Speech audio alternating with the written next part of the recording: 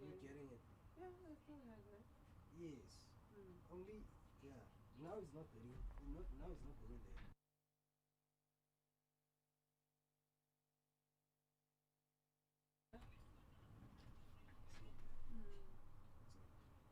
Oh, he doesn't have to press.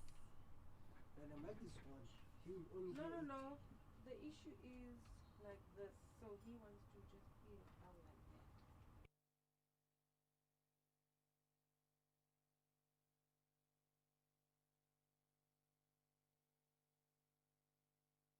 Okay, let's see if there's PFL on this.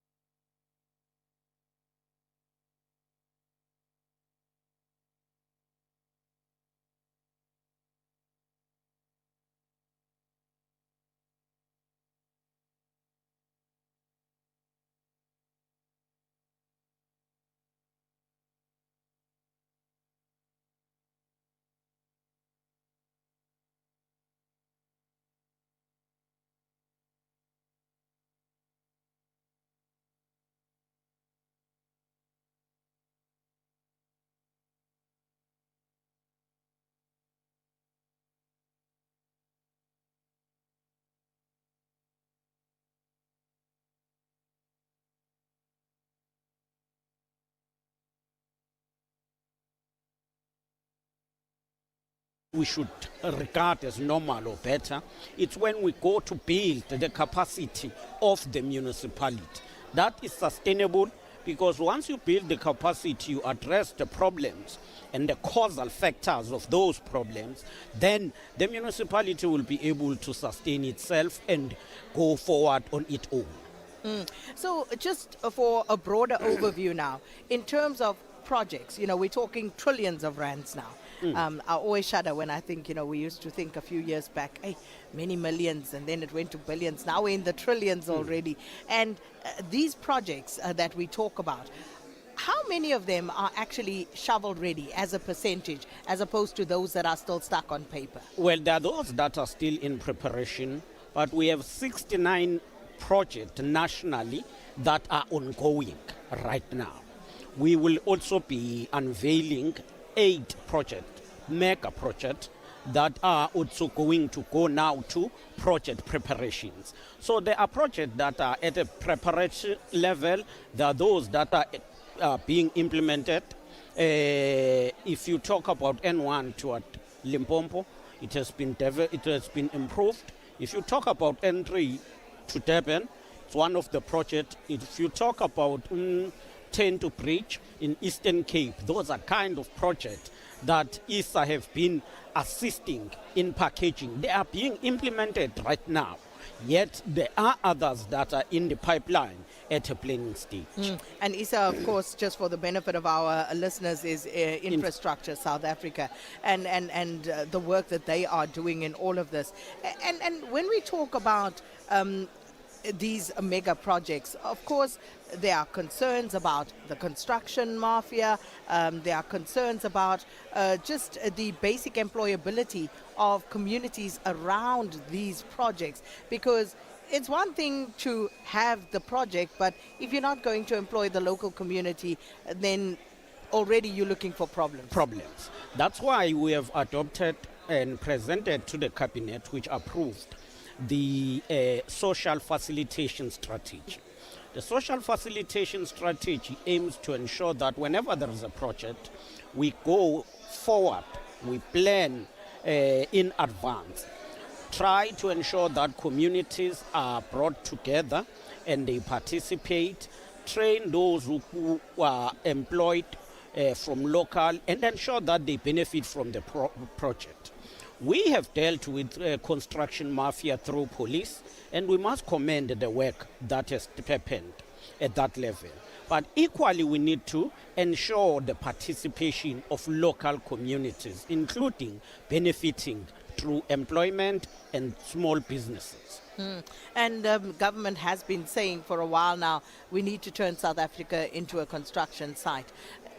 From that perspective, how certain are we that this infrastructure development program that a government is working on is going to be, the silver bullet, the panacea, as it were, to our unemployment crisis? We must not create let me say, infrastructure investment. It's a multiplier effect. It has a multiplier effect. If you build a road, you then able to attract investment. If you provide water is input cost to business. It's input, it goes to help commercial sector. And therefore, it is important that we focus more on sectors that will help the economy to grow and to create more jobs. But by its nature, infrastructure investment create jobs, project by project. The question is how then, after that, invest the sectors to grow.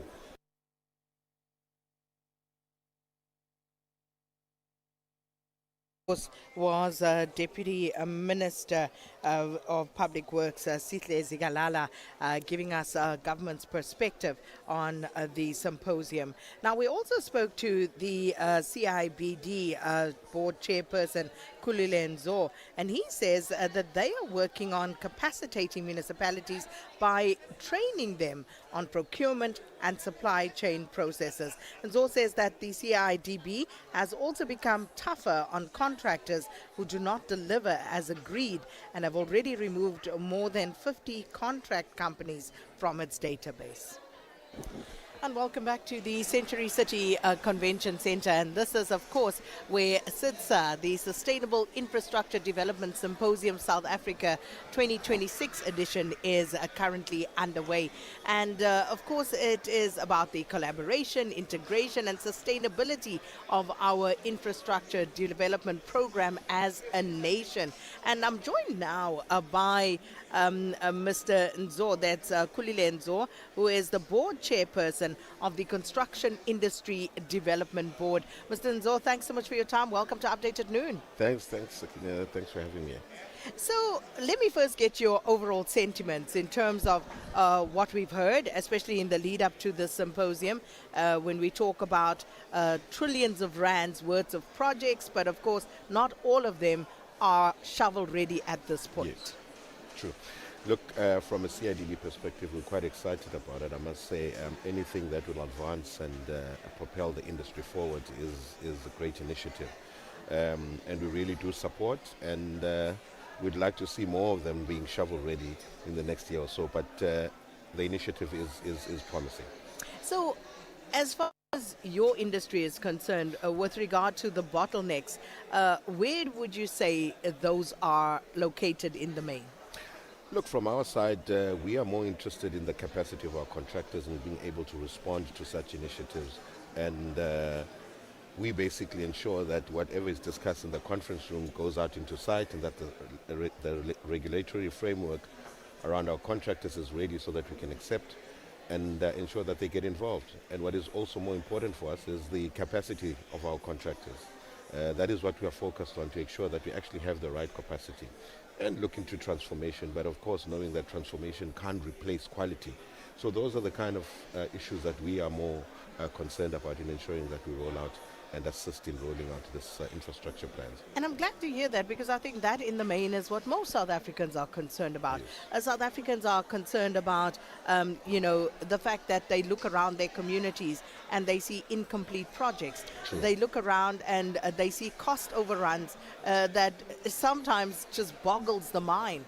We're not even going to start with Medupi and Kusile as perhaps the greatest examples of how debilitating that can be. But you say that these are things that you're also concerned about, but what is being done to address those? Look, we've been very strict ever since we came in as a board in terms of ensuring that the quality. We've looked at the deregistrations of contractors who do not comply and the fraudulent contractors. And I think for the first time in about over 20 years the CIDB is in place. They've never removed contractors, and already we've removed 52 starting from last year. The process is ongoing, and we are deregistering the contractors that are not complying and that are not playing game with us, especially the fraudulent ones. So we're being very strict about that. And also our training capacity programs. We're not only training contractors, we're actually even looking at the laborers. Gone are the days now you're going to have someone who knows nothing about construction on a construction site, and this is free training that we provide as a CIDB. We really want to focus and strengthen the quality of the industry, from your laborers, from your workers, right up until the directors of the company. So there is attention and focus. And then on the other hand, we also assist a lot with municipalities in terms of capacitating them, understanding the procurement regulations or the regulatory framework around that. But also what's important is the expenditure that we are not seeing from municipalities. You're finding municipalities spending 30% off budget. Now this is money that is available.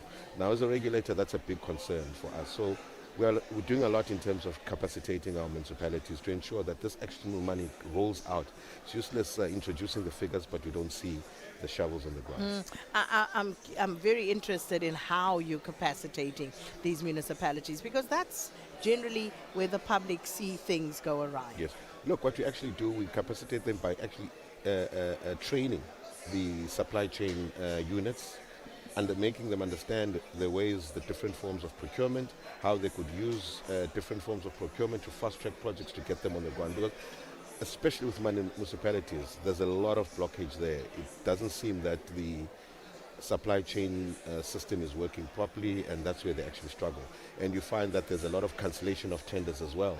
Once it's gone out to tender, it comes back, it's cancelled for other reasons. So and as a CIDB, you actually reach out to the municipalities to actually do the training.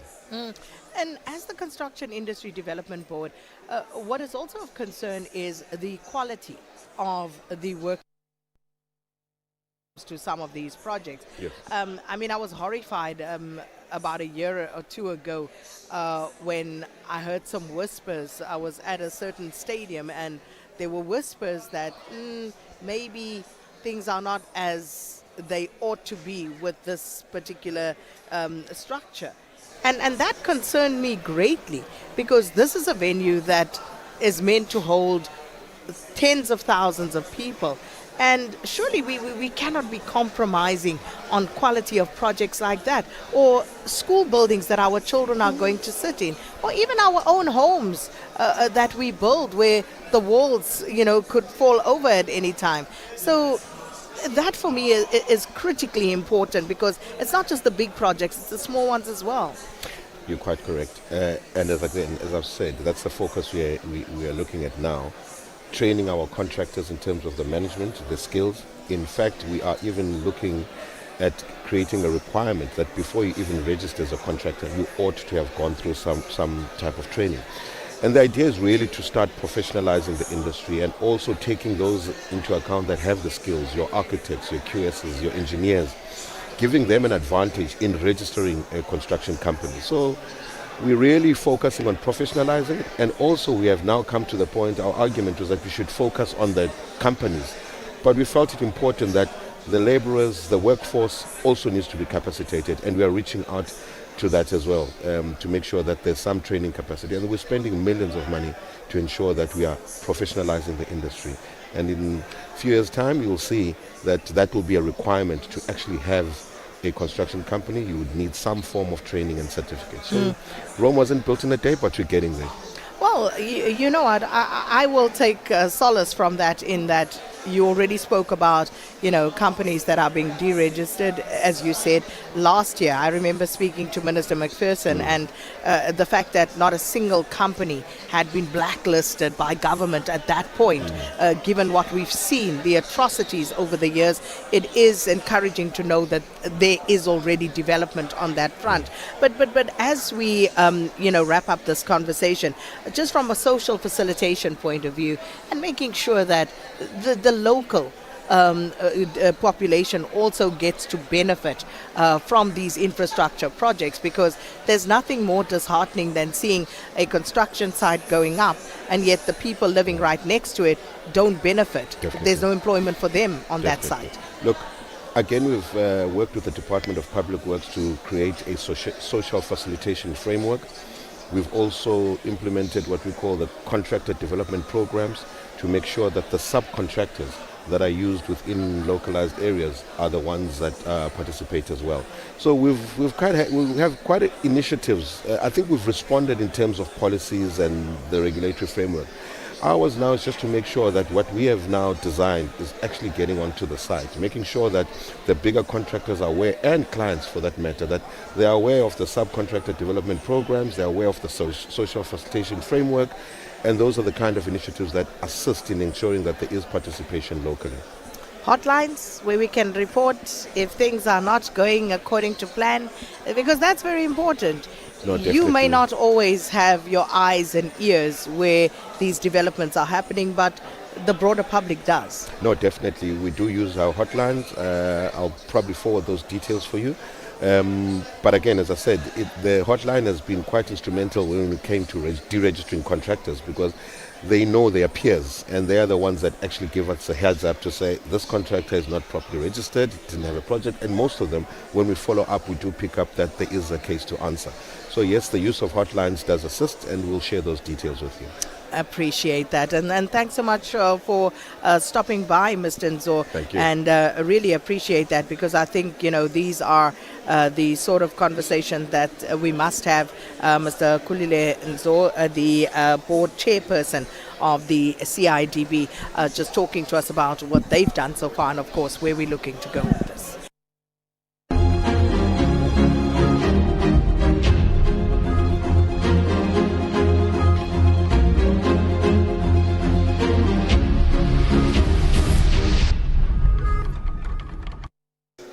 And that is, of course, how we come to the end of this special broadcast of the Sustainable Infrastructure Development Symposium South Africa 2026.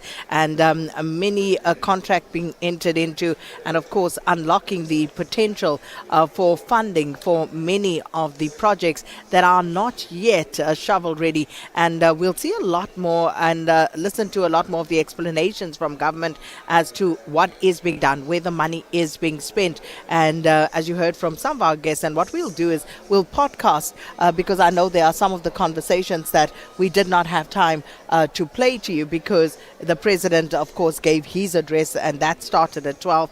So we will podcast some of the other conversations.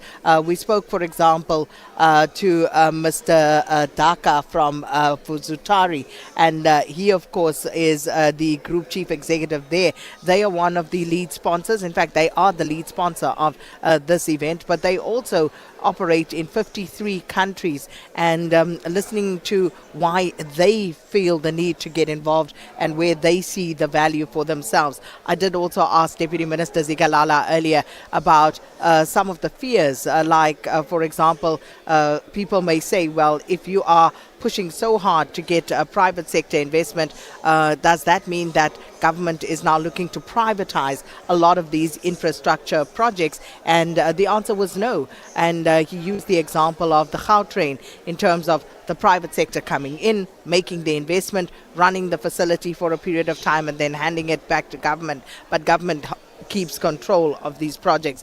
So we'll try and we will podcast those conversations for you, so you can go and have a listen to that. But thank you so much for being with us, and that's it for today's edition of Update at Noon here from the Century City Convention Centre.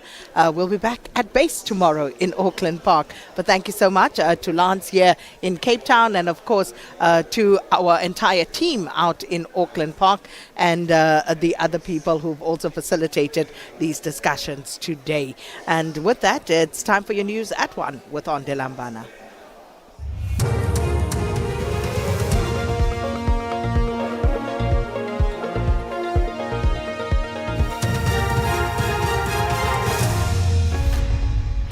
Thank you, Sakina and the team. On the top stories, damning allegations on planned escape by Brown Mokgotsi and SASSA grant beneficiaries reminded to migrate to post-bank cards. For SAfm News, I am Ondelambana, and a very good day. We'll start with breaking news. The state has alleged that Northwest businessman Brown Mokgotsi disguised himself in an attempt to escape court cells this month. Mokgotsi has approached the Johannesburg Magistrates Court on new facts for his fourth bail application. The state is opposing bail, says Mokgotsi planned to escape from court on the 20th of this month, disguised as correctional service officer. Accused number 1 in the Reicha Park mass shooting case believes the state's case against him is weak and therefore should be released on bail. Regan Collis and his 2 co-accused Jamal Meyer and Alvino Crawford are appearing in the Boksburg Magistrates Court east of Johannesburg on a number of charges including murder. This relates to the murder of 2 SAPS anti-gang unit members and 2 young women in Reicha Park earlier this month. Collis's attorney Samkele Kuzani, who read out his affidavit in court, says video footage in his possession will prove his client's innocence. I was home with my friends. We were having food sitting outside the house, but inside the yard. I have a defense of alibi, and this makes the state case very weak against me. The state case is weak in that it is practically impossible for me to kill 2 well-trained police officers and 2 females. I have a video footage that shows I was home. The video footage that I have, I'm not participating in any commission of the offense. I will present the 3 video footage in court. Police in Durban have launched a manhunt after gunmen opened fire on a police vehicle transporting 2 suspects who had just been arrested for possession of high-caliber weapons.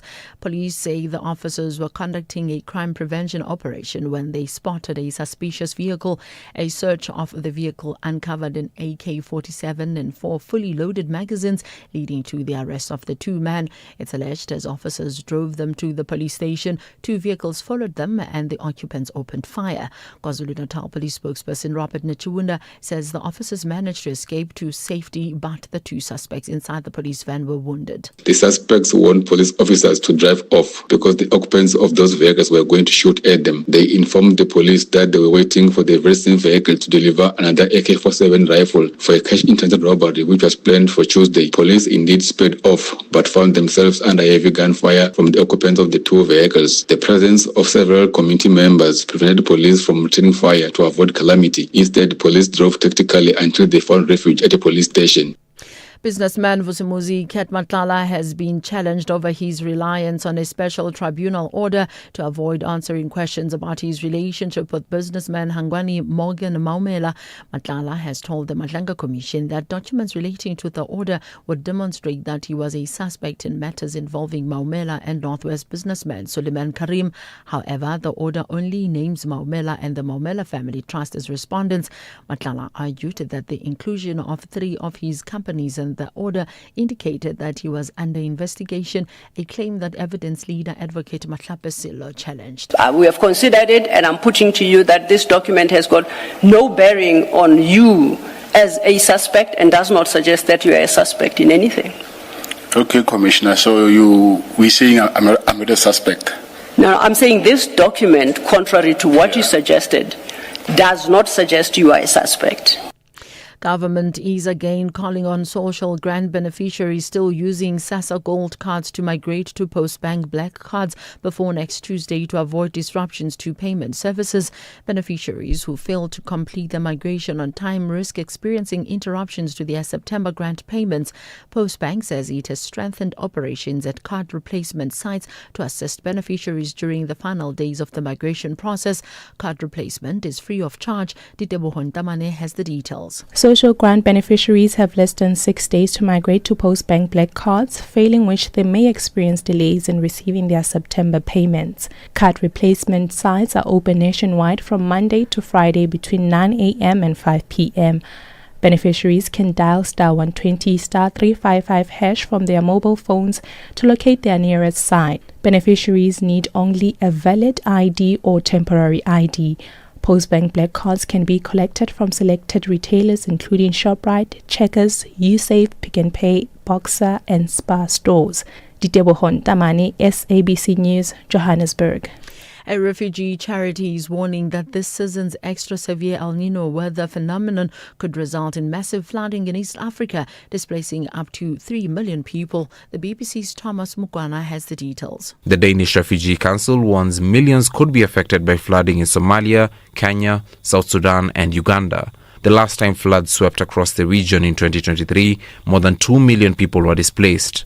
Flooding is particularly deadly for low-income households in informal settlements and communities living along rivers. The council says early preparations and national disaster plans could protect lives and livelihoods, with this year's El Nino expected to be one of the strongest on record. Recapping the top story, the state has alleged that Northwest businessman Brown Mokhotsi disguised himself in an attempt to escape court cells this month. I'm Mondela for SAfm News Headlines at 1:30. Voices may have changed, times may have changed, but the conversation continues. SAfm 90 years.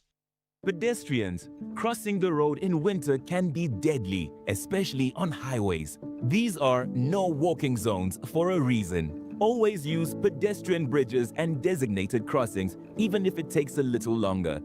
No shortcut is worth your life. Stay smart, stay patient, and always cross where it's safe. This message is brought to you by the National Department of Transport. Every message tells a story.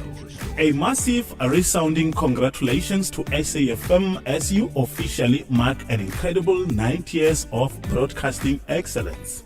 From the grassroots community airwaves of Radio TEF 103.8 FM in Mankweng, I, Mr. Mike, alongside our entire team and loyal listeners, salute your enduring legacy.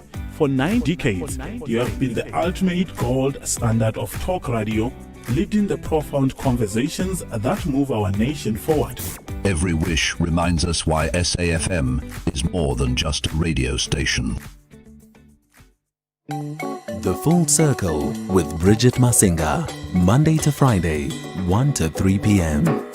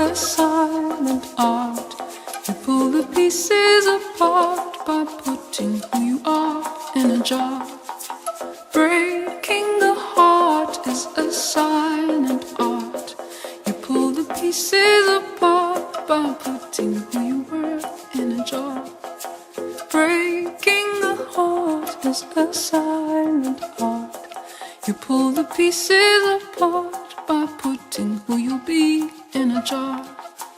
Breaking a heart is a silent art. It's a silent art. It's a silent art. Ooh! This is by far my favorite South African song. Did I say it's my favorite? Yes. It is my favorite.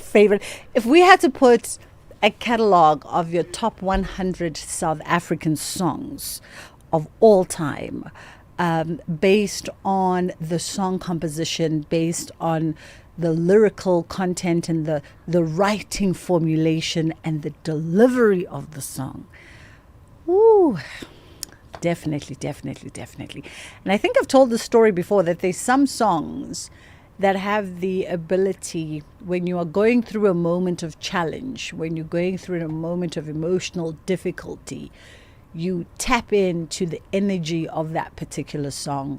They find you in that moment. They resonate with what you are in at that time, and they cling on to you, and somewhere, somehow, they bring you out of the darkness.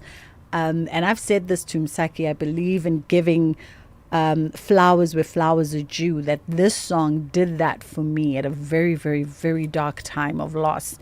It literally pulled me word for word, note for note, from a very dark place. So it always holds something in my dear heart. And when she wrote it, she was actually going through a rather bad breakup.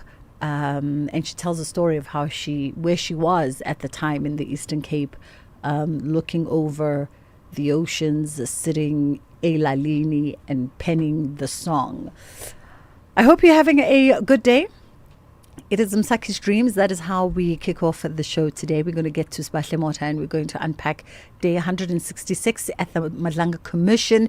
It's been a very eventful day today because, of course, Vusmuzi Kat Matlala has been back on the stand, and this time with his full legal team. And we've been traversing all kinds of issues. And yesterday, I asked the question of Spahle Guti, what has happened to Morgan Maumela?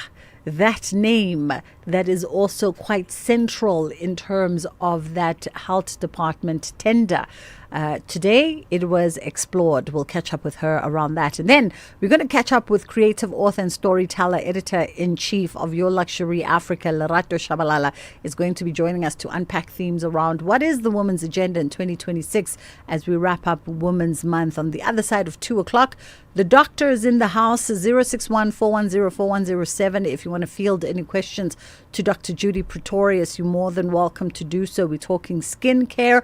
We go skin deep with her, and nothing is off the table. If you feel that something is affecting your skin somehow from head to toe, if you have a suspicion that it could be your activity, your medication, it could be your diagnosis, you want clarity on something that perhaps your partner, your children, your teenage children are experiencing, a sense of discomfort, a sense of something unfamiliar, she is the lady to clue you in. 061-410-4107 is our WhatsApp line. Feel free to start sending those WhatsApp voice notes, messages, and if you want to send a video and a picture along of the condition, she will disperse whatever professional advice that and guidance that she can give you so that she can steer you in the right direction. That's coming up after 2. A quick pause. Spahle Mota is coming up. In case you missed it. Make you listen to music. What he did, and I don't know how did he do it, because this is like in 2002, 2003. He took out the lyric of the song and he made us write poems from Sounds familiar, eh? Today I'm grateful because we didn't commit crime, we were not stealing, we were just good kids that were listening to reggae but not knowing that we were learning something to stay away from trouble. That is amazing, Sapi. That's a great story. Thank you for sharing so much. And also, Sapi, just before you go, let me just this is a wild stab in the dark, right? And he used to speak quite slowly because he used to smoke the herb, didn't he? Was he smoking the herb? He was. That was the Alternative Breakfast with Khomotso Mutsunyane and Ndumiso Ngobo. Bridget Masinga, weekdays on The Full Circle. 18 past 1 o'clock. I hope you're listening to them in the morning, by the way. Mapaloba no Ragadi. They're on our breakfast show on Saturdays and Sundays. Always a good riot and a good ball of fun. Sbahle Mota, how are you doing this afternoon? Good afternoon to you, Bridget, and thank you so much for having me. Well, listen, let's jump straight into it because day 166 at the Madlanga Commission and Vusmuzi Kat Matlala is still on that witness stand and almost being forced to continue with his testimony, which started, we know it started with that threat for the legal team to vacate the premises, but clearly everyone's holding steadfast and in the place that they're supposed to be. No, definitely. There was actually a very short interaction between his legal counsel and Advocate Mahlapisilo earlier, where Mahlapisilo was actually annoyed with Fandehira to just say, she wanted to know about these recordings that have been put before the commission. And ultimately, Advocate Mahlapisilo was very irritated with her interjecting her line of questioning, saying that she will not dictate to her how she should be asking Matlala certain questions. So it got off on a bang, but things have really settled. And right now, what the Madlanga Commission is probing is this alleged relationship between Morgan Maumela, businessman, as well as Vusmuzi Kat Matlala. And what we do know is the fact that, their relationship actually dates back to 2015 to 2016 for their love for sports cars and common interests, but it has actually evolved into business interests, which is what the Madlanga Commission is probing today. Absolutely. And you're so right. I mean, I think we all caught that heated exchange between the two legal minds this morning. And one would almost say that's, that sort of adversary tone was then set for the remainder of the day, and you can feel the palpitations in the air at the Justice Centre out in Pretoria. But then the issue of Morgan Maumela got introduced, and you and I yesterday were saying that the commission has missed the opportunity with Suleiman Karim to explore Morgan Maumela and where he fits into what's known as the Tembisa Hospital heist. And so Vusmuzi Kat Matlala becomes one of the central figures in now connecting those dots. And he began by answering the simple question of explaining how he comes to know Morgan Maumela, which seems simple enough, right? They met for the love of cars at some restaurant in Johannesburg, undisclosed venue. And so a friendship began. The difficulty seemed to come when he's then asked to explain the nature of their relationship. No, definitely, Bridget, because initially what he had tried to sort of not answer questions regarding Maumela was him hiding behind the special tribunal order, just so that he can avoid answering questions. But when Advocate Mahlapisilo put it to him that he was not a respondent in the matter, it was only Maumela and the Maumela Family Trust that were respondents, so he must answer questions relating to that. That's when we started hearing of the fact that they've been friends or were close since 2015 or 2016. And then, they actually got into business together where they contributed funds used to fulfill a medical supply RFQ or request for quotations. And they actually even split some of these profits. But he was really evasive about this nature of the business, because what we found is that, the commissioners as well as the chairperson actually tried to understand that, how would Maumela be putting so much money in the company and yet only get 10% of the profits, So I think what they are trying to establish at this point is these allegations, or suspicions of this money laundering, as well as this Medicare 24 tender, which we haven't really gotten into. We just, still about this medical supply and their request for quotations, which has been a bit complicated and complex due to the nature of, or rather how Matlala has been responding to those questions. But there's definitely a link with Matlala and Maumela, and he's the only person that can actually point the Madlanga Commission in the right direction towards Morgan Maumela. I was following intently the explanation of this business partnership and essentially also how the business ran between the two of them. And I got a sense, and I understood Advocate Silo's frustration before the tea adjournment to say, you are seemingly making this far more complicated on purpose. Because he says it's not a joint venture, so they don't, from what I understand, they don't co-own a company together that seeds the money for them to be able to answer these QRFs or QFRs from government tenders. It seemed like they pull money together, put money in a pot, bobabili, and then dip into that pot in order to fulfill the procurement requirements, buying stock ahead of time, hara. But then he said, no, that's also not how it works, and introduced the element of then putting the money into the coffers of the supplier. It seemed like he really was deliberately trying to complicate an explanation that shouldn't have been that complex for us to understand.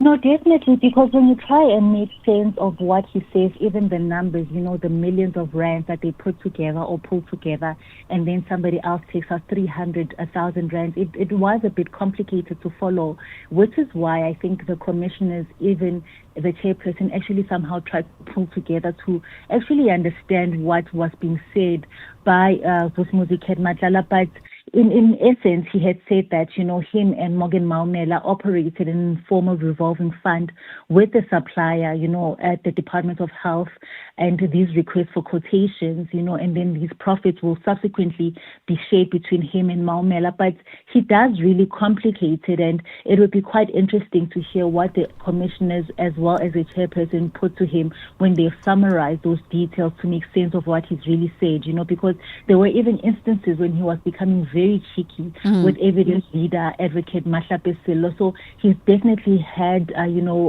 complicated this matter. But I think at the core of these, of his witness testimony are these allegations of money laundering, and if what they were doing or were operating in was actually lawful. And now this is, I think, left in the commission's hands to sort of try and figure out if there was any unlawful activity that actually took place with this even Medicare 24 tender. And you are definitely correct. Is it John? No, it's not John. I actually don't know. Indeed, I was trying to say RFQs, the request for quotation. That's exactly what I was trying to say. Yeah, it's and especially when I was listening to it, I thought, I would love someone who is in the business of procurement for government sectors or government entities to actually explain to us, because maybe we don't understand. And I caught Advocate Silo's little cheeky comment around, I'm just a mere advocate, so maybe these matters of this business I don't quite understand, because maybe we don't understand what are the different formulas in which people use to advance their businesses in these spaces. But I did get the sense that he definitely is trying to draw a line that says, yes, we are friends, but no, we are not actually in business together. And then I wonder, to what end does that help him, especially when it comes to investigating the work that was done with that hospital tender? No, definitely. And, while we are monitoring the Madlanga Commission, I think social media is also very important in that there are quite a number of people who are well informed on these topics, right? Because we can't know it all. But, I've read a couple of tweets and from people who are actually saying that what Matlala is saying actually makes sense. It's just Advocate Mahlape Sello who is complicating this matter. And you are actually right that we may need somebody to actually break it down for some of us who don't understand this issue of procurement, and if what Matlala and Maumela were actually embarking on is legit and it makes sense, somebody that can break it down. Because right now, as it stands, I think a lot of us are sort of scratching our heads to say, is this lawful? is this unlawful? Is it a legit sort of business that they entered into? And I guess, the commission will also try to see and paint a picture if actually what Maumela and Matlala were embarking on was actually maybe a legit or lawful activity. Yeah. Sbahle Mota, we'll leave it there for this afternoon. We appreciate the time. That was our SABC News reporter giving us that run through of day 166 at the Madlanga Commission. From where I sit, so, the little bit of knowledge that I know and the experience I've seen with people who are in my circles who really do respond to tender RFQs. I understand the concept of myself and my technician Zalma in studio putting together 500 Rand, we put it in a pot. Because some of these RFQs will ask you to advance the procurement of the goods before you get paid. So you need to be able to show that you have the finances to go buy those things when that order is made, and then you get paid retrospectively. Your invoice gets paid after the fact. So you need to show that you have money to be able to fulfill what is required of that tender. So I get that part, pulling the money in the pot. And then I even get the part where he mentioned and then took it back and then brought it back up on the table again, that there are some instances where you would give the supplier, so you open a line of credit with the supplier and you advance them payment so that you then go to them and say, I need to fulfill an order for X amount. They already have your money in their books, so then they just fulfill your order, right? I think the difficulty is trying to position these tenders as though they were below a certain amount. So there are tenders that if they are below a certain amount, they don't require too many signatures. They get signed off by one or two people and you keep it moving. And then there are tenders that once they exceed a certain amount, people start looking far more closely at what was the procurement process for Zalma and Bridget to get these tenders, because he kept on mentioning the amount that was below. And I was like, okay, but there's over 300 million that we are talking about here. But okay. If you know a little bit more about tenders, feel free to send us a WhatsApp voice note, 0614104107. Ondela Mbane is standing by with the news headlines. Thank you, Bridget, and a very good day. On the news headlines, the state has alleged that Northwest businessman Bran Mogodzi disguised himself in an attempt to escape court cells this month. Judges in the Supreme Court of Appeal in Bloemfontein have questioned National Treasury over why social relief distress grant applicants are still unable to apply at SASSA offices even after the COVID-19 lockdown. And police in Durban have launched a manhunt after a gunman opened fire on a police vehicle transporting two suspects who had just been arrested for possession of high-caliber weapons. A full update follows at the top of the hour. Every generation has a story. Every generation has questions. Every generation has a voice. For 90 years, SAfm has been part of the conversation. This August, we listen back to the voices that brought us here. We celebrate the people who shaped our journey, and we listen for the voices that will shape what comes next, including the launch of a new annual SAfm property.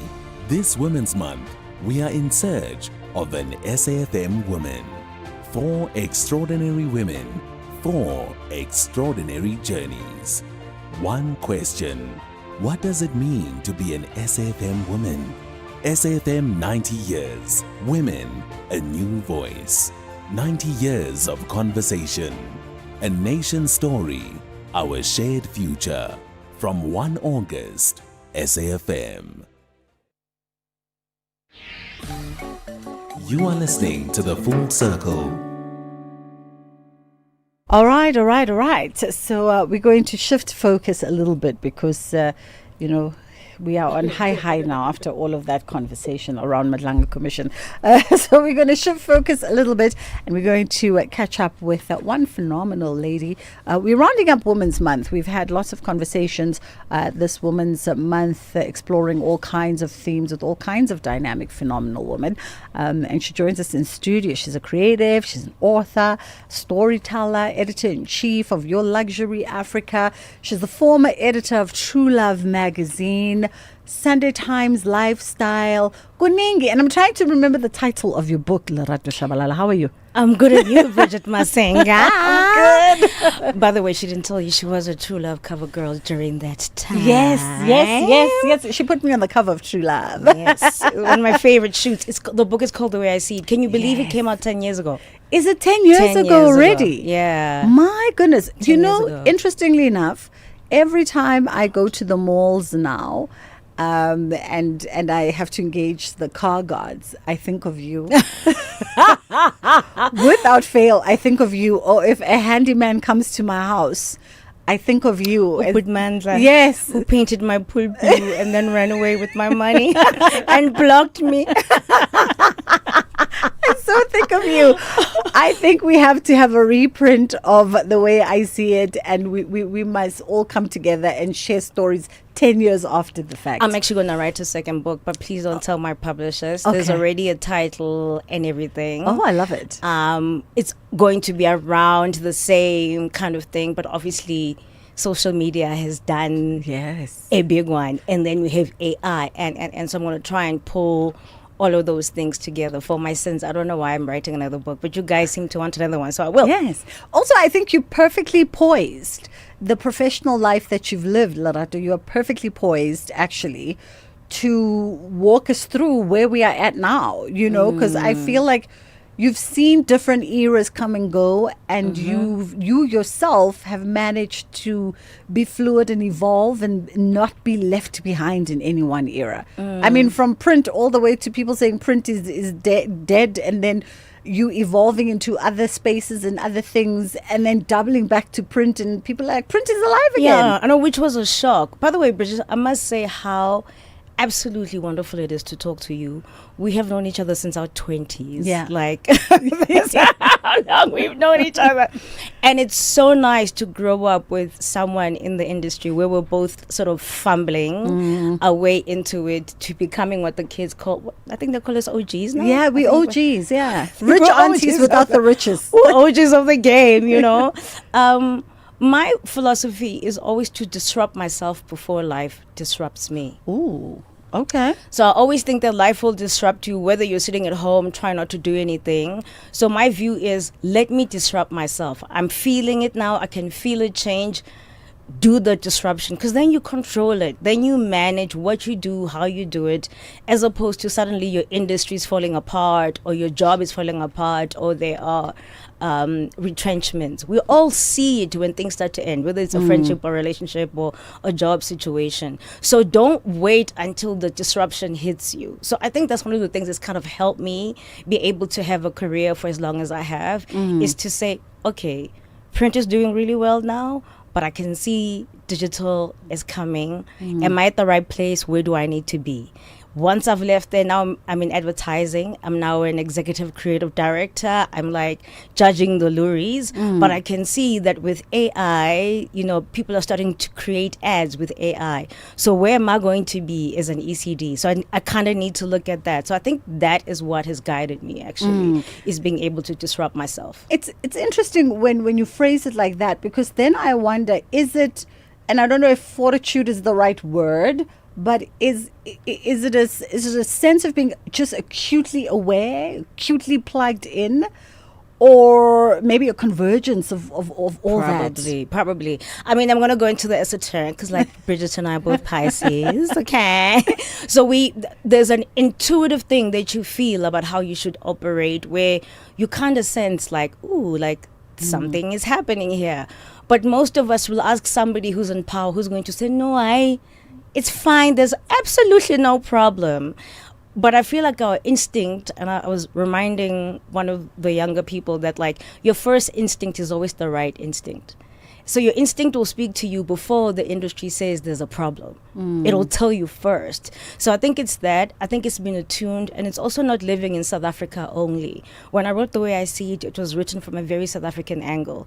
But I feel like right now with everything that is happening, whether it's like, oh, South Africans are this, Nigerians are this, Americans are this, I feel like I want to globalize the conversation, because now we are living in a very, very, very big 8 billion people pond. So I think it's a little bit of both. I think it's a little bit of my instinct, and I always look at trends. I always look at what's coming. Like once something has gone, I'm no longer looking back. I'm like, what's the next thing? Interesting. As we continue our conversation with Ulerato Shabalala, our lines are open on 0614104107. Creative author, The Way I See It, storyteller, editor-in-chief, former editor of the iconic True Love magazine, and now behind, of course, Your Luxury Africa. We're going to take a quick pause, and then we're going to come back on the other side, because as we lay the ground for this conversation, I'm also interested to know from your perspective the evolution of women, right? Because there's so much that's changing. And even for yourself, the woman that you are today is so different from the woman who interviewed me the first time in 2001 ahead of Miss South Africa for Drum Magazine. Yes! Oh my gosh, you remember the year. Yeah, I do. Can you believe it? We've come a long way. We really have. So we'll come back on the other side and continue our conversation. Welcome to the SABC Radio Archives. For over a century, we've passionately captured South Africa's heartbeat, preserving historic moments, Time for the healing of the wounds has come.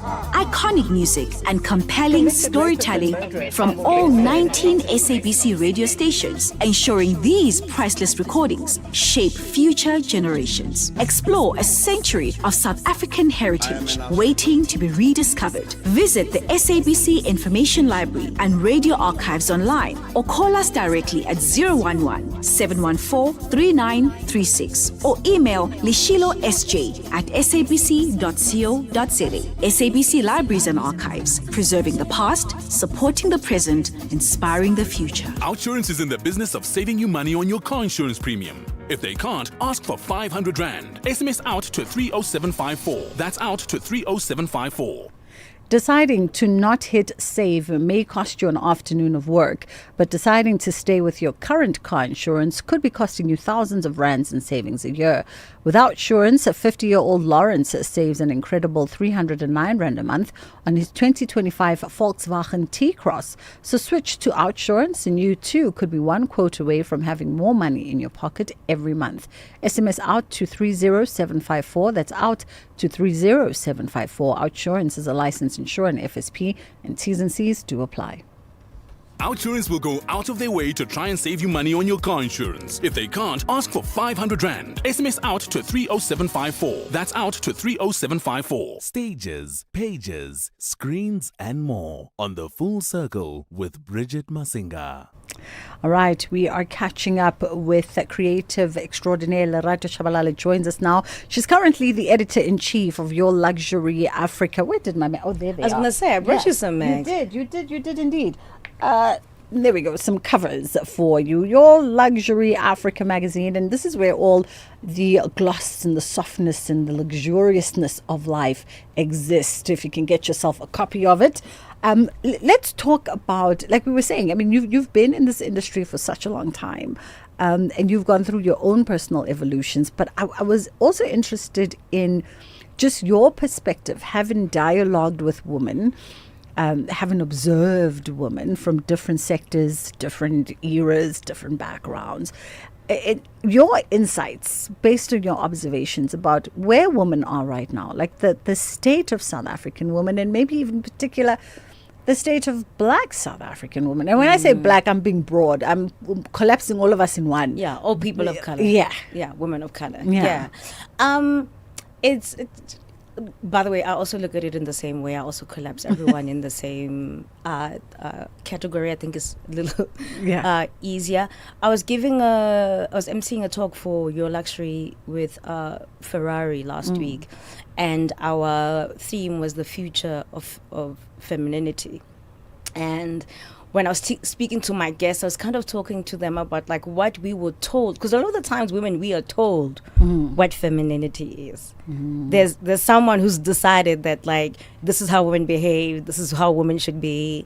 And I think like for the first time, I mean, one of the reasons why this Women's Month means something important to me, because it was 70 years ago when those women decided that actually enough is enough, and they went to the union buildings, and you and I can vote and have careers and lives because of those women. So I think where femininity is now as women is we are deciding what we want our lives to be, what we want.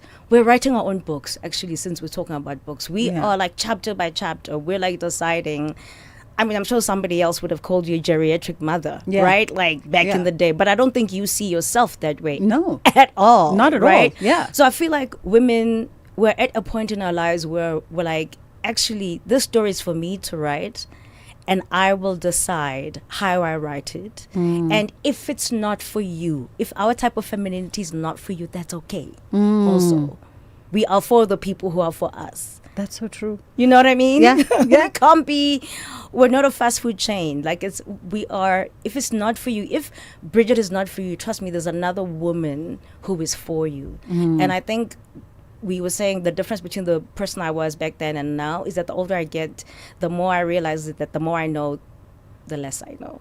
You know? Yeah, but that also is a wisdom on its own, right? It's a wisdom on its own, and opens you up to so much more enlightenment and so much more experience. 100%, because it means I can listen to somebody who's younger and somebody who's older. But the moment I decide that I only listen to people who are my age, I forget that you and I were 21 getting into this industry, and some people didn't think were matured enough to do the things that we were doing. But if you are open to your age being just an indicator, but not finite, then you're able to kind of go, actually, as in, like, you're 22, but I hear you, you know? Or you're 53 and I hear you.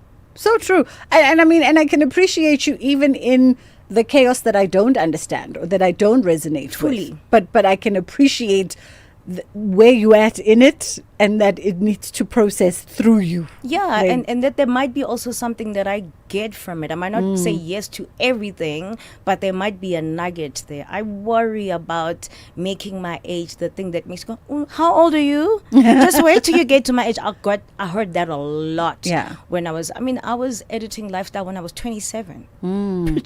Sure. Like a lot of people did not take me seriously, but I edited that title for 5 years, and while I edited it, it became its most profitable in its history. Shoot, guys. I was not even 30. What a wow. So now where do we put the focus, Lerato? And is it even possible for us to pinpoint one thing, right? Because we're redefining career, we're redefining family, we're shaking up all these boxes. When there's so much and so much choice and so much evolution all happening at the same time, is it even possible to pinpoint the thing that is at the crux of our focus? Or maybe it's just all things all the time. Oh, I agree with you. I think it's the latter. I think it's all things all the time. I was reminding, so one of my best friends, her name is Yolanda Sangweni. She's the vice president of NPR podcasting. So she's here, and we were like breaking bread. Her sons are here. And I was reminding people that in our 20s, she used to say, not all of us are meant to be mothers. And now she's like a mother of like 3 boys, right? And I didn't become a mom. And or haven't, maybe I should say that. And it made me, we were talking about how at a different time you think this is what you're going to do. I think even I remember conversations between us where we thought we were going to get married to certain people, do certain things with certain people. And as you know, the life, she changes, girl. And I always say that a plan that cannot change is a plan that's already failed. And because that's when you were just like, I really wanted this to be, and then it did not. But if you kind of you flow with life and you let it lead you where it leads you, then you don't have to have a crisis of faith when you're 28 and not pregnant, or when you're 35 and you haven't started your business, or when you're 42 and you're starting your career from scratch. And also just like not to think you're gonna get everything at the same time all the time. Just to be like, right now the thing that needs my focus is my family. Right now the thing that needs my focus is my friends. But also that's something that Kiki Palmer said. She was like, you guys like me, but your girl also needs to be by herself. So it's also important to spend some time with yourself. I think that's the new womanhood, to be like, right now I love you all. Yeah. But Bridget needs time with Bridget. That's also important. Well, perfectly timed as we go into our break. Let's take a quick pause as we approach 10 to 2 o'clock. We'll come back on the other side and continue our conversation with Lerato. Clearly, the more I learn, the less I know has resonated with our listeners, because I'm getting WhatsApp messages quoting your quotable. Let's take a quick pause. We come right back. SAfm. You all know that image, Hector Peterson being carried in, that other man's arms. And I'd like to say that I'm personally very grateful, to see such bravery, such courage in the face of danger. From Algiers to the desert sands, culture lives. Rai music, Amazigh heritage, tradition and identity, standing tall.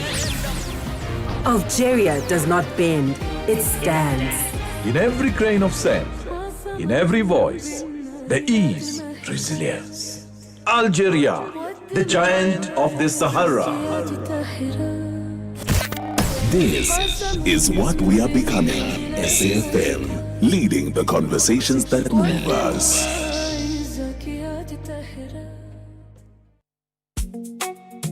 For 90 years, South Africa has changed. Governments have changed. Generations have changed. Technology has changed. But through it all, one thing has remained. The conversation. From the voices of yesterday. This morning to me, well, it took 8 attempts, but the Big Easy finally did it.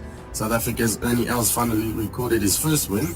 And it's just a month and a half until the start of the World Summit in Johannesburg.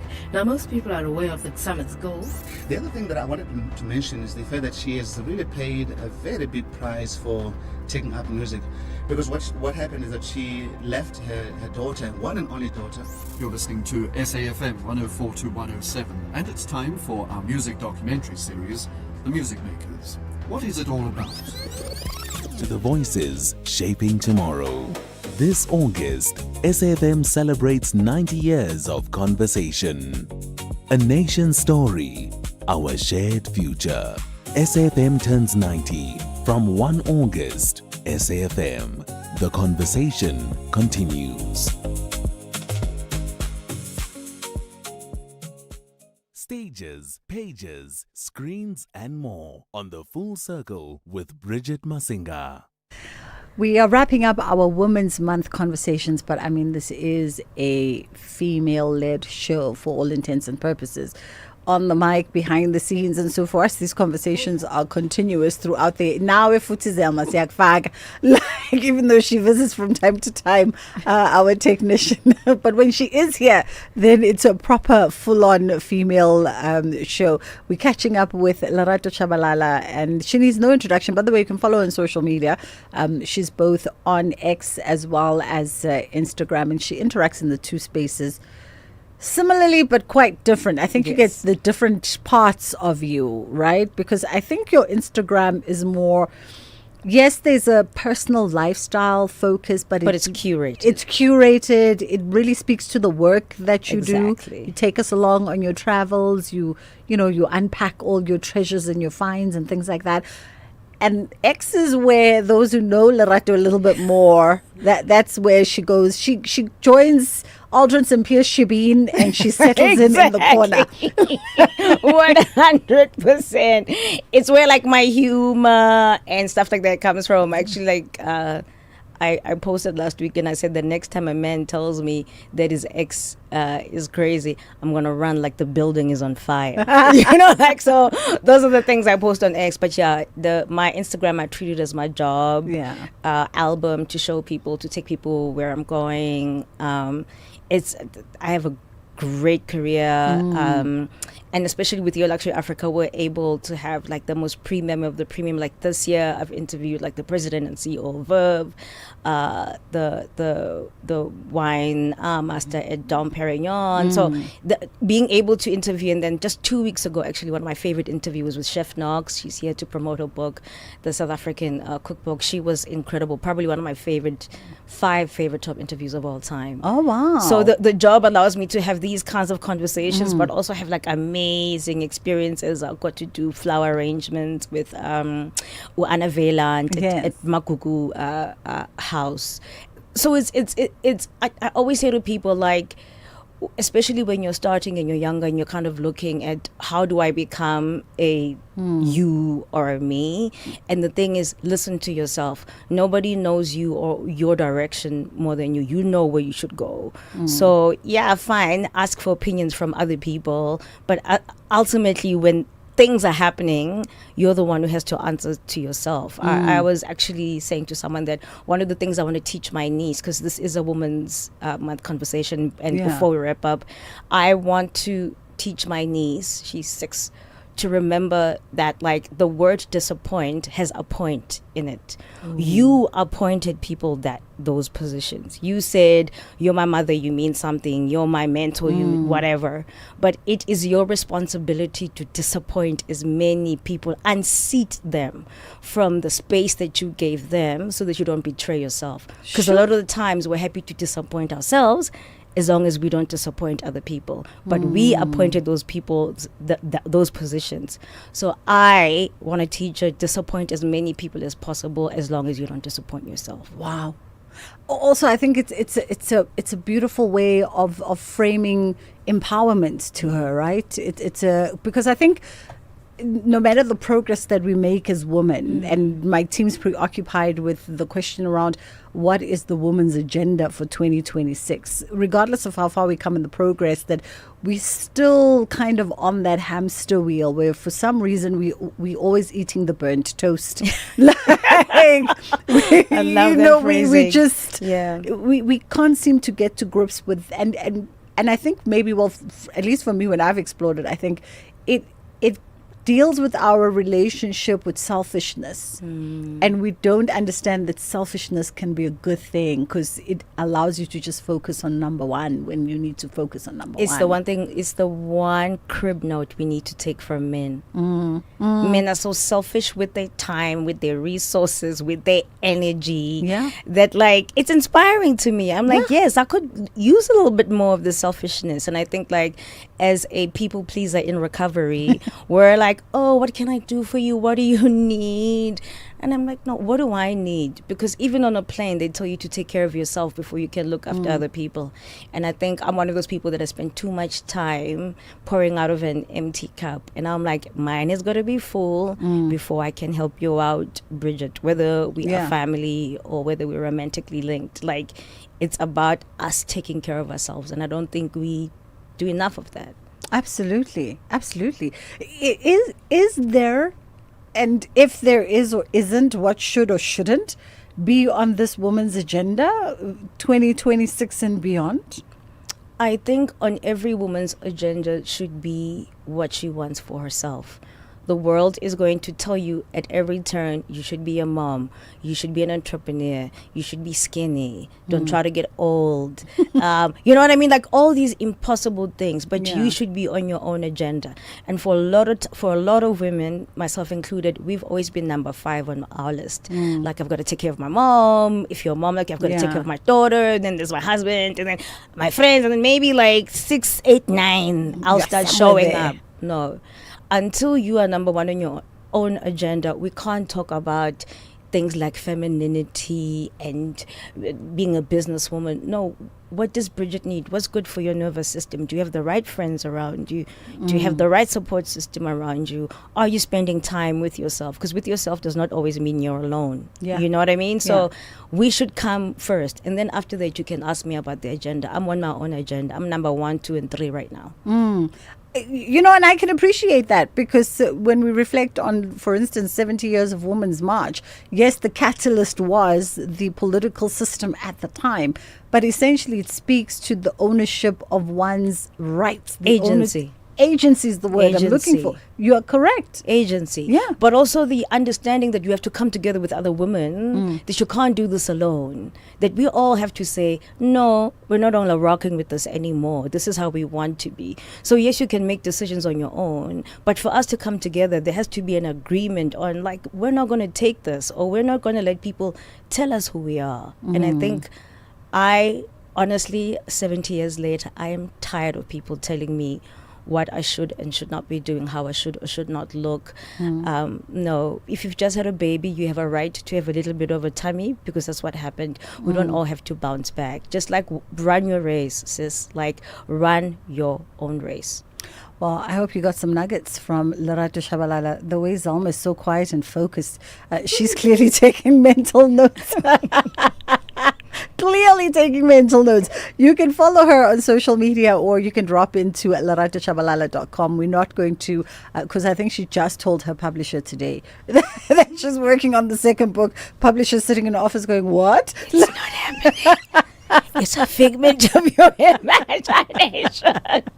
So we're not going to hold it to, a timeline for that. We'll just casually be following along on all of our social media platforms as she takes us on her journeys. And of course, you can also get your hands on your luxury Afro. But you guys are not technically on the shelves in our last No, minutes. we're not. No. You can find us at the lounges and at lodges. We're not everywhere, but I'm excited. My next trip next week is to Champagne with Mawet and Chondon, and I've never been, so I'm super excited. You don't need an assistant. People are like, can you put me in your bag some beef? I'll assist you for free. Thank you for coming. Thank you for inviting me, Bridget. Can I say to you, onwards and upwards, long may your career continue. And from me to you, just big love always. Always, always. That was Lerato Shabalala. 2:00 on the dot. It's time for Ondelambana.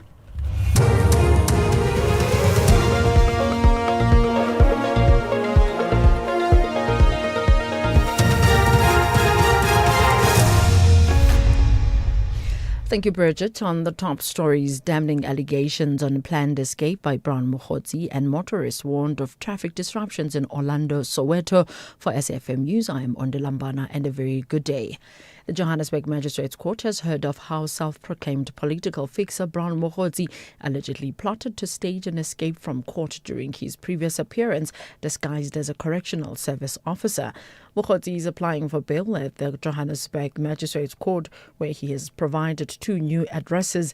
This is Mokhotsi's 4th bail application attempt after 2 bail applications were denied by the same court and the 3rd one dismissed by the High Court in Johannesburg.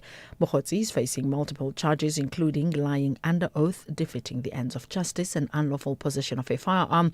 State Prosecutor Tambi Mbekane. Colonel Masenya informed me that Mr. Brown Mokhotsi has planned an escape from court on the 20th of August 2026.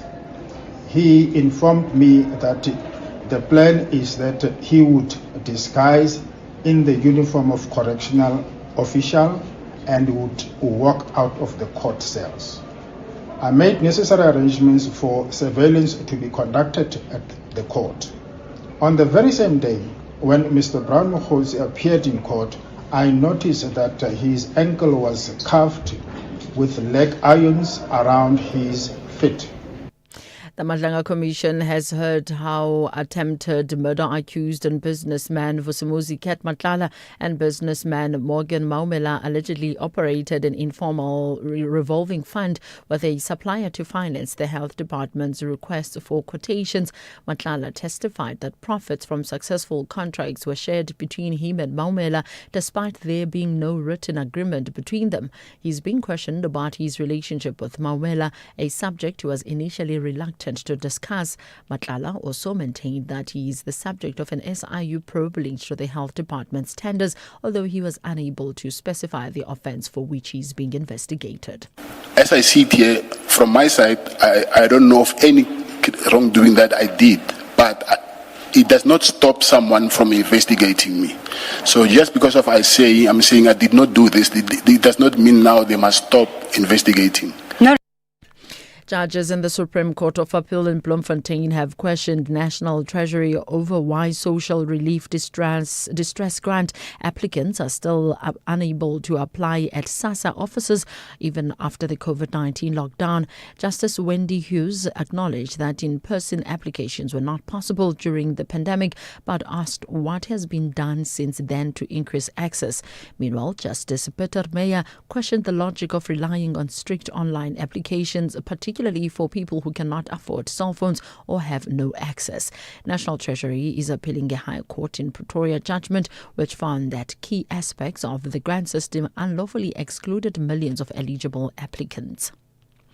Police in Durban have launched a manhunt after gunmen opened fire on a police vehicle transporting two suspects who had just been arrested for possession of high-caliber weapons. Police say the officers were conducting a crime prevention operation when they spotted a suspicious vehicle. A search of the vehicle uncovered an AK-47 and 4 fully loaded magazines, leading to the arrest of the two men. It's alleged as officers drove them to the police station, two vehicles followed them and the occupants opened fire. KwaZulu-Natal Police spokesperson Robert Nchunda says the officers managed to escape to safety, but the two suspects inside the police van were wounded. The suspects warned police officers to drive off because the occupants of those vehicles were going to shoot at them. They informed the police that they were waiting for the very same vehicle to deliver another AK-47 rifle for a cash-intensive robbery which was planned for Tuesday. Police indeed sped off but found themselves under heavy gunfire from the occupants of the two vehicles. The presence of several community members prevented police from returning fire to avoid calamity. Instead, police drove tactically until they found refuge at a police station. The Johannesburg Metro Police Department has warned motorists to expect traffic disruptions in and around Orlando, Soweto this afternoon. This is due to the Orlando Pirates versus Sekhukhune United football match. JMPD spokesperson Xolani Fihla says road closures will start from 4 this afternoon, with disruptions expected along several routes. Fihla says JMPD officers will be deployed to manage traffic and urged motorists to avoid the affected routes where possible. And they'll be implemented on Moorkey Street between Nkomia Hlaba and Masupa Streets, on Marthelo Street between Klipspruit Valley Road and Moorkey Street, on Adams and Ratebe Streets near the YMCA and Adams and Zama Streets, Nkwanga and Armitage Streets, and alternative routes for motorists to avoid the area. From Moorkey Street, motorists can use both Balindine and Masupa Streets or take the Soweto Highway, Urban Kala Drive and Moshweshwe Street. And after the match, to facilitate the dispersal of fans following the final whistle, Klipspruit Valley Road will be converted into a one-way street running from Marthelo Street towards the N17 traffic circle. Recapping the top story, the Johannesburg Magistrates Court has heard of how self-proclaimed political fixer Brown Mokhotsi allegedly plotted to stage an escape from court during his previous appearance, disguised as a correctional service officer. I'm Ondela for SAfm News Headlines at 2:30. Voices may have changed, times may have changed, but the conversation continues. SAfm 90 years. Text me when you get home. Share your location. Don't walk alone. These are the words South African women hear every day. Not because they're careless, but because violence has taught them to live this way. Imagine if the first lesson we taught our daughters was confidence, not caution. Hope instead of fear. This Women's Month, let's build a South Africa where every woman can live, work, and thrive in safety. Together, we can end gender-based violence and femicide. Brought to you by the GBVF Response Fund, in proud partnership with the SABC.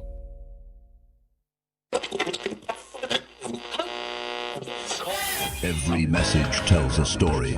Happy 90th anniversary. 90 years of music, news, stories, and the voices that have been the soundtrack to our lives. From township mornings to bright afternoons, you've kept South Africa company, informed and entertained. Here's to 9 decades of airwaves and many more to come. Happy 90th anniversary, SAfm. Every wish reminds us why SAfm is more than just a radio station.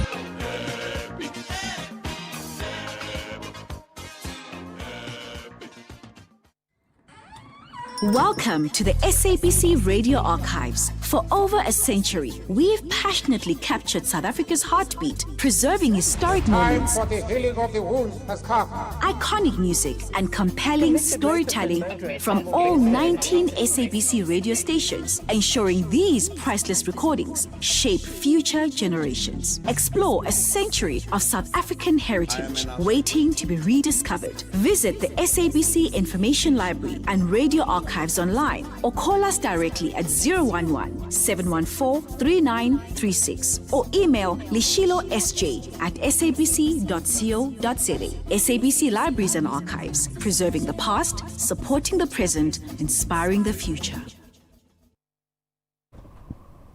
In business, responsible leadership is measured by the choices we make beyond the balance sheet. Used oil is hazardous waste, and how it's sorted, stored, collected, and managed matters. The Rose Foundation helps industries in discharging their extended producer responsibility obligations by supporting used oil collection and environmental protection. For decision makers, it is ESG leadership in action. Partner with the Rose Foundation and help turn used oil responsibility into measurable impact. The Full Circle with Bridget Masinga, Monday to Friday, 1 to 3 p.m.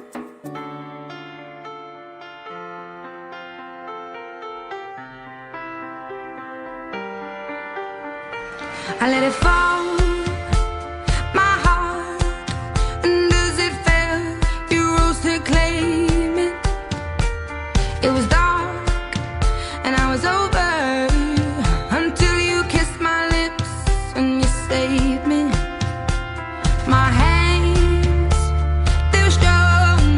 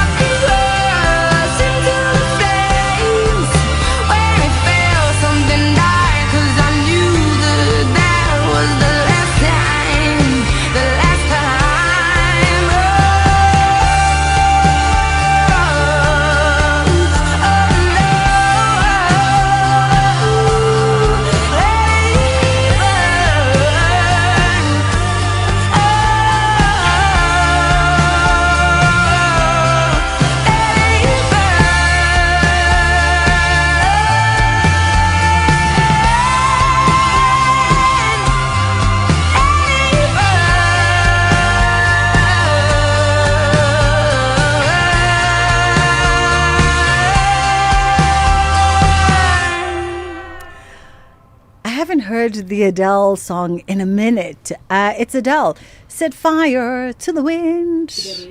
Is it to the wind or to the rain? To the rain. Don't take me to Don't take me to karaoke. All three of them are like, to the rain. Don't take me to karaoke. If we were playing that game show that's hosted and produced by Jamie Foxx with Shazam, where they stop in, we would lose. We would not make millions. We would lose, completely lose. I'm sorry, guys, but we'd have fun while doing it, though. Dr. Judy joins us today. It is a Tuesday, and we're talking all things health and wellness. We were so fixated in that previous conversation with Lerato that I forgot to remind you. 061-410-4107 is our WhatsApp line. It is open. If you'd like to field a question, I know whenever Dr. Judy's here, you guys always take the opportunity, but you always wait until the very last 2 minutes of the show to take the opportunity to ask her to help you out with some skin issues that you could be facing, not knowing what's going on with you, what's caused it, what you should do next, who you should consult. So this is the opportunity right at the beginning of our conversations. If you have a question for her, if there is something that you've been battling that's skin related, head to toe, and you want to send a little show and tell, take a little picture, send it to us on WhatsApp, 061-410-4107. We're talking IV drips and their effect on skin, and whatever else you decide to field in the next 15 or so minutes. How are you doing today? I'm doing very well. And while you were saying set fire to the wind, the rain, I also want to add my little bit by saying set fire to your veins, because that's what we're going to talk about today. You know, the thing is with Dr. Judy, I always think when her girls grow up, they're going to go, oh, Mom. Yes, please be quiet, Mommy. She always has a comeback, a connection somewhere. So we're setting fire to the veins. Okay. Yes. Remind us, IV drips, because people hear IV and they think, what's going on? Yes, IV is an acronym that basically stands for intravenous therapy or intravenous infusion.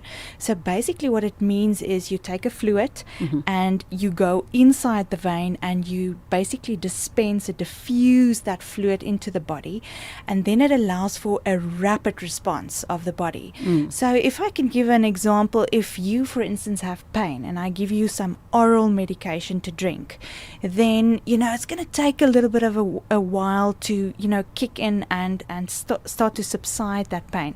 But if you get an IV infused type of treatment, then there's a rapid delivery, a rapid therapeutic response, and the pain just settles down immediately.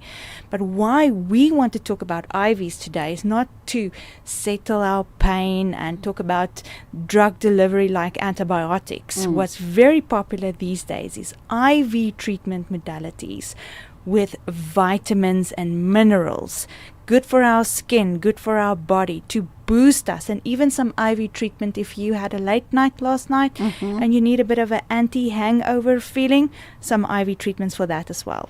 I've known one or two people who've definitely used the latter of that. And the benefits of introducing these into your health regimen. I mean, and is there a specific season when you introduce them? You will actually get two types of people talking about IV treatments.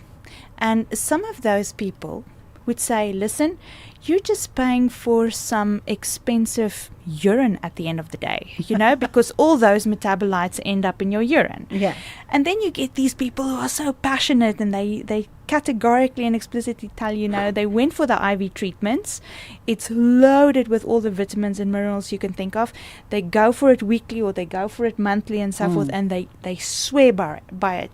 They really do get a final result. And I do actually believe that as well. You do see some results, especially when it comes to your vitamin B complexes that can be injected. And there's another term I like to share, IM, intramuscular.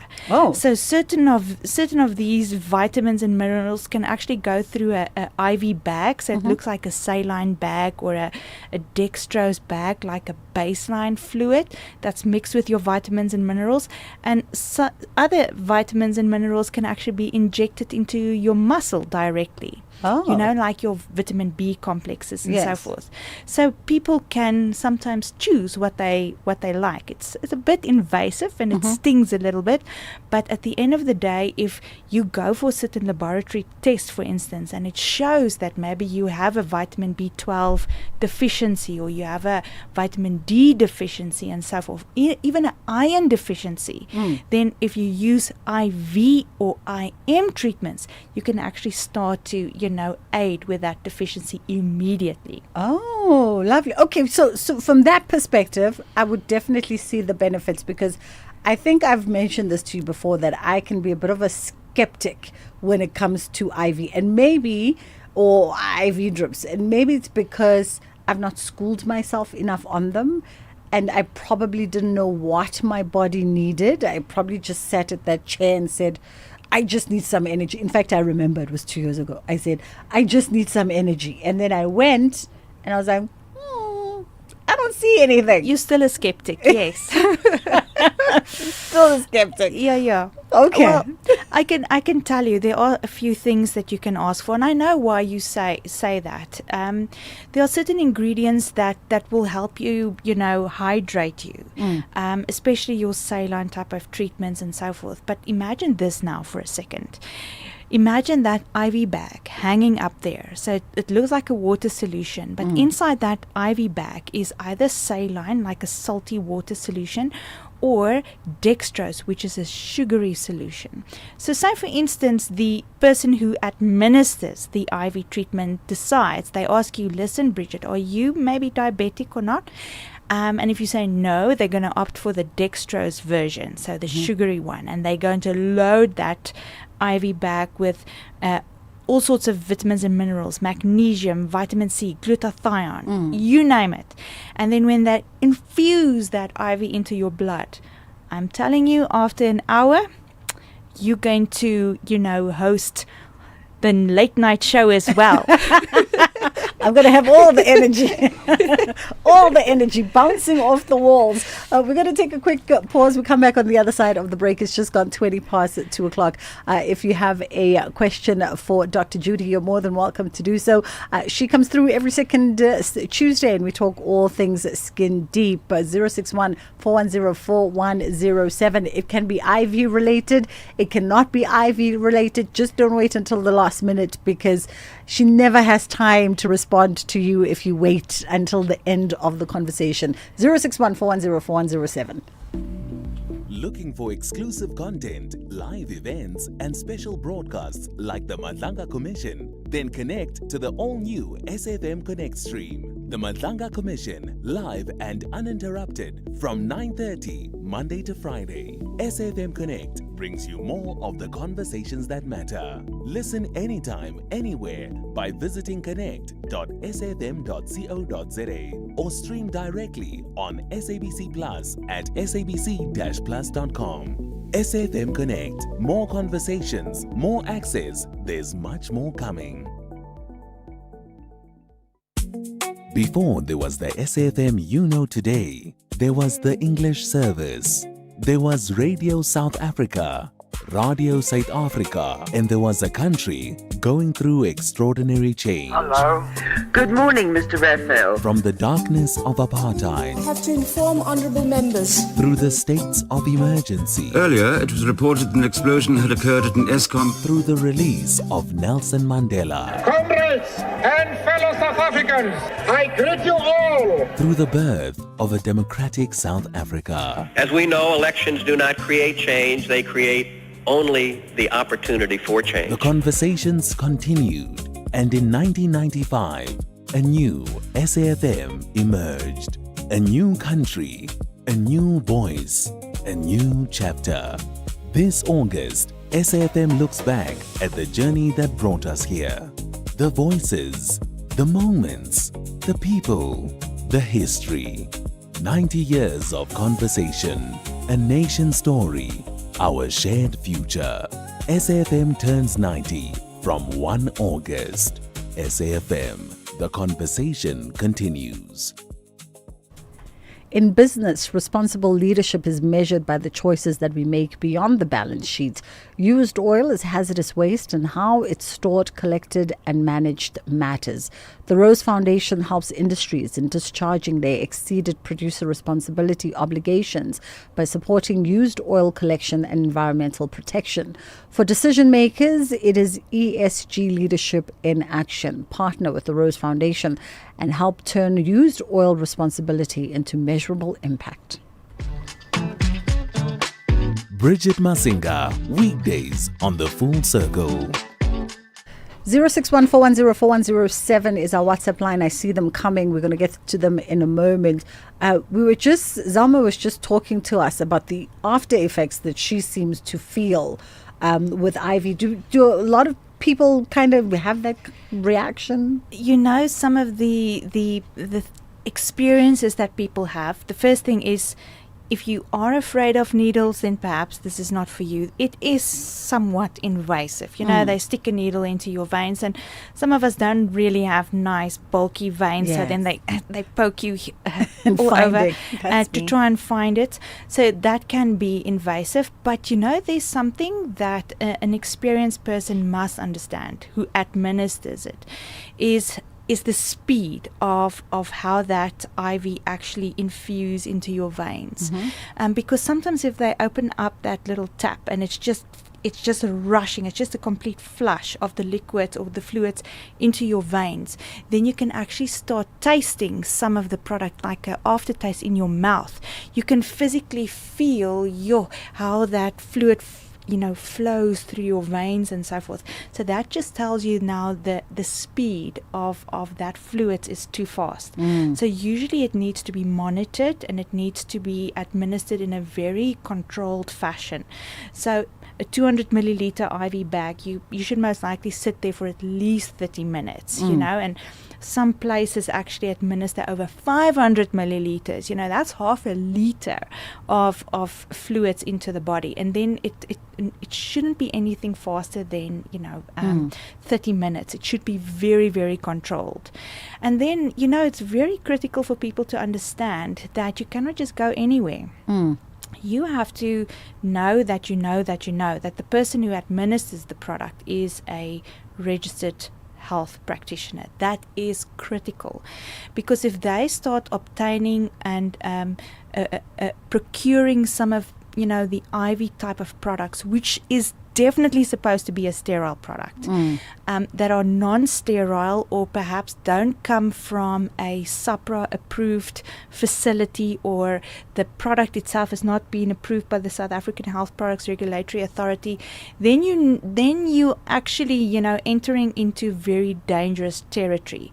Because the concern with IV is it goes into your system immediately. You completely bypass your gastrointestinal tracts and so forth. So it's infused immediately.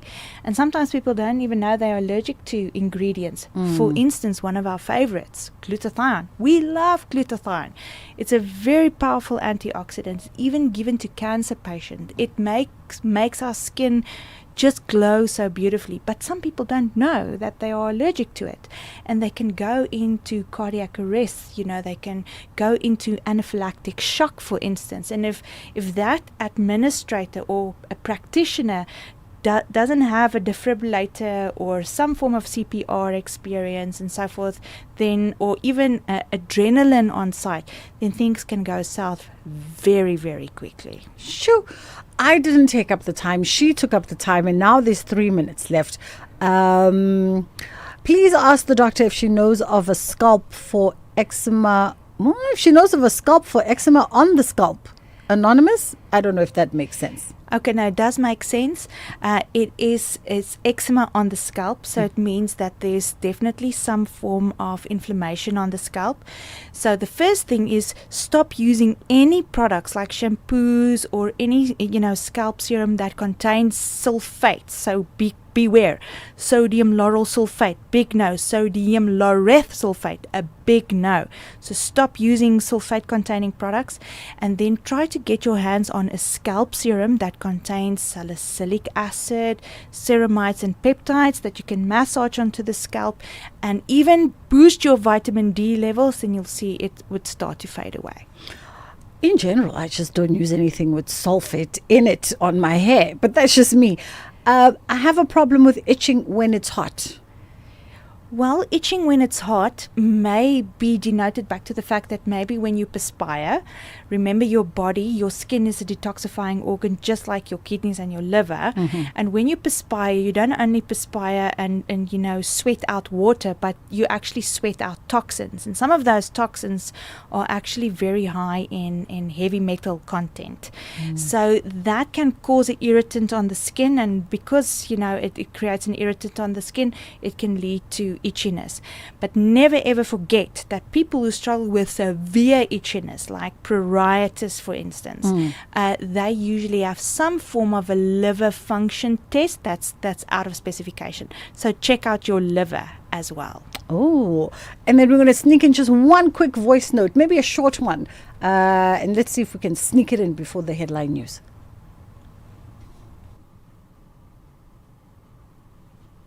Is the voice note playing? Wanted to know, I've been... Good afternoon, Dr. Julie. I just wanted to know, I've been battling with psoriasis for about 10-15 years. Started with UVB light treatments and then switched over to methotrexate. I've been on methotrexate oral medication for about 10 years. Just wanted to know if there have been any advancements and other better treatments for this condition. I know they're biologics. I just don't know how sustainable long-term use of methotrexate is. Thank you, Anonymous, Cape Town. Afternoon, Anonymous. Yes, there has been quite great movements with regards to psoriasis. One of the components would definitely be a very, very high concentration of vitamin D. So typically we're looking at around about 50,000 IUs of vitamin D taken weekly. And I know even some dermatologists actually recommend, twice a week. Wow. So if we can increase the vitamin D content, and also what I've just mentioned, the vitamin B complex, the intramuscular injection once a week as well with the vitamin D will definitely help you to increase the immunity, because psoriasis is associated with low immunity. And once we have the immunity up and going, you'll start to see the psoriasis patches will start to decrease in size. It will become less scaly and less patchy, and eventually it will subside in size as well. We always appreciate your wisdom, and of course, as we always say, Dr. Judy is here to disperse some knowledge with you, and then you must go either make an appointment with her and her team or make an appointment with your respective doctor or practitioner, just so they can also deal with you case by case. But at least you have the right line of questioning and the right ideas that have been planted in your head by Dr. Judy. Always appreciate you. Thank you so much for coming through. Thank you very much. Dr. Judy Pretorius, biomedical scientist and product development specialist, and you can find Biomedical Emporium on social media, by the way. Wherever you are, they are there too. It's gone past. Ondela standing by. Thank you, Bridget. On the news headlines, a taxi driver has been gunned down on the N2 highway near Gugulethu in the Western Cape while trying to flee from his attackers earlier today. The Johannesburg Magistrate Court has heard of how self-proclaimed political fixer Brown Mokhotsi allegedly plotted to stage an escape from court during his previous appearance disguised as a correctional service officer. And the Matlenga Commission has heard how attempted murder accused and businessman Vusimuzi Ketmatlala and businessman Morgan Maumela allegedly operated an informal revolving fund with a supplier to finance the health department's request for quotations. A full update follows at the top of the hour. Morning, neighbour. Oh, your new solar panels are looking good. Thanks. Best investment ever. My electricity bill has dropped. Nice. But have you registered your solar system with Eskom? Register? Why? I'm already saving money. Because when your system makes more electricity than you use, you could earn credits. Wait, I could be earning something back? Yes. If your rooftop solar is connected to Eskom's grid, register it. It's safer, and you could earn extra credits for your surplus electricity. Sure. Looks like I've been missing missing out. If you have a rooftop solar that's connected to Eskom's grid, register your system today. You could earn credits where applicable, enjoy a safer connection, and get even more value from your solar investment. Visit www.eskom.co.za or call 08600 375 66. T's and C's apply. Eskom, redefining for a better future. With the ever-changing financial landscape, it can be difficult to make sense of all the moves at times. Join me, Jimmy Moyaha, on the SAFM Market Update with MoneyWeb, Mondays to Thursdays, 6 to 7 p.m, as we break down the key market trends, top financial stories, and smart investment insights, all in one place. It's everything you need to stay financially informed and ahead of the curve. Welcome to the SABC Radio Archives. For over a century, we've passionately captured South Africa's heartbeat, preserving historic moments, Time for the healing of the wounds has come. iconic music, and compelling storytelling from all 19 SABC radio stations, ensuring these priceless recordings shape future generations. Explore a century of South African heritage waiting to be rediscovered. Visit the SABC Information Library and Radio Archives online or call us directly at 011-714-3936 or email lishilosj@sabc.co.za. SABC Libraries and Archives, preserving the past, supporting the present, inspiring the future. The archive remembers. The conversation continues. This program is brought to you by SABC Education. And if you miss any of our programs, you can catch up anytime on the SABC Plus app or on the SABC Plus website, www.sabcplus.com.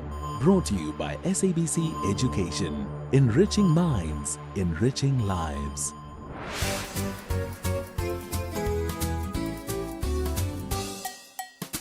Hello, friends, and happy Tuesday. It's time for Kids Corner on SAFM. Today, we're talking about something we use every single day: telling time.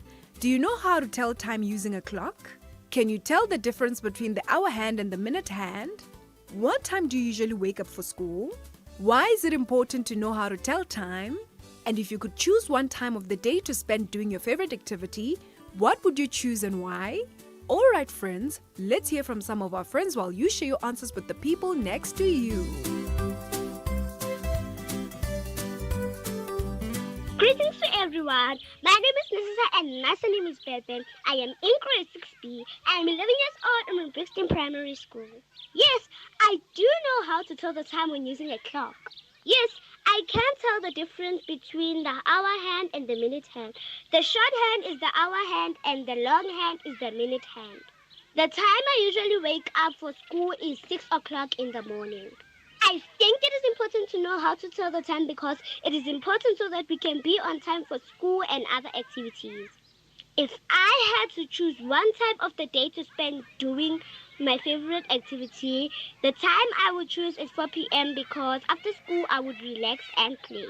But I still really need to study because I know that my future is in my books and friends will not help me with my books. So what I can do is maybe play outside for 10 minutes and then come back and study because I love studying, I love reading. Thank you for listening. Hope you enjoy the rest of your day. Greetings everyone, my name is Isha Masolo from Bristol Primary School and I'm 11 years old. Yes, I know how to tell the time using a clock. The short hand is the hour and the long hand is the minute hand. I usually wake up for school at 6 o'clock in the morning. It is important to know how to tell the time so that we are not late for school and for important things. If I could choose one time for the day to spend doing my favorite activities, I would choose 4 o'clock in the afternoon because after school I like to play soccer with my friends. Good day, my name is Monet Angel Nangorera. It is important to know how to tell time so that we can be punctual and manage our daily activities. Some situations where telling time correctly is very important are when going to school, catching a bus, or going to a doctor's appointment. I think people told time in the past by looking at the sun, using sundials, or counting the position of the stars. I prefer using a digital clock because it shows the exact time clearly and is easy to read. If I could invent a new way to tell time, It would be a watch that shows time with colors. So when it is morning, it is yellow, afternoon is blue, and night is purple. Thank you and have a lovely day. Good day, ladies and gentlemen. My name is Maya and my surname is Michaela. I am registered in the School of Brixton Primary School. Yes, I know how to use time using a digital clock. Yes, I can tell the difference. I usually wake up to quarter to 5. It's important to tell time because you know what time it is and what part of the day it is. I would choose 2:30 because it's early, sunny, and you still have a long period of time to finish. Thank you, my lovelies. Thank you for your time, love, and support. Seeing you in the next episode. Hello everyone, my name is Elanda Mzobe. I am 12 years old. Yes, I do know how to tell the time using a clock. Yes, I can tell the difference between the hour hand and the minute hand. What time do I usually wake up for school? I wake up at 6 o'clock. Why is it important to know how to tell the time? Because it's a key life skill. It helps you stay organized, arrive on time for school or work, catch transports like buses or planes, and manage your daily tasks with independence. If I could choose one time of the day to spend doing my favorite activity, what time would I choose? I would choose early in the morning, maybe around at 9 a.m. because it provides quiet surroundings, cool air, and fresh starts before daily distractions begin. This peaceful window allows for uninterrupted focus and relaxation. Thank you, everyone. Hello, my name is Antler. I do know how to tell time on a clock. The difference between the hour hand and the minute hand is the hour hand is short and the minute hand is long. I usually wake up at 5:15 when I go to school. I think it's important to know to tell time because in case you're in a situation where you need the time and you don't have your devices around, it would be like a very important skill how to read and how to tell time. If I could choose one time of day, I'd probably pick 1 o'clock because it's like a very calm time of the day usually, and it's just it's like very calm. Not much happens around 1 o'clock. The world seems to kind of slow down around that time, and I think it's like very nice to do my favorite activity at that time because it's very calm. It's very Thank you. My name is Duruetanglu. Yes, I do know how to tell time using a clock. I learned how to do so at school because we did work which involved clock pictures and we would have to fill in the answers of what time it was. I think knowing how to tell time is important because it helps you manage your time better when doing tasks, and if you are going somewhere, you can check out the time so that you are not late. Telling time helps with getting ready for school or activities because if I check the time, I will know how much longer I have to get ready for school or the activity, and therefore I won't be late. Hello everyone, my name is Ashley Kabamba. Yes, I do know how to tell time using a clock. I was taught by both my teachers at school and my parents. At first, reading an analog clock was a bit tricky, especially understanding the minutes, but with better practice it became way easier. Knowing how to tell time is very important because it helps you stay organized and responsible. It helps me wake up on time, prepare for school, and manage my homework and activities properly. When you understand time, you don't feel rushed or confused, and you can plan your day better. It's a very important life skill to have. Greetings to you all. My name is Lorraine, and thank you so much for listening to the Kids Radio Show today. Yes, I do know how to tell time on a clock. My teacher taught me how to read a clock. The tricky part about reading a clock is reading an analog clock. How I think knowing to tell time can be helpful is that if you want to schedule an appointment, you can tell them what time you're coming, and if you want your parents to come pick you up, you can tell them what time you're finishing doing a specific something. How telling time helps me get ready for school activities is it helps me know when to get up, what time I need to do this, what time my periods end and start, and what time my extramurals end and start. Thank you so much for listening to me, and I hope you have a wonderful rest of your day.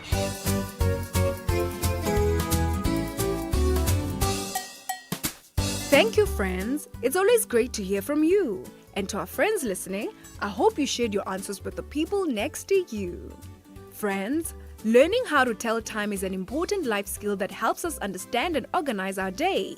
Time helps us know when it is time to wake up, get ready for school, have meals, do our homework, play, rest, and go to bed. Learning to read the clock also helps us become more independent and responsible. Instead of always asking someone else what time it is, we can look at the clock and work it out ourselves. The shorthand tells us the hour, while the longhand tells us the minutes. Knowing time also helps us learn how to manage our time. If we have homework to finish, chores to do, and time to play, we need to think about how we can fit everything in our day. Being able to plan for our time can help us avoid being late and make sure we have enough time for the things that are important to us. Time also helps us understand routines. When we follow a regular routine, our day can feel more organized and easier to manage. We know what needs to happen and when we need to do it. Remember, friends, time is very precious. Once a moment has passed, we cannot get it back. That is why learning how to use our time wisely is just as important as learning how to read a clock. So the next time you look at a clock, don't just look at the numbers. Look carefully at the hands and see if you can tell someone what time it is. You can even practice by checking the time when you wake up, when you leave for school, and when you go to bed. Keep practicing, keep learning, and remember to make every minute count. That's it for today, friends. See you next time.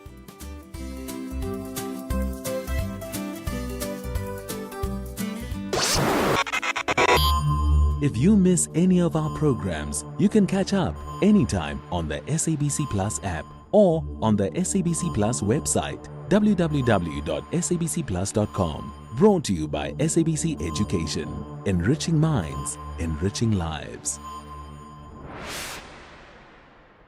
In case you missed it, 15 years ago, people in Johannesburg weren't getting water from tanks. The roads were not in the state that they are in. We expect this to be a world-class city. This is no longer a world-class city, and it has been utterly destroyed by effectively political leadership. I don't always agree with Helen. I don't agree with the foreign policy, but of the candidates sitting on the table, she's the best we have. Professor Adam Habib, Vice-Chancellor of SOAS University of London. That was National Briefing this morning with Kathy Mutlatlana. Did you know that you can buy SABC programs to enjoy at home and at your own time? From our golden oldies like Ashifa Shaba and Inyaga Nyaga to Orkney Snorkney, and of course box sets of Isiding Udhanid and other soapies for your binge watching. Is it the legendary old games or perhaps programs from our radio stations that you're looking for? Well, we have you covered. For more information or to place an order, you can simply send an email to SABC Program Sales on content sales at sabc.co.za, or you can give them a shout on 011-714-6650 or 011-714-7342. Bridget Masinga on SAFM. I mean, technically, we don't call the show The Full Circle for nothing, right? Because from time to time, we have guests who really are doubling back in one shape or another and having a full circle moment. So just chatting offline to Chef Zana Alvarado, who is with the South African Chefs Association, Director of Women in Culinary and Communications. And she was saying that, in fact, she's well familiar with this building, having been in this space for at least 14 years as a news reader. And then you pivoted. That's right. Total culinary. Let's just say the culinary world beckoned and I responded. I mean, the voice definitely says, excuse me, why are we not making money from this voice as well? Well, we can always chat. The opportunities exist. I always say when you have one foot in media and you've got a grounding and a foundation here, it's very difficult to actually walk out completely. Absolutely. What a wonderful voice. I'm sure also the chefing part is just as great. Good afternoon. How are you, by the way? I'm very well, thank you. And thank you, SAFM, for having me on air today. It's only but a pleasure. I mean, I guess maybe just for some background information, a little bit of context for our listeners in terms of the South African Chefs Association. You guys are the overseeing body, the governing body, the steering body. Talk to us a little bit. That is correct. We are the official national body for chefs in South Africa, and we deal with a range of different sectors within the industry, from education to mentorship to skills development. And I think it's the benchmark. It sets the benchmark for excellence in our industry. Absolutely. Speaking of excellence, I mean, let's talk about that a little bit, because I get this distinct impression that South Africa is quite well placed in terms of the culinary world, that we really are quite regarded for the skill, as well as just for our fabulous taste in food. 100%. I mean, we have 2 South African chefs that have been awarded Michelin stars. Ooh. And I think our diversity in terms of our society, the rainbow nation, so many flavors, different techniques, traditional dishes, heritage cuisine, we have a lot to offer. And South African flavors in recent years have been getting a lot of headway overseas. There are a lot of eyes on us, let's put it that way. I know at one point last year, the bunny chow was seen as the top street food in the world. Really? Yes. But then we've got some amazing restaurants all over, from Gauteng right through to the Western Cape, that have been clocking up the awards and really pulling out all the stops when it comes to not just food but culinary experiences. Oh my God. And I mean, that's a whole nother conversation on its own, the culinary experience. Just glancing at the time, we're going to take a quick break, and then we come back on the other side and continue our conversation with Chef Zana. Drivers, this winter, South Africa's roads can change in seconds. One moment it's clear, next, dense fog blinds your view. Don't drive on memory, drive on visibility. If you can't see clearly beyond 50 meters, pull over safely at the nearest truck stop. Stay alert, stay alive, check your surroundings and inform others. See and be seen. Let's navigate winter roads together. This message is brought to you by the National Department of Transport. Running a courier business is so hard these days. The petrol price, the breakdown costs, and so much more. Luckily, I'm with My Way Business Insurance. I get to save up to 20% on my insurance premiums for my vehicles and goods in transit. And just like that, I have more money for all my costs. Switch to My Way Business Insurance and save up to 20% on your vehicles and goods in transit. Real businesses, real savings. Call us on 0860 646464 today for a quote. My Way is a licensed non-life insurer and FSP. Standard rates and T's and C's apply. Every generation has a story. Every generation has questions. Every generation has a voice. For 90 years, SAfm has been part of the conversation. This August, we listen back to the voices that brought us here. We celebrate the people who shaped our journey, and we listen for the voices that will shape what comes next, including the launch of a new annual SAfm property. This Women's Month, we are in search of an SAfm woman. 4 extraordinary women, 4 extraordinary journeys.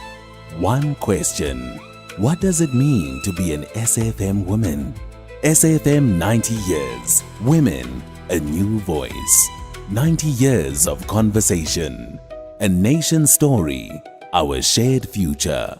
From 1 August, SAfm.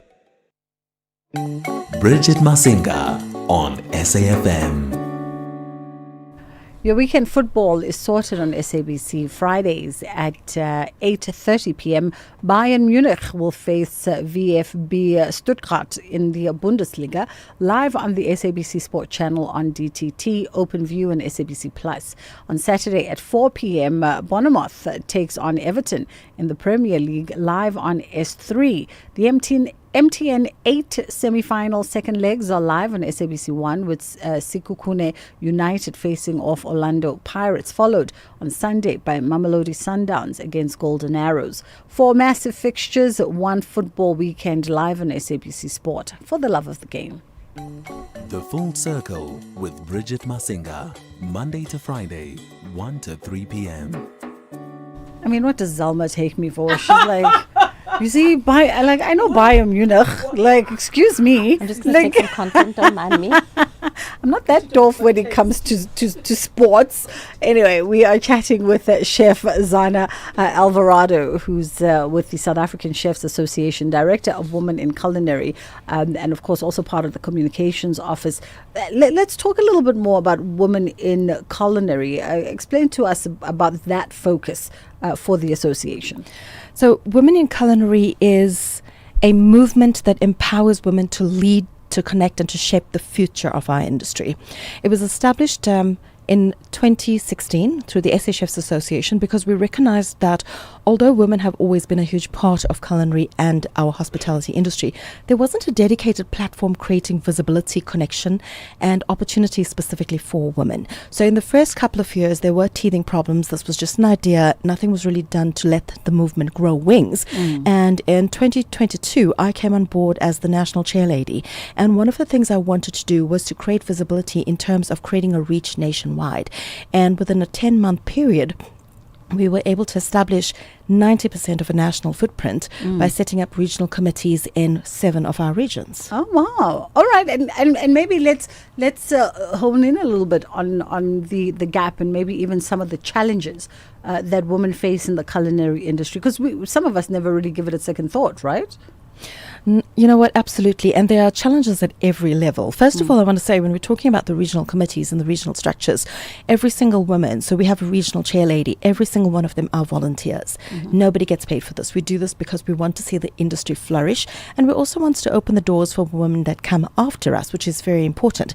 And the reason we wanted to create this platform, give it wings and let it grow, is that there are challenges at every level. So at the kitchen floor level, for example, women can still have to work harder to establish credibility in what is traditionally seen as a male-dominated environment. I mean, cookery generally is. It's all the top male chefs, etc. Historically, that's how it's always been. But we find that as women progress, there are challenges around recognition, around opportunities, leadership, and just basically having our voices heard. And that's where this comes in. Because the reality is not just are we trying to build careers and thrive, we are also juggling a home life and building a family, which takes a whole different set of, a whole different ball game. Not just is it physical, it's also emotional and mental. So we do have different needs, but we're not here as Women in Culinary to position women as victims. We're here to identify the barriers. We're here to equip women to overcome them, and most importantly, to challenge the industry and create a better pathways for women to progress.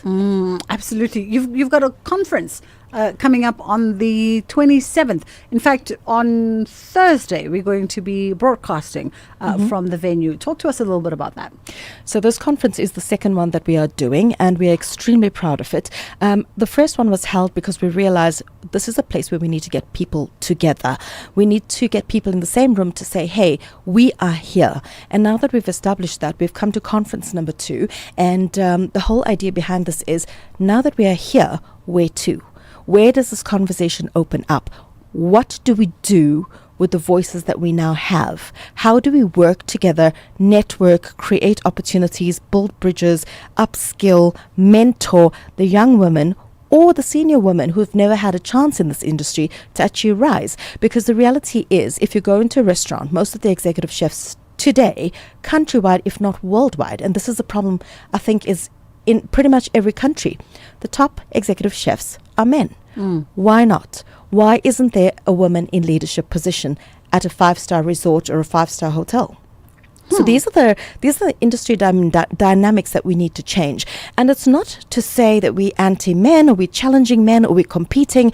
I always say we do not compete, but holistically we all bring different things to the table. And by working together, we create a more holistic industry where everybody with talent has a chance to flourish.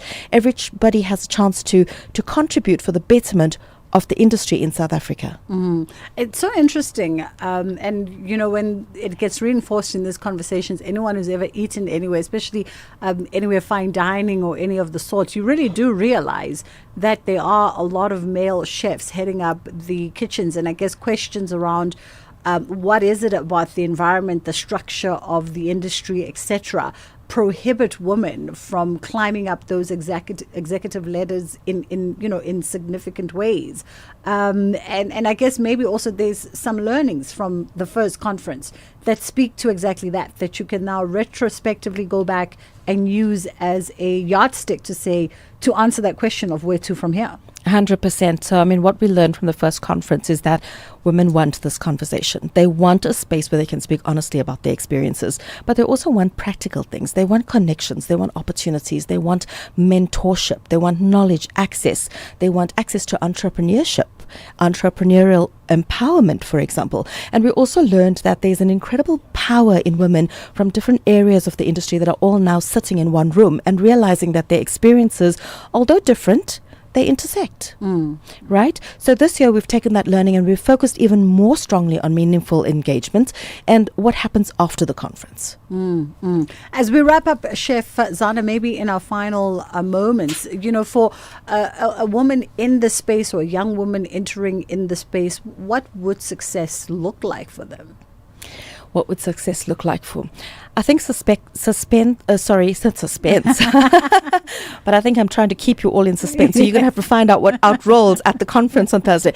But I think success means different things for different people. Yeah. A lot of people want to rise to the top of the game. For me, if we're speaking specifically about the conference, success is not what happens in the room. Success is what happens outside of that room. How many young girls have found a mentor? How many entrepreneurs have received a business partner or a new business idea or business funding? How many people have networked enough to create those rooms for somebody else? So for me, success is very much linked to legacy. What legacy do you want to leave, or I want to leave, or SA Chefs Women in Culinary wants to leave? And for me, that success is don't ask permission. If you believe that you are good enough to be in that room, then open the door and walk in and make yourself a seat at the table. Don't wait to be invited, right? And it's that strong belief that we belong in the kitchen. We have a role to play in this industry. And only through collaboration with everybody else in the industry can our females get what they need to actually progress and advance in our industry and hold our own on the international stage. And this is a very real example I'm going to give you that's currently happening right now. In November of this year, South Africa has qualified to participate representing our country in the Culinary World Cup. This is an event much like the sports ones that happens every 4 years, and we've got our national junior team, which is Team Masakane, that is going to be representing. There are 4 young women on that team. Listen, we'll double back to that Culinary Olympics in November later on in the year. But for today, we'll leave it there. And then we'll see you as well as all the other ladies in the space at the conference on Thursday, where similar conversations continue. And maybe we pick up the conversation there as the build-up to the Culinary Olympics. That's where we'll leave it. Ashraf is standing by. Ondela bringing you the 3 o'clock bulletin. Inshallah, God willing, we do it again.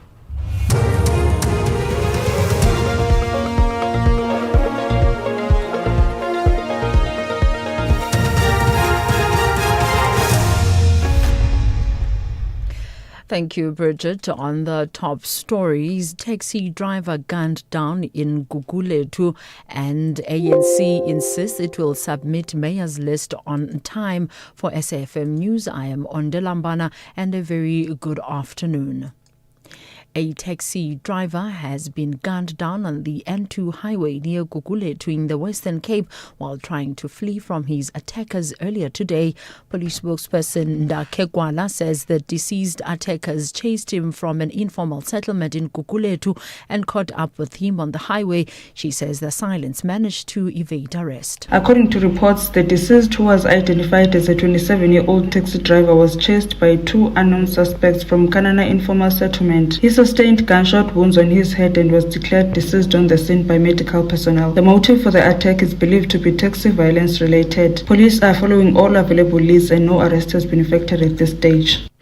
The Johannesburg Magistrates Court has heard of how self-proclaimed political fixer Brown Mokgotsi allegedly plotted to stage an escape from court during his previous appearance disguised as a correctional service officer.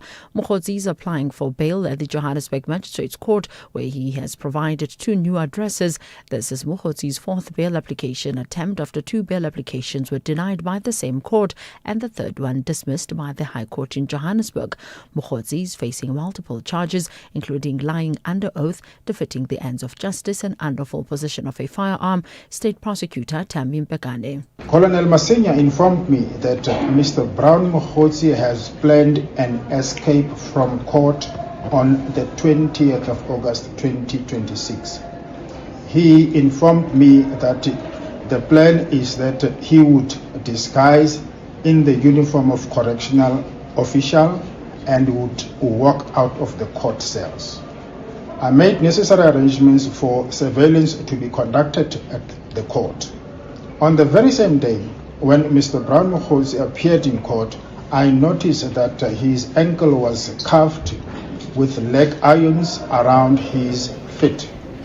Attempted murder accused and businessman Vusumuzi Ketmatlala has testified that profits from successful contracts were shared between him and businessman Morgan Maumela, despite there being no written agreement between them. The Madlenga Commission has heard how Matlala and Maumela allegedly operated an informal revolving fund where they supplier to finance the health department's request for quotations. He has been questioned about his relationship with Maumela, a subject he was initially reluctant to discuss. Matlala also maintained that he is the subject of an SIU probe linked to the health department's tenders, although he was unable to specify the offence for which he is being investigated. As I see it here, from my side, I don't know of any wrongdoing that I did, but it does not stop someone from investigating me. So just because of I'm saying I did not do this, it does not mean now they must stop investigating. The state has opposed the bail applications of all 3 men accused of being involved in the Reicha Park mass shooting. Regan Collis and his 2 co-accused Jamal Meyer and Elvino Crawford are appearing in Boksburg Magistrates Court east of Johannesburg on a string of charges including murder and robbery with aggravating circumstances. This relates to the murder of 2 SAPS anti-gang unit members and 2 young women in Reicha Park east of Johannesburg earlier this month. State Prosecutor Matthews Rampayedi says calm will be restored in Reicha Park if the accused are denied bail. By refusing bail to the accused, it will instill order in Reicha Park and send a message to other criminals that law and order is essential for community safety. The state opposes bail on the basis that it has a strong case against all the accused. Mr. Collins is alleged to be a well-known gang member in Reicha Park who is feared by the community. He is unemployed, lives with family, and his means of financial support are unknown. His criminal history includes arrests relating to violence and firearms.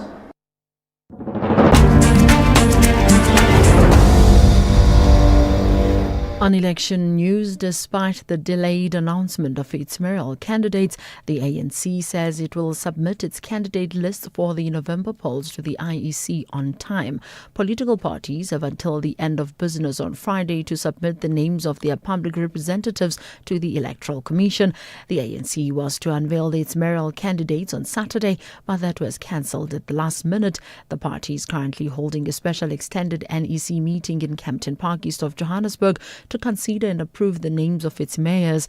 ANC Secretary General Fikile Mbalula spoke to the media on the sidelines of their one-day meeting. This meeting represents the final stage of the national list process before the submission of our candidates to the Independent Electoral Commission. This meeting follows the successful launch of the ANC's 2026 Local Government Election Manifesto.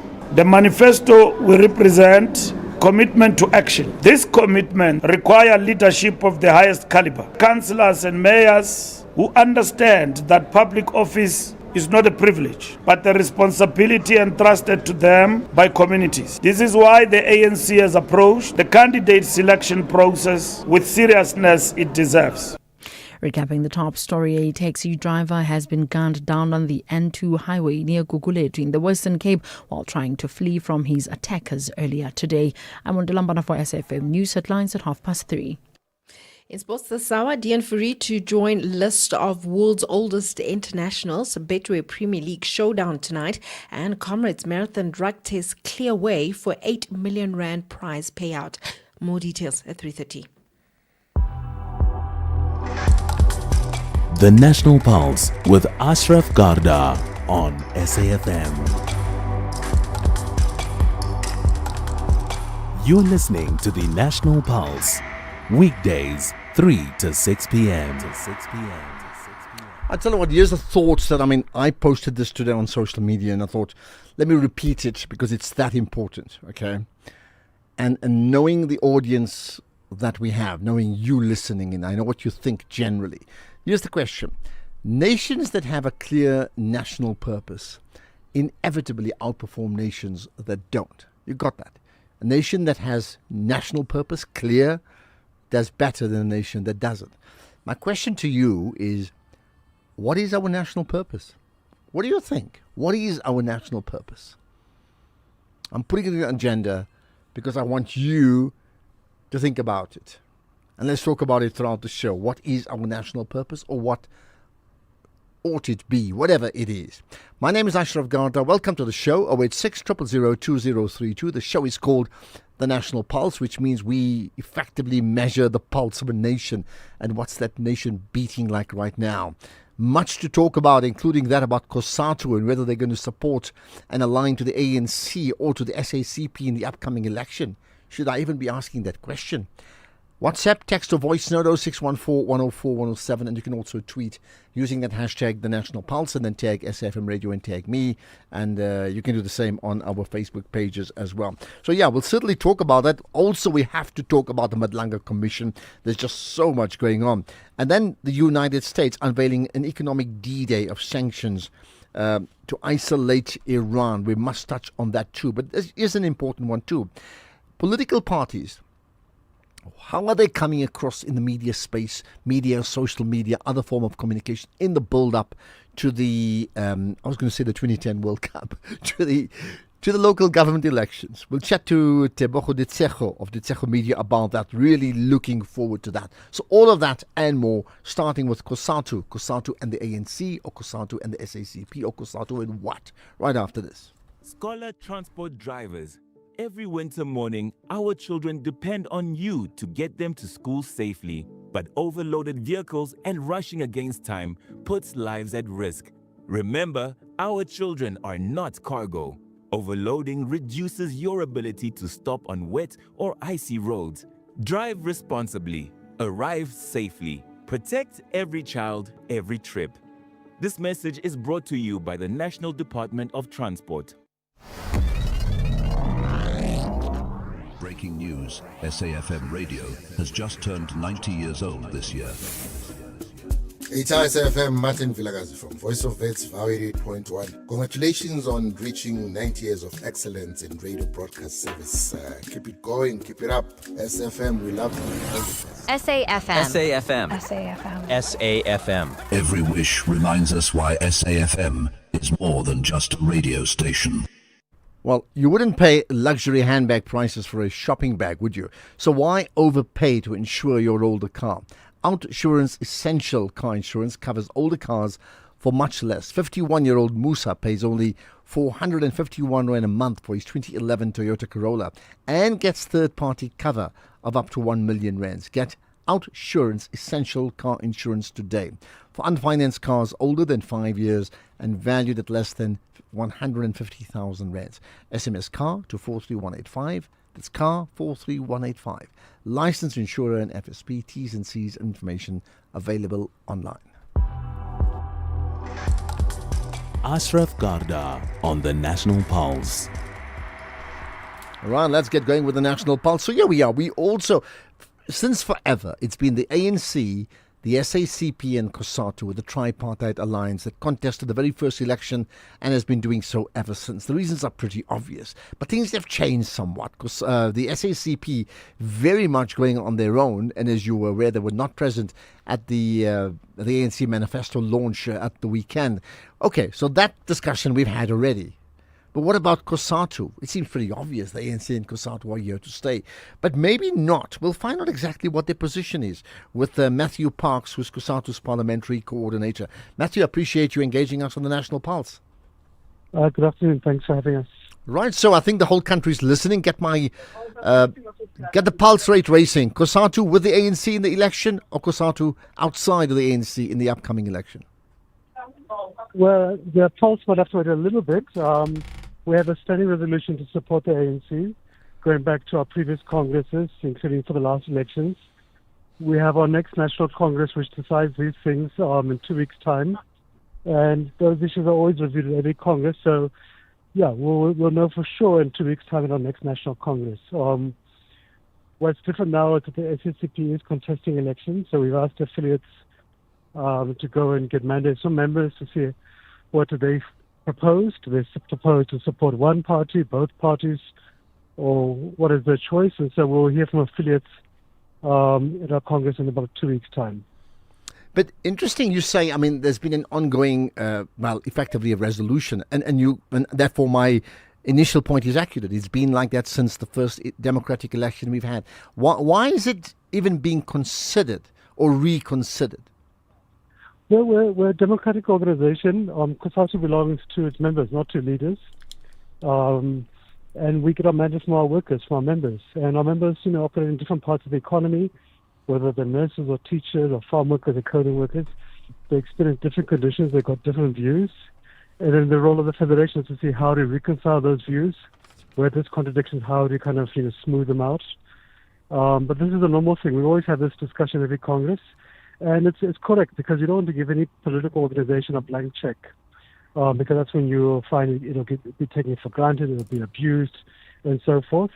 So it is correct that we always kind of keep our alliance partners, the ANC, the SACP, on their toes, so to speak, and that we are able to assess issues and review what makes sense according to that circumstance at the time.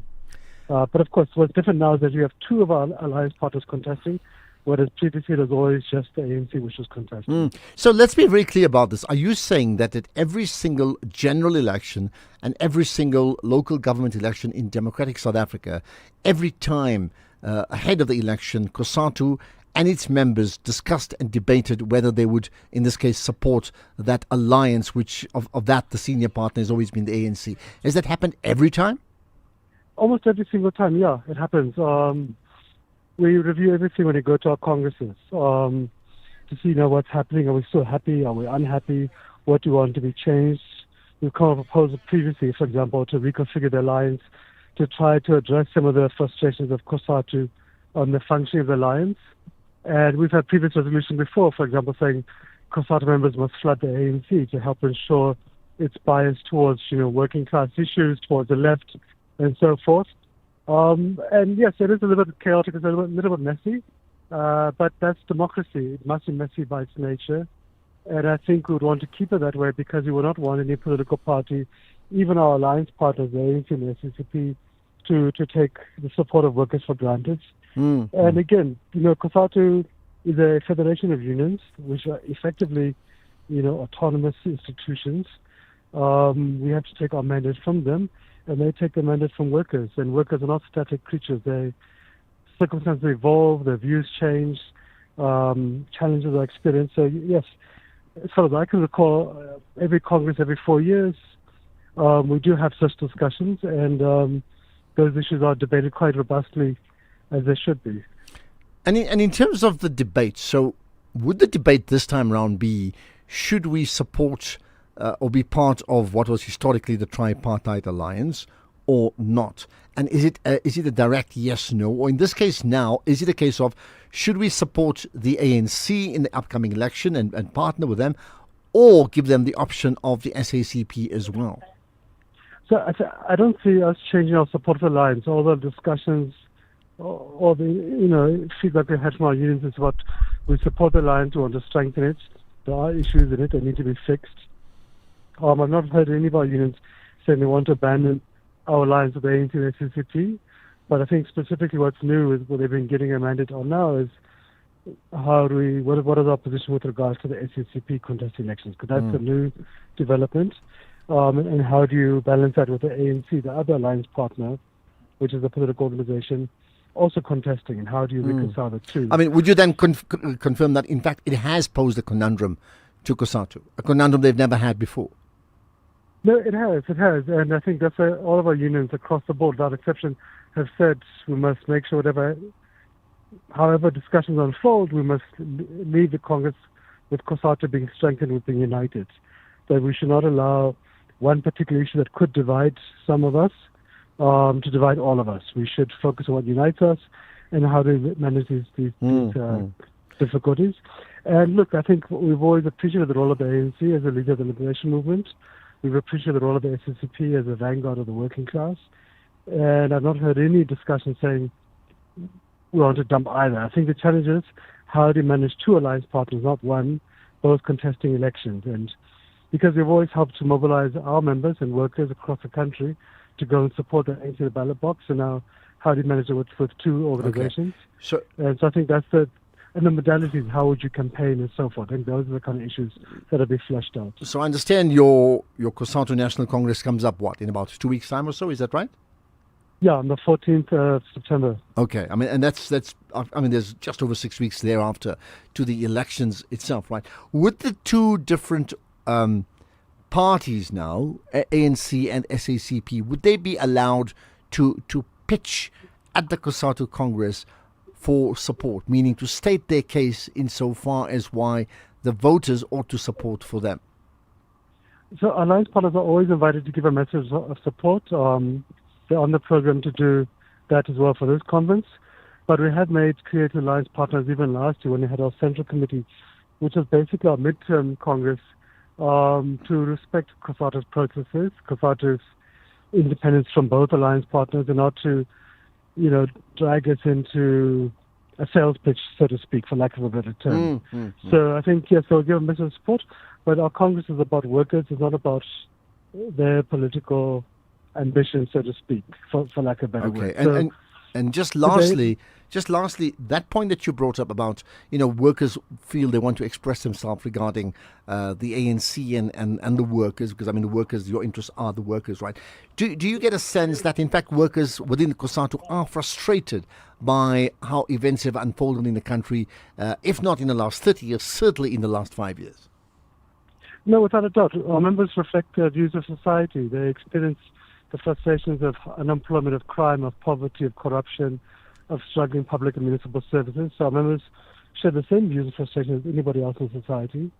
But they also appreciate the massive gains that we've made since, 1985 when COSATU was launched at the height of apartheid. In 1994 we experienced a democratic breakthrough. We've put in place since that time a progressive constitution, our labor laws protecting the rights of workers. We've managed to achieve even many other victories down the road, the national minimum wage, the two-part pension reforms, investments in public services, the social wage, etc. So we appreciate those gains. We want to defend them. But also equally, when we see people messing around, including our own comrades, we're also equally frustrated. So, and you'll find our Congress are very robust. Members will also hold COSATU correctly to account. They'll hold their own union leadership to account. And that's how it should be. As it ought to be, yeah. All right, let's leave it at that. Let's see what happens. So it's certainly not clear-cut. There's a Congress coming up. Matthew Parks, thanks for your time. COSATU's parliamentary coordinator. There's a COSATU Congress coming up. And for the first time, they say they do it all the time, they evaluate who they should support. It's always been the ANC because they've been part of that tripartite alliance. They've never broken away from it. But this time, there's the potential of either breaking out of the alliance or, in fact, supporting the other party within that alliance, which is the South African Communist Party. Now, what's your reaction? What should COSATU be doing, in fact? What do you think they should do, and what do you think they will do? This is the National Pulse. To all you very talented people who entered the top billing presenter search for 2026, thank you for the time and effort you put into your auditions. It feels like you're coming for our jobs. We're so impressed by the standard of the presenting and of the video entries. It was not an easy decision, as you can imagine, but we have our top 40 and you can see them on SABC Plus. And let us know what you think on our social channels. Thank you so much for your incredible support. your kindness, and sharing our passion for the show. It means so much to us, and we're grateful to have you as part of the Top Billing family. One of these days, we could be watching you on Top Billing. Thursdays at 7, Sundays at 1 on S3, and Tuesday nights at 9:30 on SABC 1. You knew that.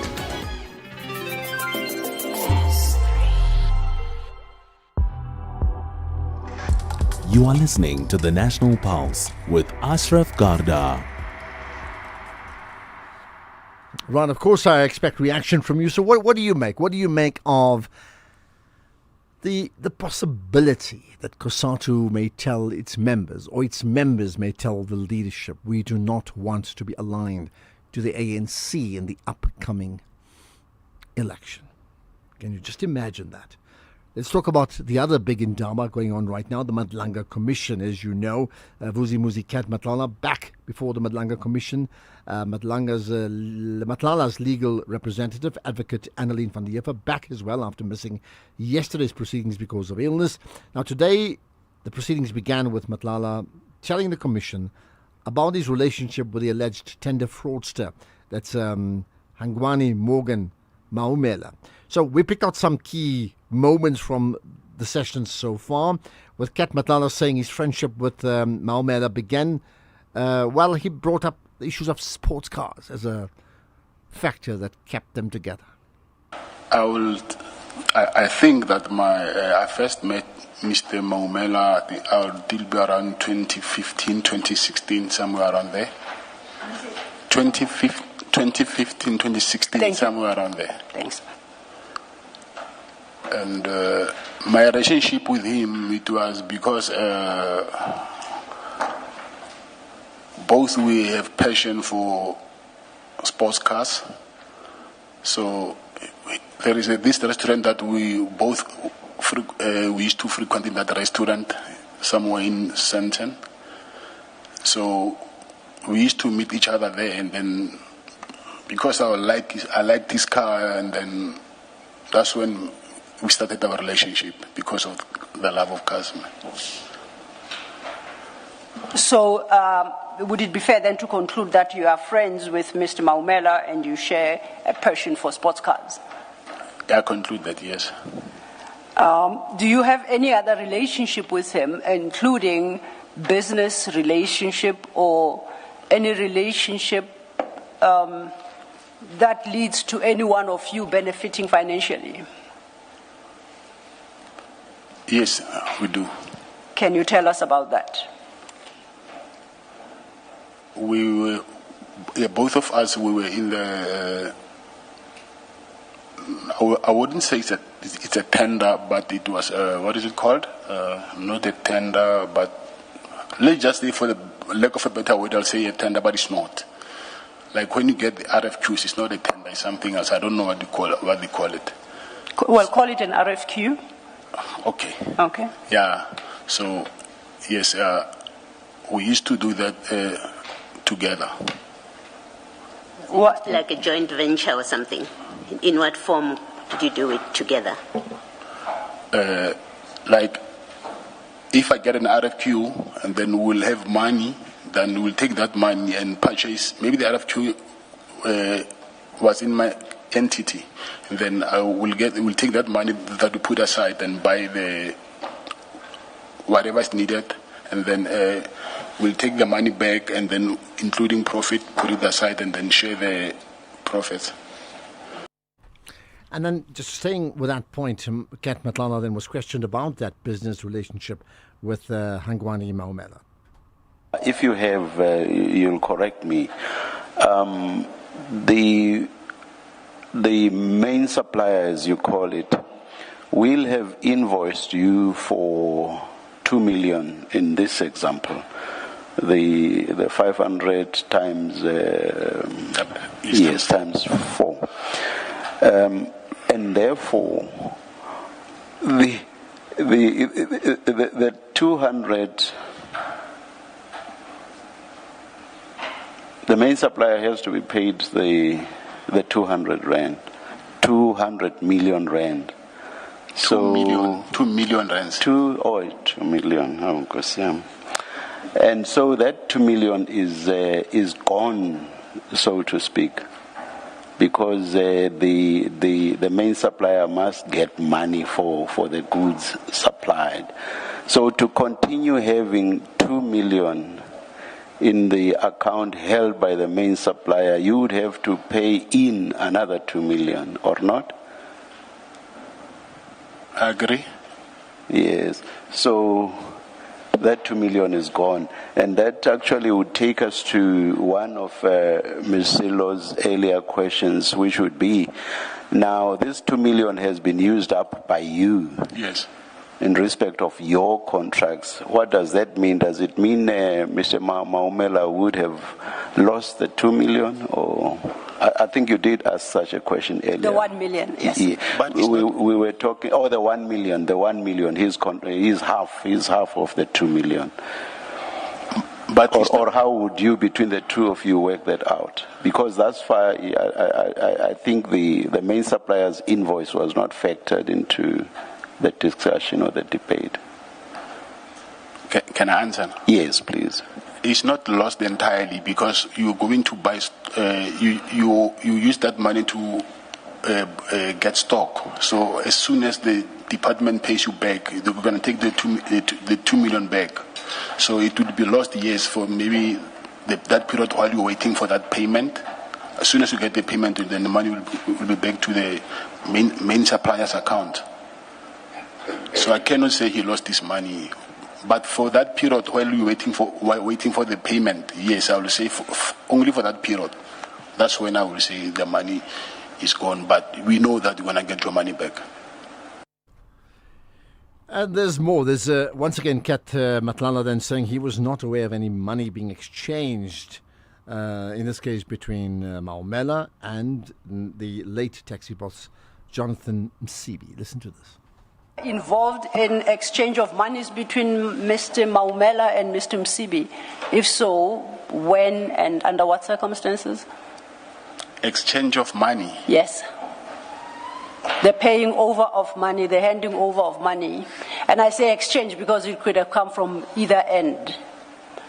No, I don't think so. Paying of money, I don't remember. Not Mr. Maumela paying Mr. Msibi or Mr. Msibi paying Mr. Maumela. You are not aware of any of those? I actually saw one from the bundles that I was going through, but I've been trying. I think it was when I add those monies together, they end up to 4 million. I think it was, but these partly payments, 200, 1.3 million, 2 million. I saw some of the monies there, but I do not recall what was that money for. Oh, so there were payments of monies. Now you recall. From what I saw in the bundles, yes. Yes. Yes. And you say amounted to about 4 million. Yes. And you are not aware how that came about because they didn't have a relationship, any kind of relationship beyond the buying of Mr. Maumela's sports car. As I was saying, that's when he got to know him. They didn't have a relationship, yes, but he's someone that you can talk to. We dealt with the sports car. You say you don't know if he bought it, and you say, as far as you know, there was no relationship beyond that. Sorry. Didn't you say that? The sports car, I know that he did not buy it. Yes. Yes. And we are. All right, that's where we'll break away from the commission. But again, if things happen and we need to pick up some drama along the way, we will amplify that. Rest assured. There's comments from you. I did ask you what is South Africa's national purpose, or what should it be? Here's a question. Good Ashraf, this is Spike in Cape Town. The question you're starting with is so difficult, but I'm going to attempt. What is our national purpose?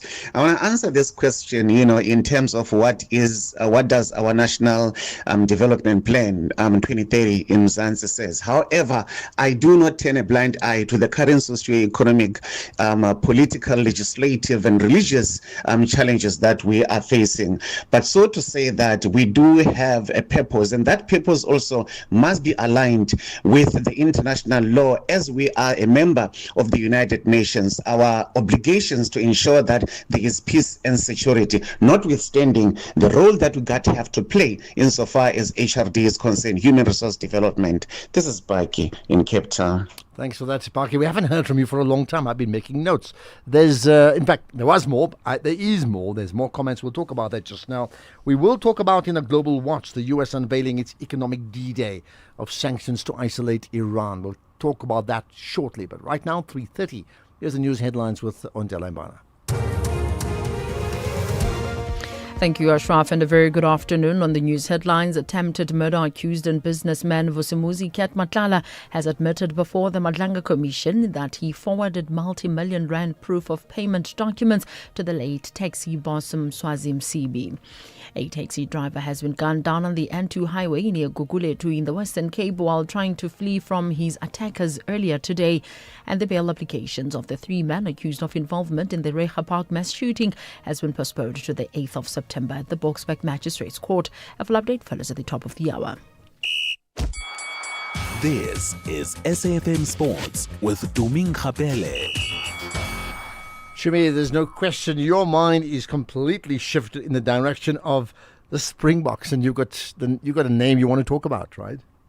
Yes, a very good afternoon to you, Ashraf, and our listeners. Well, focus is on Stormers veteran Deon Fourie, who's set to make Springbok history on Saturday by becoming the oldest player to represent South Africa at the age of 39 years and 338 days old, breaking Victor Matfield's record should he take to the field.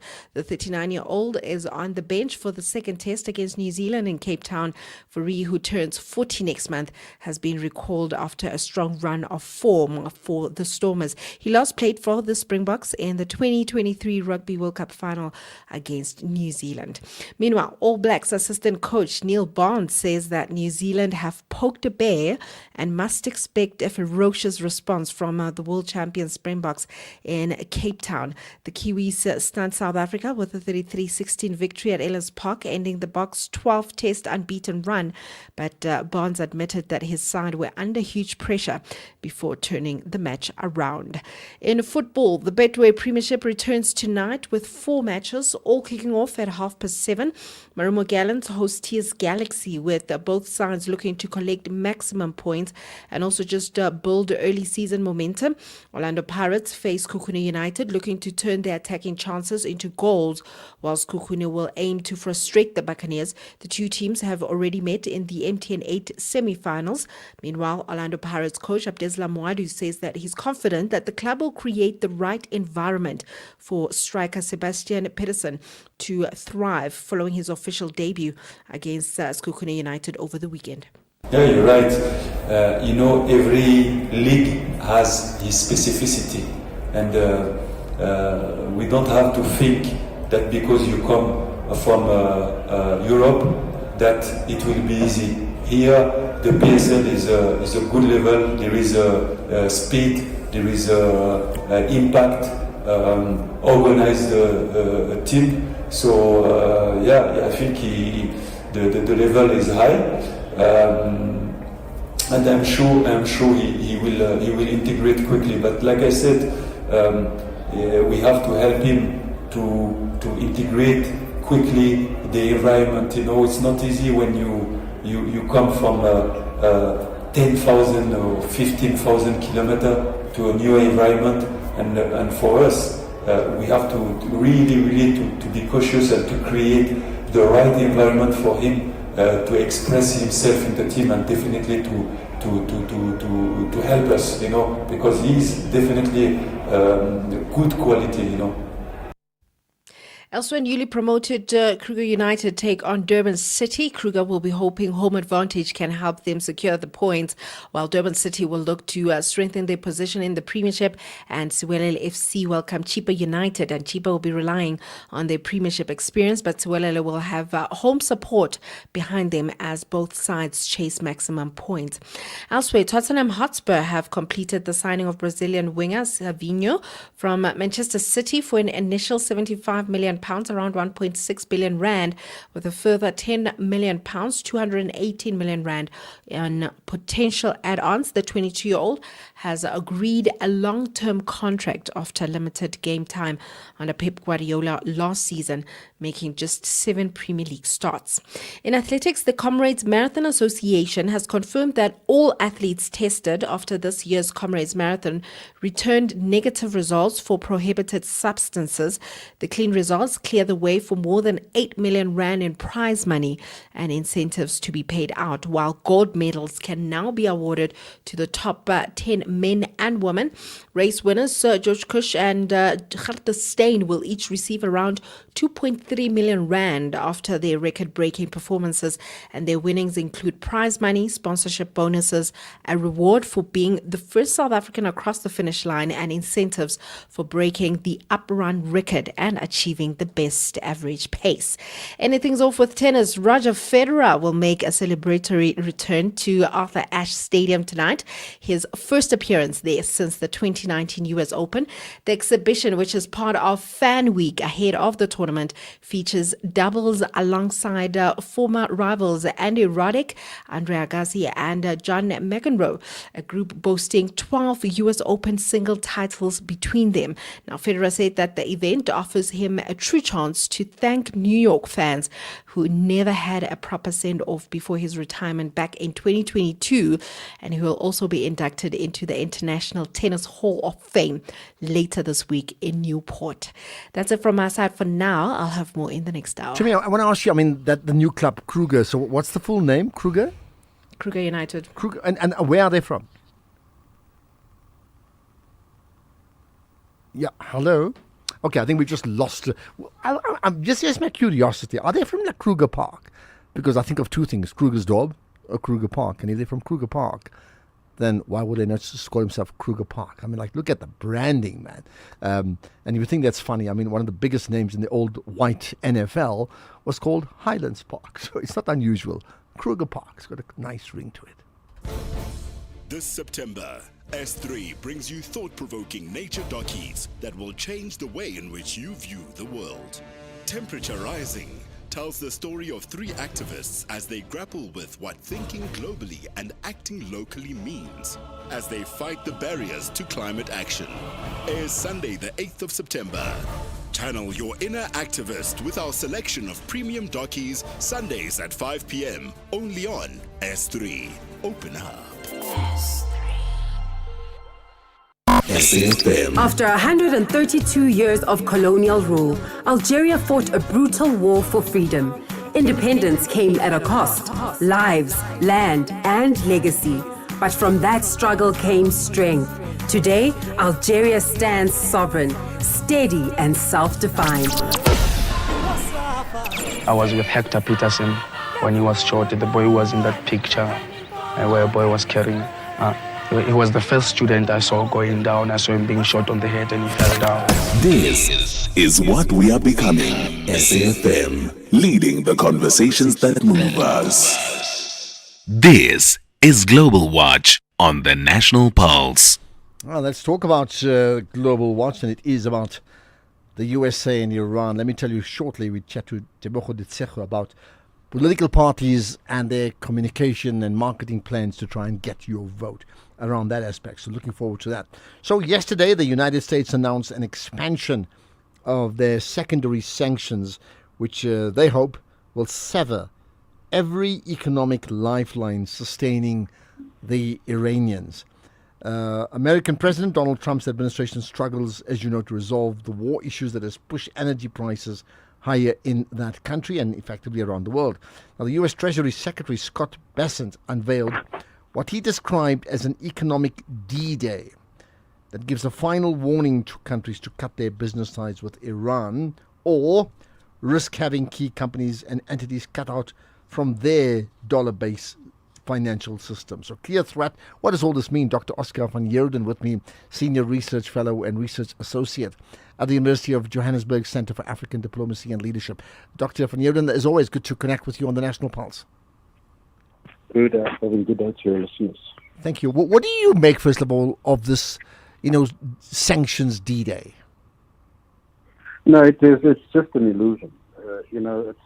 It seems now all the people that are surrounding President Trump is sort of, it must be contagious. They get it from President Trump, where they see fictitious things and they see fictitious aims and so forth, because the reality is that I think Bassett must be more concerned about his own economy, the United States economy. I mean, this is now an economy that is $40 trillion in debt. This is a significant milestone. They can't possibly service the debt. They are wholly reliant on the fact that the US dollar is the international currency, because that is actually what underpins them getting away with this kind of high debt level. Inflation is up, unemployment is up. The situation is really, really bad in the United States. And so for the Secretary of the Treasury to come out and say they are now going to have the D-Day of economic sanctions against Iran, it's just fairy tales. You must You think remember so? they have Yeah. been sanctioning Iran economically since 1978. Well, I was going to ask you, I mean, it's been almost 40 years, 50, close onto that, for half a century.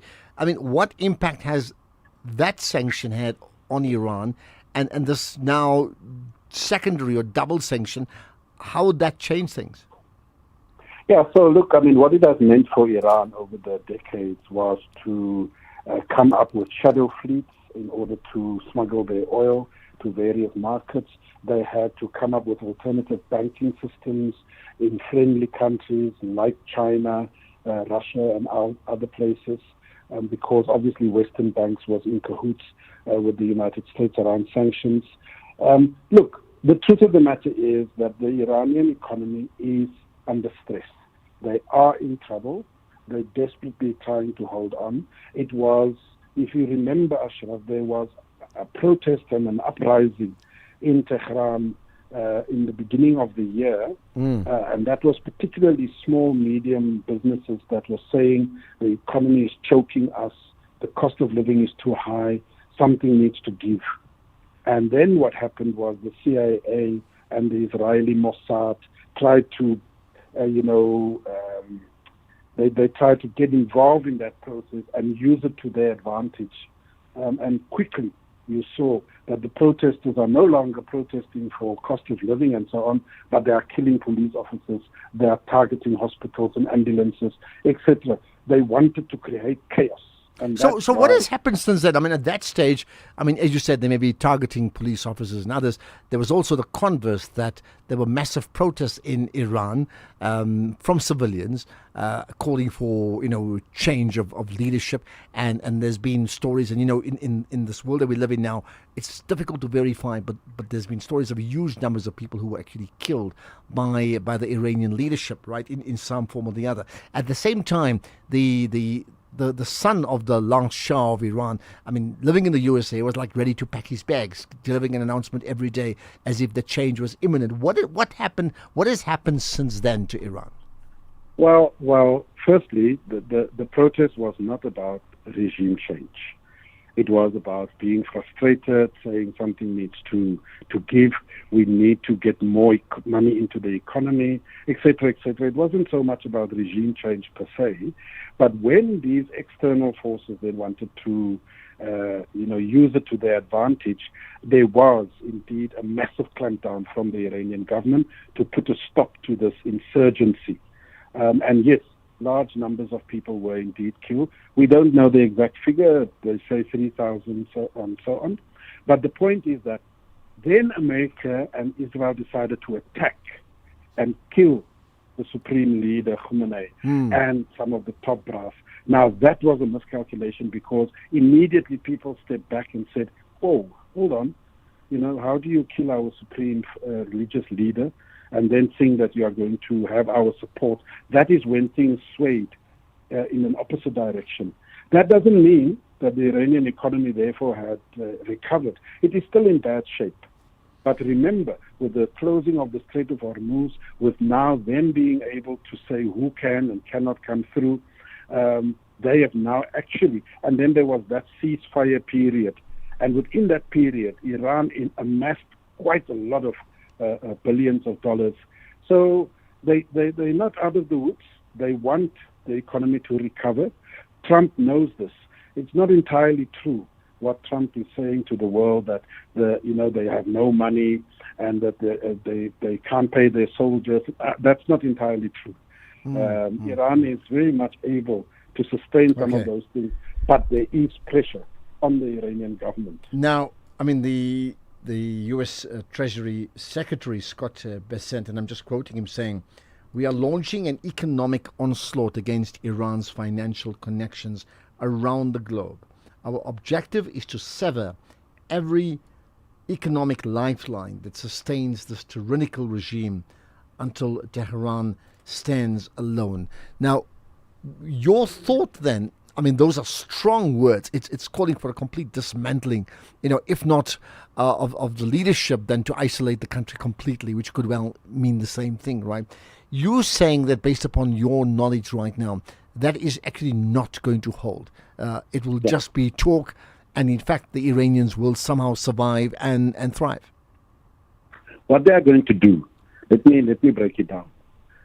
They know that they are not going to be able to have direct sanctions on the Iranian government, because the Iranian government, as I say, has been dealing with these sanctions for decades. What they are now going to do, the new strategy is they are going to come to countries that are doing business with Iran and say, if you continue doing business with Iran, we are going to sanction you. So, for example, they're going to come to South Africa and say, you buy oil from Iran, stop it. Otherwise, we are going to impose tariffs. We are going to have punitive action against you. Okay, so bottom line, it's a threat to other countries. Now, that can work if the majority goes along with him. It's almost like a really naughty child in the neighborhood saying, if you don't come with me, I'm not going to come in. My friends will not visit you again any longer. And then all the friends are scared of him because he's got all the money, something along that line. That can only work. That can only work if countries will actually support Trump. Do you have a sense that, in fact, countries will not support Trump on this one? The smaller countries that won't be able to push back is going to obviously have to conform. They will have to say, whoops, let's see how we can manage this and so on. South Africa doesn't necessarily fall in that category because, as Trump has discovered now, our trade relations with them is actually not so skewed towards the United States that they can threaten us. We have good trade relations with the European Union. We have good trade relations with China. However, this is the key thing, Ashraf.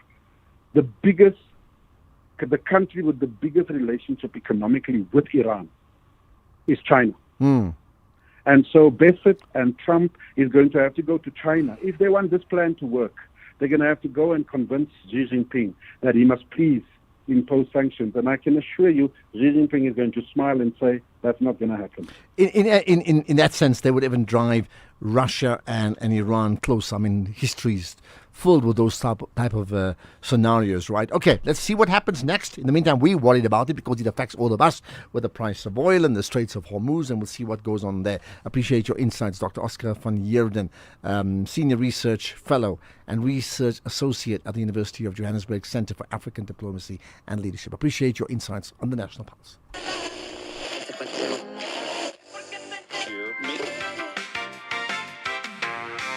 Good evening, South Africa. Welcome to the special TV1 newscast. South Africans are flocking to the polls today in one of the country's most historic referendums.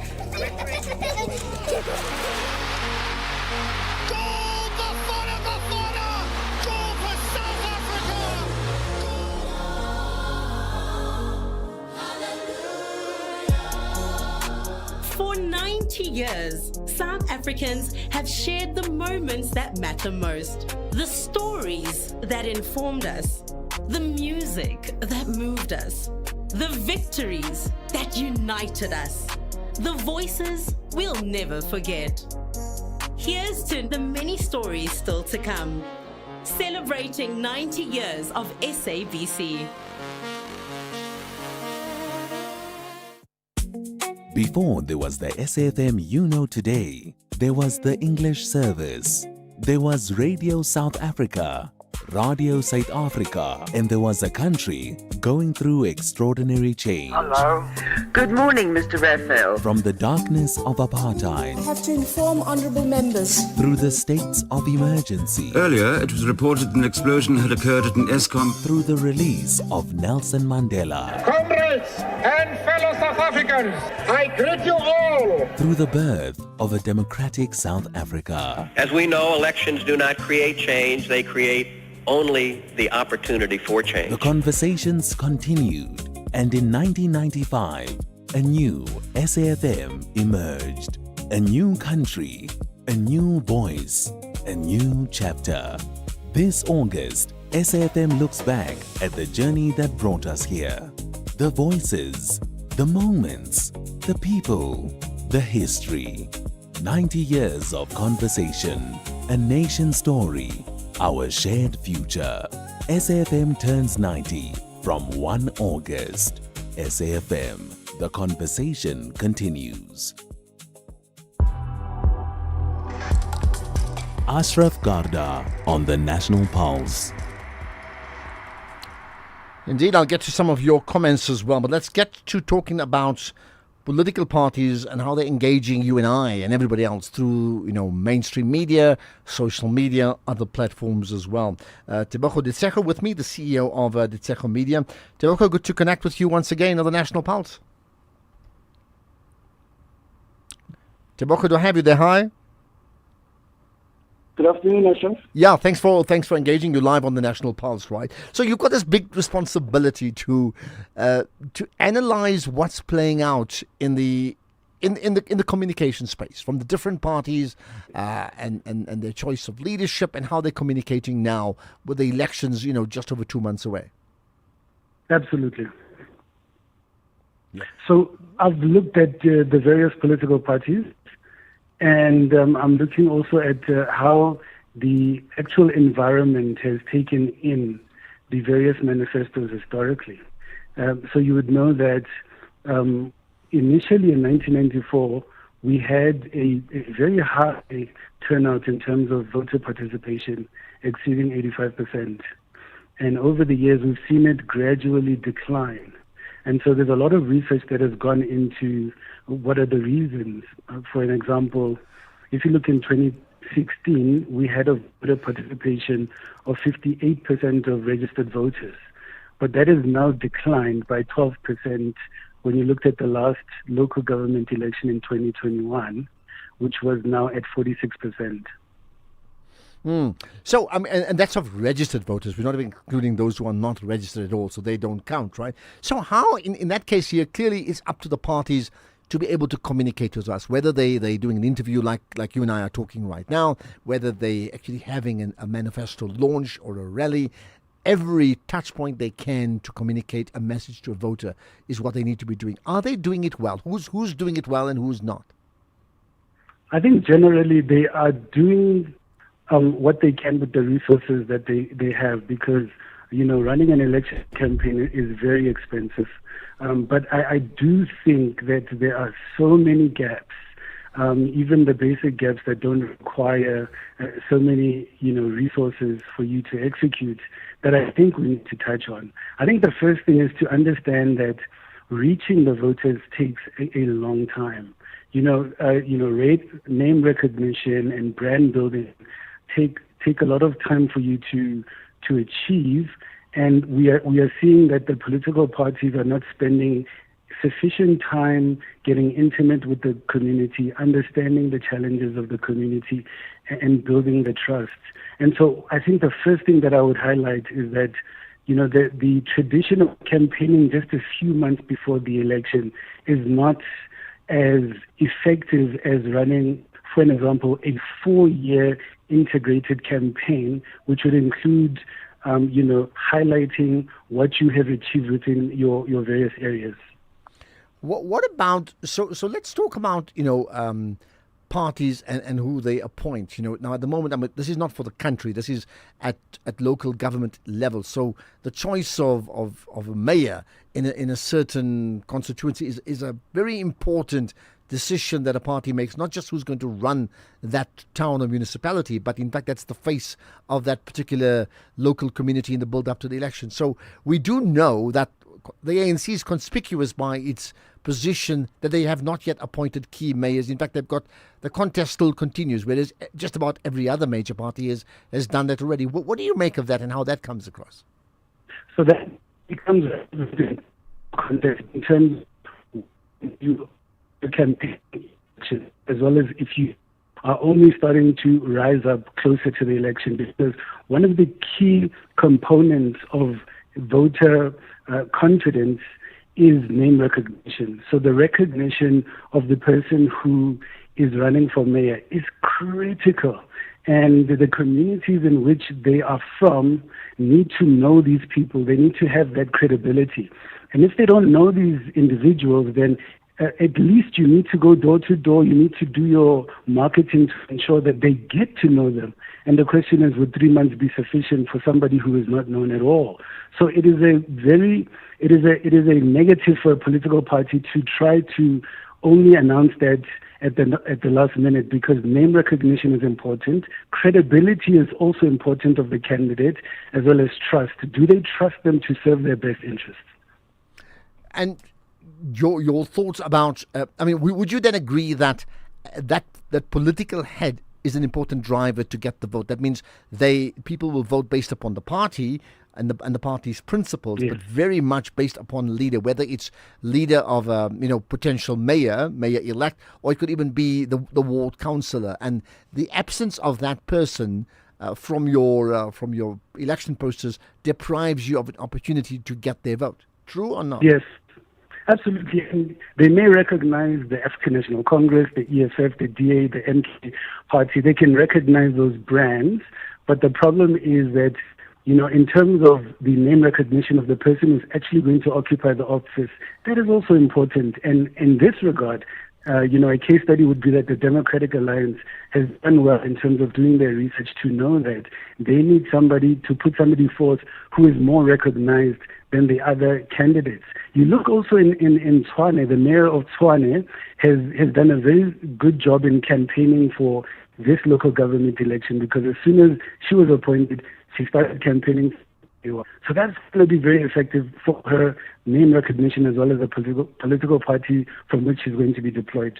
Interesting talking about the DA. I mean, they apparently, you had the ANC manifesto launch of the weekend, and it's now found out that two members of the DA who are part of their campaigns, right, and so far seem to be a pretty well-run communications campaign. They attended that manifesto launch, but wearing ANC colours, and there's been a big uproar around that. What do you make of that from a communication and brand reputation point of view? Well, it's obviously going to confuse, the electorate. If you are going to use what we would term as a renter crowd, I don't even think, from a marketing perspective, whether or not that is, a good idea, because it's actually a missed opportunity to do genuine campaigning and to bring people on board. When they talk about even protests, when you're bringing people together, it's not necessarily to get new protesters, but is to entrench the current protesters and to mobilize them and energize them to go out, and you follow your cause. And in this regard, it would be to go out and vote. I think the last thing that I just wanted to add, Ashraf, is that the actual issues that are being discussed, also I think we need to work on them. And I'll just give you a very simple example. People talk about, we're going to fix the infrastructure, we're going to make sure that the roads are clear, and we're going to fill up all the potholes. But there's a question that voters don't ask, is how long is it going to be your turnaround time from the time we have a pothole to the time that it's filled? Those simple questions can make a big impact in us, being more engaged in the elections, but also for us to choose the right political party that can deliver on what we require to succeed. Okay, interesting. So let's wrap up with that line again. So if you were asked, I'm asking you, but assuming you were asked by all the political parties to say, give us one piece of advice in terms of how we communicate our message, you would tell them what? I would say that you need to be strategic, which means that you need to look at how you can compete. And that is going to be based on the research that you're going to do in terms of what is the requirements of each community. So tailor-make your message based on the issues that are affecting that community, and be specific in terms of your timelines on how you're going to achieve your goals. And lastly, give yourself enough time, mobilize sufficient resources, work with credible personnel for you to, ensure that you're able to execute on your objectives. All right, we're on to news. Very quick answer on this one. You say give yourself timelines. Isn't it the fact that they don't give timelines because it's too risky? You say we'll fix up potholes of the entire city in 1 year's time, and you don't. You're going to be held to account for that. It's not in the party's interest to do so. Yeah, so if you look at for example, Boston, it takes 48 hours for them to fix a pothole. In New York, it takes 48 hours, but the timeline is that within 15 days we're going to get it done. So if we want to get to that world-class level, we need to be serious about our timelines. Okay, be serious about our timelines to get to the world-class level. According to Tebogo Ditsejo, he knows his stuff. He's in communications from Ditsejo Media. He's the CEO there, about how parties are communicating. You can tell me, in fact, what do you think? How are the different parties, political parties, communicating their campaigns? On air, on radio, on social media, at other platforms, whatever it is, I'd love to know. Let's get the news. It's 4 o'clock. Here's on Dela Mbana.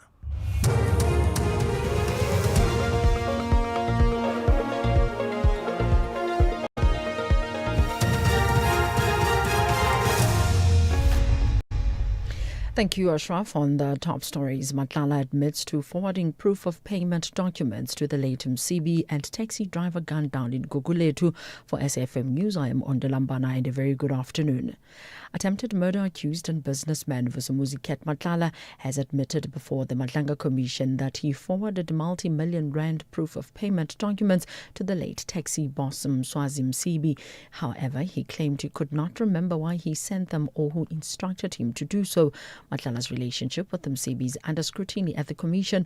Commissioner Sesi Baloyi questioned the credibility of his version, saying it was unbelievable that Matlala could have absolutely no recollection whatsoever of forwarding payment notifications to Msibi. You have absolutely no recollection of how it came about that you are sharing. You're the one that's forwarding payment notifications to Mr. Msibi. It's just unbelievable, I must say, that you have no recollection whatsoever. It's one thing to offer possibilities. You say, well, we had these dealings and that dealings. A taxi driver has been gunned down on the N2 highway near Gugulethu in the Western Cape while trying to flee from his attackers earlier today. Police spokesperson Dakekwala says the deceased attackers chased him from an informal settlement in Gugulethu and caught up with him on the highway. She says their silence managed to evade arrest. According to reports, the deceased, who was identified as a 27-year-old taxi driver, was chased by two unknown suspects from Kanana informal settlement. He sustained gunshot wounds on his head and was declared deceased on the scene by medical personnel. The motive for the attack is believed to be taxi violence related. Police are following all available leads and no arrest has been effected at this stage. The bail applications of the three men accused of involvement in the Reicha Park mass shooting has been postponed to the 8th of September at the Boksburg Magistrates Court. Regan Collis and his two co-accused Jamal Meyer and Elvino Crawford are facing a string of charges including murder and robbery with aggravating circumstances. This relates to the murder of two SAPS anti-gang unit members and two young women in Reicha Park east of Johannesburg earlier this month. Reicha Park CPF member Leon Busak says since the accused were arrested, there has been calm in the community. We've seen that lately, Reicha Park, there's some sort of stability. We're not putting everything squarely at their feet, but we are noticing that there's a change over the last couple of days since arrest has been made. And if we can maintain that for as long as possible, and if it means that we are going to oppose it, by all means. President Cyril Ramaphosa says government has prioritized infrastructure investment as part of addressing inclusive economic growth and job creation. The president says a result, government has begun being the driver for structural construction reforms. Ramaphosa speaking at the 5th Sustainable Infrastructure Development Symposium of South Africa held in Cape Town. He says the issue of the infrastructure development cannot be left into municipalities alone. It is for this reason that South Africa has placed infrastructure investment at the center of our drive for inclusive growth and job creation. In fact, as we are involved in reform process, massive structural reform process. The rand has broken through the 16 rand to the US dollar mark for the first time in over 6 months and is now trading at 15 rand 98 to the US dollar. The positive performance of the local currency has largely been supported by a weaker dollar, increased demand for South Africa's foreign bonds and higher precious metal prices, mainly gold and platinum. The rand has strengthened by more than 4.6% over in a month and by nearly 10% in the last 12 months. Makwe Masilela for Makwe Fund Manager says the rand's performance bodes well for the local economy. The rand is standing tall, and that's all because of a weakening US dollar, reason being the surprise intervention by the US Treasury in the bond markets by starting to buy long-term dated bonds with the whole idea of trying to lower borrowing costs. That resulted in bond yields going down, and usually bond yields going down, that tells you that expectations are interest rates won't be going up anytime soon, and also bearing in mind that the rand itself is a commodity currency. Recapping the top story, attempted murder-accused and businessman Vusumuzi Kat Matlala has admitted before the Madlanga Commission that he forwarded multi-million rand proof of payment documents to the late taxi boss Mswazi Msibi. I'm Lambana for SAfm News Headlines at 4:30.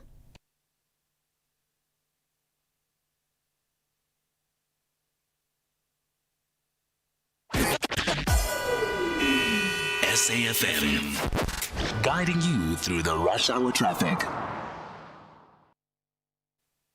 We start in Joburg with a busy Mike 1 North. A bit of pressure really between about Glenhove Road and Woodmead Drive. That run up through Melrose and Santon is a run under pressure. Then you get to Buccleuch and it just slow all the way through to about New Road. Also, there is a crash coming southbound just after Allendale. So it's quite heavy if you're on your way through the bottom of Midrand N1 on your way to Buccleuch. It's quite a backlog into that particular crash. In Durban, the M2 has been jam-packed all day today. Some additional lane closures in around the Westwood Mall area. Northbound is heavy coming up from Booth Road Bridge through Spaghetti Junction up to Westwood Mall. Southbound is slow, but it is starting to ease. Backlog going outbound from Sherwood into 4 Level on the N3, and there's also a crash around Sherwood on the N3 into Durban to watch for. M7 heading into Pinetown, a collision near the N3, so from Hans Detman Highway, that's all getting very slow. And if you're coming out of Cape Town this afternoon, the N1 slow all the way through to Platte Cliff Hill. N2 from Nelson Mandela Boulevard, Searle Street area, busy right through to about Bunga Avenue, and some heavy traffic on the Kromboom Road, going from Milner Road in Rondebosch right through to Jan Smuts Drive. Very slow getting into that Athlone area. With your traffic updates, I'm Rob Byrne. Stay safe on the roads. SAfm is with you. The National Pulse with Ashraf Garda on SAfm. You're listening to the National Pulse. Weekdays, 3 to 6 p.m. There's so much to consider. I mean, have you been following the story of the Treasury response at the Supreme Court in Bloemfontein today? This on the basis of, and I think it is the SERI as well as the IJ effectively winning the original case at the High Court against Treasury in terms of the procedures and the principles around the basic income grant. Now, Treasury has now taken it on appeal and therefore the Supreme Court. That's the one. The other one that's been very interesting is the tweet or the comment, in this case here, from Mbuyiseni Ndlozi. Remember him? He said, "Dear South Africa, today I officially present 11 theses on the call for Batupele Convention. Siyazenzele. This is not a think tank, advocacy group, or civil rights organization. Batupele Convention is a call for a permanent, self-sufficient, non-partisan, grassroots social movement to respond to the great paralysis here and now." And there's a website, batupeleconvention.org. So you may want to check that out. And if you're familiar with it, let's talk about just where, again, there's a few organizations outside the literal political space coming to the fore, understanding that the clouts they have is something they want to use. Well, let's talk about inflation and how it affects you. Increase or decrease, as you know, it's eased in fact, but the implications for you coming up next. 90 minutes a lifetime of emotion. One tackle can change a season. One goal can make history. One match can bring an entire nation to its feet. The world's greatest football league is back. Experience the skill, the passion, and the rivalries that captivate millions across the globe. The Premier League returns Saturday, 22 August from 3:30 on S3.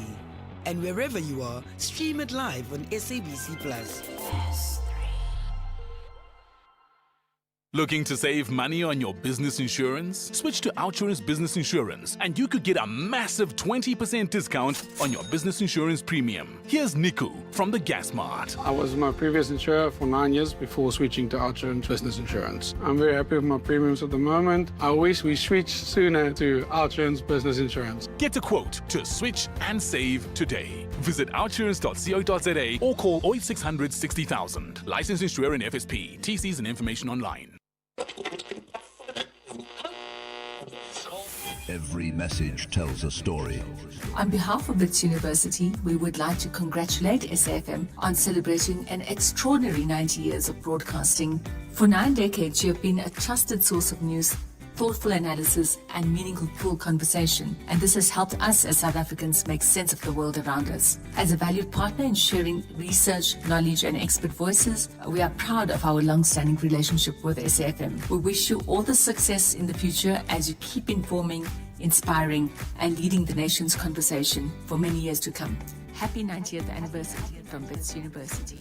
Every wish reminds us why SAFM is more than just a radio station. The National Pulse, weekdays, 3 to 6 p.m. In sports this hour, SAFA CEO Lydia Munyabao kicked out of Parliament over Bafana coach salary and Kolisi to start on Saturday. More details at 4:30. Ashraf Garda on SAFM. There we are, Sia Kolisi to start on Saturday. That must be good news, absolutely. By the way, a quick thought on that DA story. 2 members of the DA, part of their communications group, attended the ANC manifesto launch at the weekend, dressed in ANC colours, and the official line from the DA perspective is, well, it's not illegal to actually attend, and it's open, which is, I think, true. In fact, I can watch it on TV as well. And the reason they wore ANC colours, and I'm quoting what I heard on other sources, is they felt scared if they did not do so. I mean, that's the part that is just of all the stories of recent times, that's amongst the most bizarre. They could go with a plain shirt, really.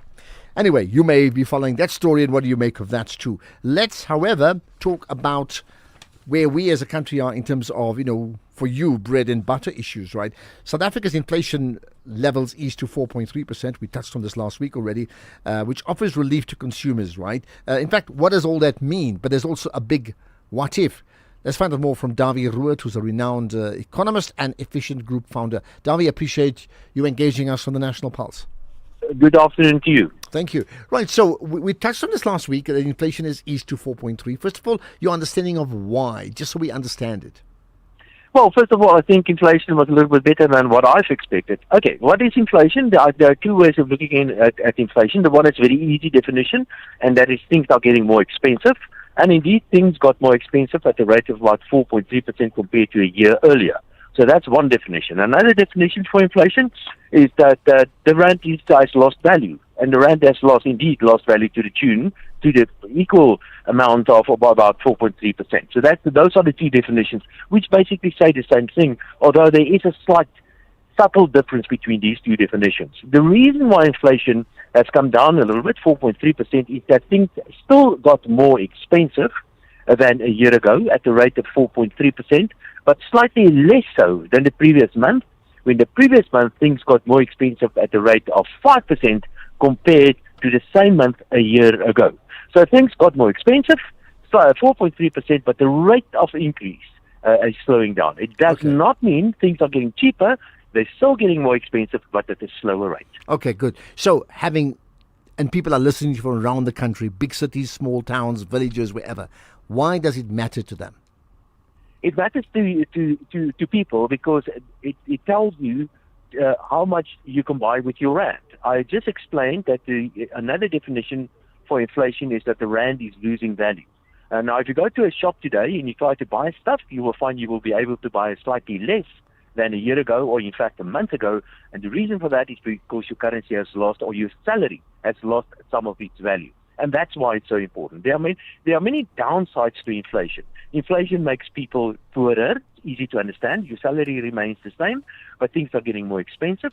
But inflation also means that you're taking money away from savers, because your savings becomes less valuable as well. And you give the money actually to debtors, because people that owe money, their debt is reduced at the same magnitude as well.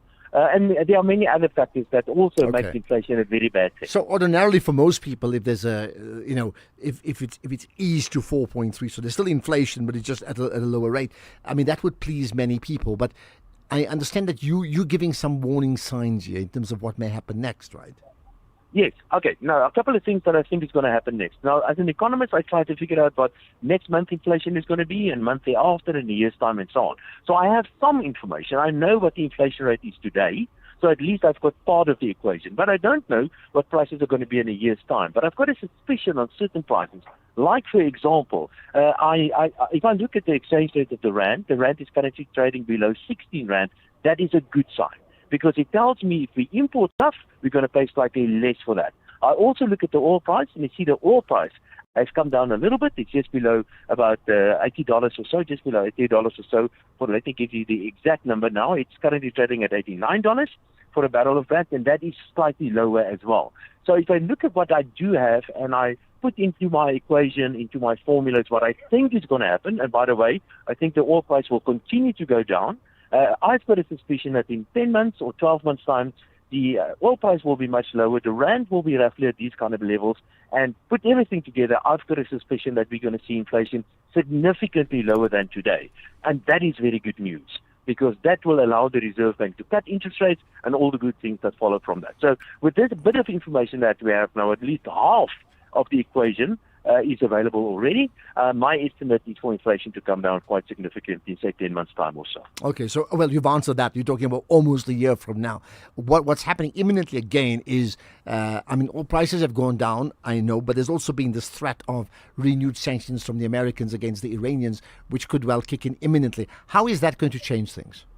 Well, typically what will happen is that if there's sanctions against South Africa, that's a bad thing. People will feel negative about South Africa. It's likely that we could see capital leaving South Africa, and that can affect the exchange rate of the rand, pushing the rand weaker, which means we have to pay more for oil that we import, for example. But there's another factor that I'm actually quite concerned about, and this is this El Nino weather phenomenon. And that could lead to a drought in South Africa, and the drought could lead to higher food prices, for example. And at the moment, food prices are increasing at a very slow rate, but it is possible because of other factors, not only oil, other factors like, for example, sanctions or weather conditions or whatever, that we could see some other factors coming into play, pushing up the inflation rate in some time. And therefore, and here's the last thing. When you say that you expect inflation rates to go down in 10 months' time with the rate cut as well, and that will affect, bond repayments, etc. How then are you so convinced about that in the light of so many variables and variable changes that occur on a weekly basis, not just locally but globally, and one has an impact on the other?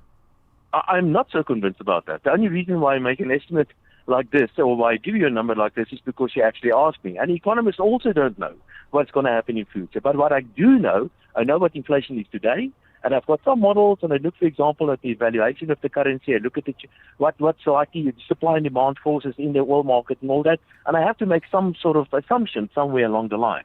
And based on my assumptions, that's what I think is going to happen. But what I can tell you, Ashraf, I've been in this forecasting game for many decades, and I know one thing, and it's I do not know what's going to happen in the future. The best I can do is give you an informed guess. That's a great line. I know one thing. I don't know what's going to happen in the future. Enough said. Dami Ruud, thanks for your time from the Efficient Group, talking about, projecting the economy, rates, up, down, inflation, all that sort of thing. Before we had difficulty predicting the weather, but now it's come a lot more predictable. I can tell you now, when I look at the charts and I Google it, for example, it's come to a point where they can tell you virtually, not even in a day, they can tell you the time it's going to rain. And they're not out by more than 15, 20 minutes. It's been pretty impressive indeed. Technology advancing the cause of humanity in that sense. One day is one day, but maybe today is that day. It's 90 days of winning and 90 minutes of drama on SABC 1. Catch Skim Sam at 7:30, Uzalo now at 8 p.m. and Generations The Legacy at 8:30. Spot the daily show code on screen and enter via WhatsApp or USSD. It could be you. Win airtime and data daily, 10,000 Rand weekly or the 100,000 Rand grand prize. T's and C's apply. Watch and win with SABC 1. There's been no electricity for a week because my neighbors overloaded the transformer with their illegal connection. My daughter can't study at night because my neighbor blew our transformer by bridging his meter. My neighbors have been buying electricity from illegal vendors and using it carelessly. We live amongst them and allow them to vandalize vital electricity infrastructure. We need to stop that. Report illegal connections to Eskom on 0800 112722 or the SAPS. Save your transformer. Save lives. Every generation has a story. Every generation has questions. Every generation has a voice. For 90 years, SAFM has been part of the conversation. This August, we listen back to the voices that brought us here. We celebrate the people who shaped our journey, and we listen for the voices that will shape what comes next, including the launch of a new annual SAFM property. This Women's Month, we are in search of an SAFM woman. 4 extraordinary women, 4 extraordinary journeys. One question: what does it mean to be an SAFM woman? SAFM 90 years, women, a new voice. 90 years of conversation, a nation story, our shared future. From 1 August, SAFM. Ashraf Garda on the National Pulse. What do you make of the Mbuyiseni Ndlozi Batupele project? I wonder what you think about it. And by the way, News 24 now reporting they've got images of the 2 DA supporters on social media. That's Tammy Jackson and Zeke Warley, I think it is. They're wearing T-shirts. They went there to shoot content, but wore ANC T-shirts. As a result of that, and here's an interesting one.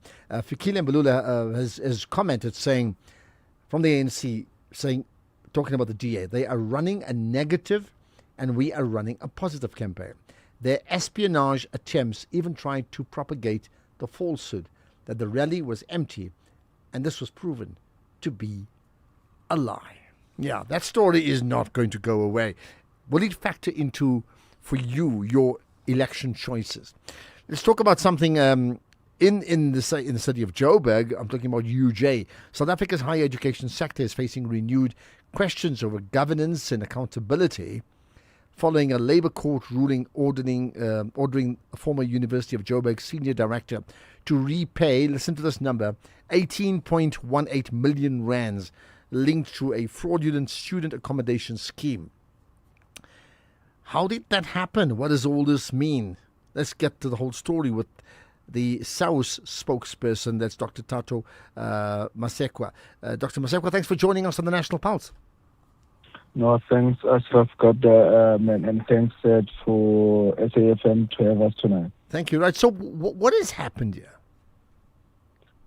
So basically what transpired here is a senior official of the university who in fact has smuggled 2 properties that, one, do not comply with the standard and norms of DHEAD.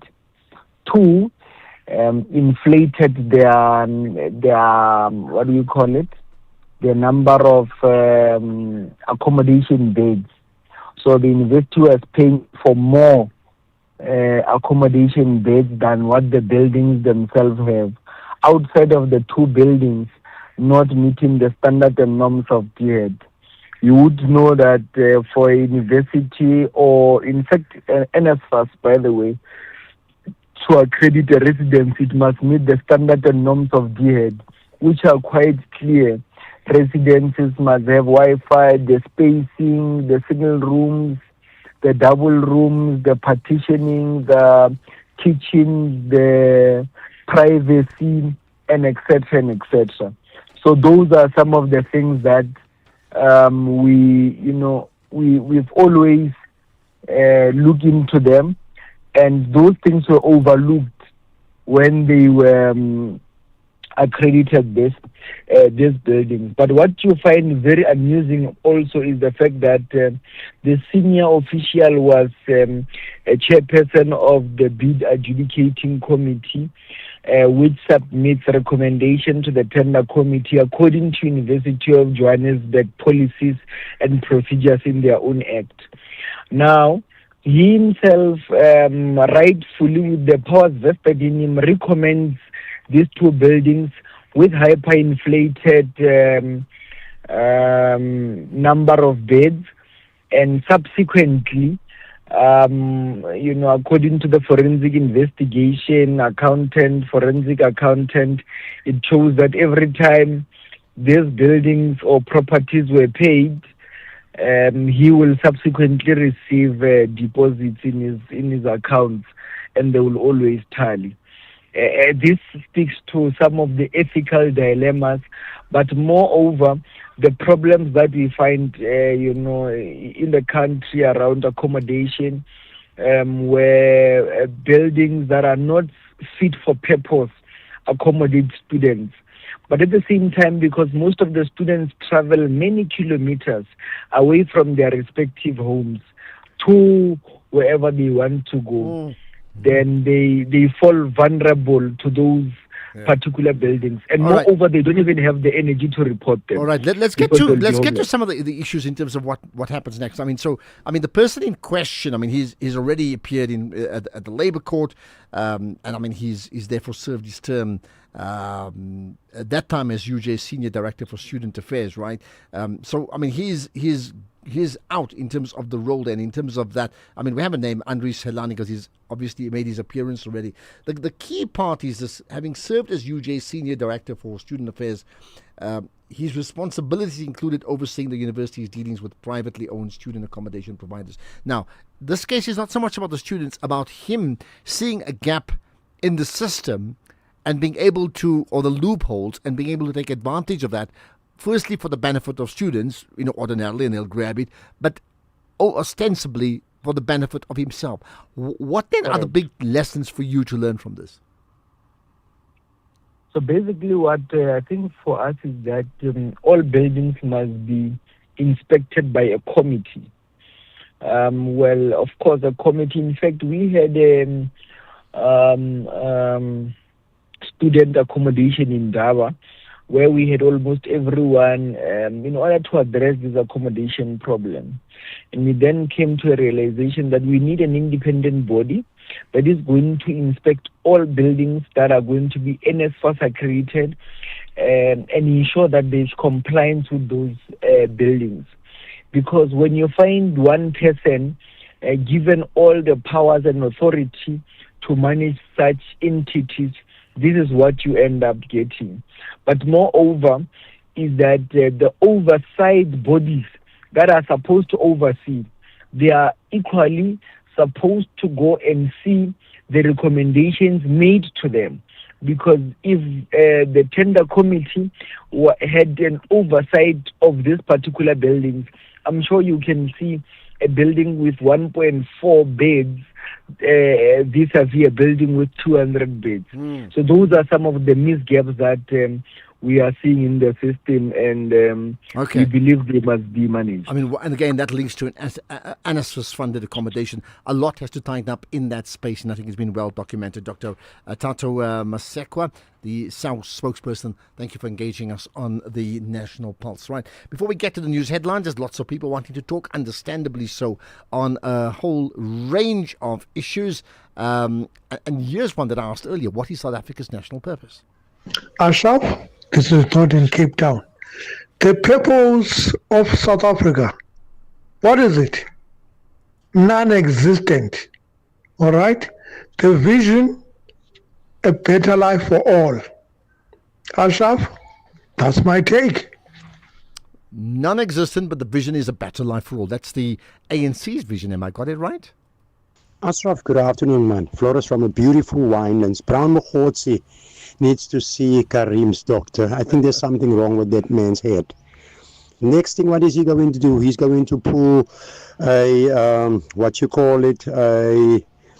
fire in the cells. Yeah, this dude walks out with a correctional service uniform. Where did he get that? Everyone knows that. Yeah, he wants to do a Tabu Bester. He needs to see someone to operate on his head. Have a good show. Bye-bye. Oh my goodness. He needs to see Karim's doctor, as you said. Good afternoon, Ashraf. Talking about new American sanctions on Iran, the USA is telling the world that the war in Iran has failed. I think, in fact, they're not telling us. They're leaving it to us to forget about it. But it's very clear that's what's happened. 4:30, here's the news headlines with Ondela. Thank you, Ashraf. On the news headlines, President Cyril Ramaphosa says he has been pleasantly surprised at the support South Africa has received at the recent SADC summit regarding protests directed at undocumented foreign nationals. The Department of Social Development and SASSA have told the Supreme Court of Appeal in Bloemfontein that continuous measures are being implemented to ensure the social relief of distress grant is accessible and that applicants struggling to make applications are not left behind. And the United Nations and the Red Cross say international regulation is needed to stop what it calls killer robots targeting people using artificial intelligence. A full update follows at the top of the hour with Greg Gross. SAFM, guiding you through the rush hour traffic. Good afternoon. It's heavy on the run through Midrand towards Joburg. It's a crash that's happened just after the Allendale exit. Traffic is just backlogging as you get into Allendale, get through, and then on your way slowly towards that scene just before Buccleuch. Interchange. The Mike 1 fairly sluggish today, heading northbound, really from about Melrose up through Sandton and in towards Buccleuch. Bit of traffic to get through on your way up in towards that Midrand area as well.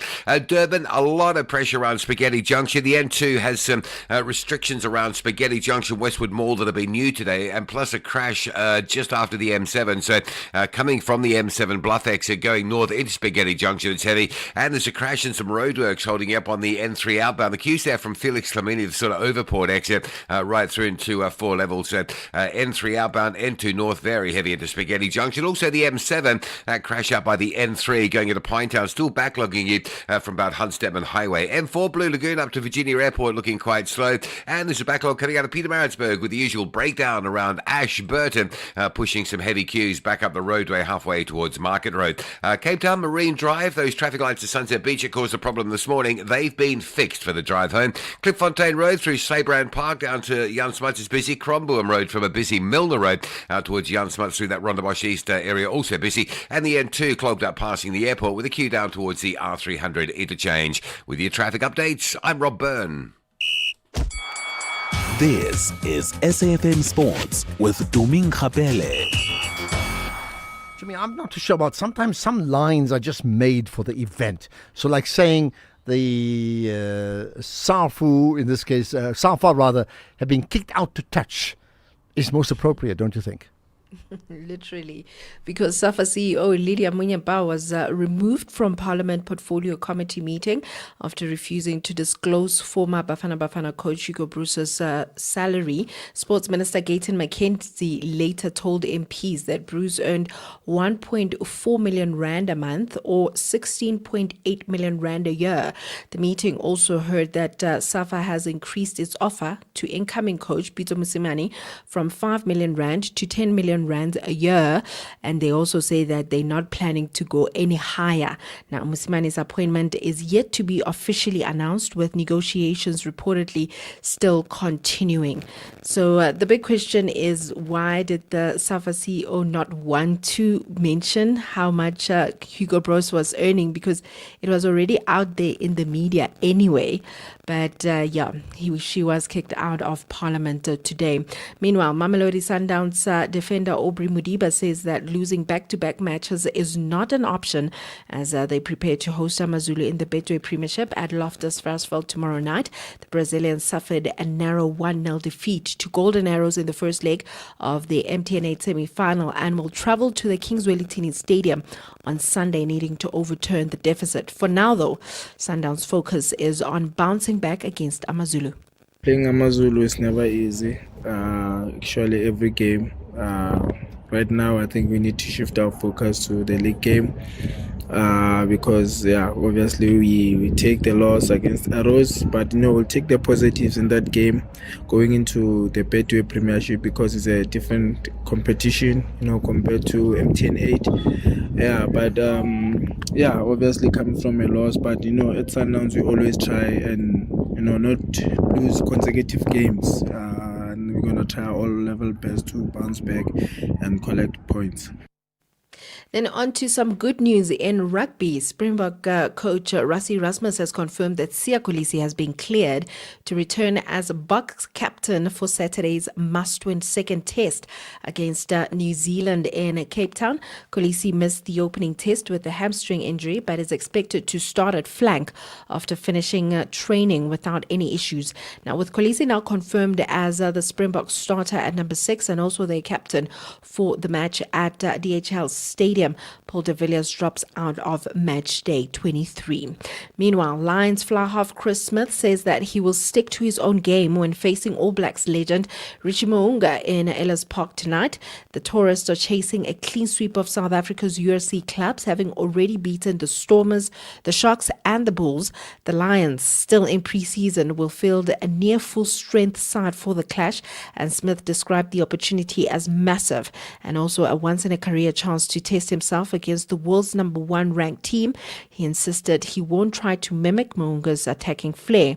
Instead, focus on his own strength to serve the team. In motorsport, Lewis Hamilton has conceded that he did not present the best version of himself when he criticized Ferrari during and after the Dutch Grand Prix. The 7-time world champion was audibly frustrated over team radio as he was held up behind teammate Charles Leclerc, with the delay costing him a podium as he finished 4th behind George Russell. Hamilton later doubled down in interviews comparing Ferrari's hesitation to Mercedes' decisiveness when ordering Russell to let championship leader Kimi Antonelli through. Hamilton admitted that his reaction was too harsh, but maintained that the lost time proved costly in that thrilling finale. With that said, it's a wrap from my side for now. I'll have more in the next hour. Jimmy, I forgot to tell you this yesterday. That, and I'm bringing up a pedal story, okay? But here's the thing. 4 South Africans, and here are their names: Lara Anderson, Warren Kuhn, Farhan Sayanvala, his nickname is Fudgy, and Greg Gogoski. They got together and they decided to do something for a cause around depression, because one of the former paddle players, right, I think his surname is Abba, A-B-B-A, like Abba, right? He passed away recently, but story was that he was severely depressed, right? And therefore linked up with the South African, Depression Association, whatever the full name is, SADC, right? And they went to go out and say, can they play non-stop for 48 hours? And they did that. Of course, there's short breaks in between as per Guinness Book of World Records. But bottom line is the record was 41 hours. They went up to 48. So the world champions now for non-stop paddle are South Africans.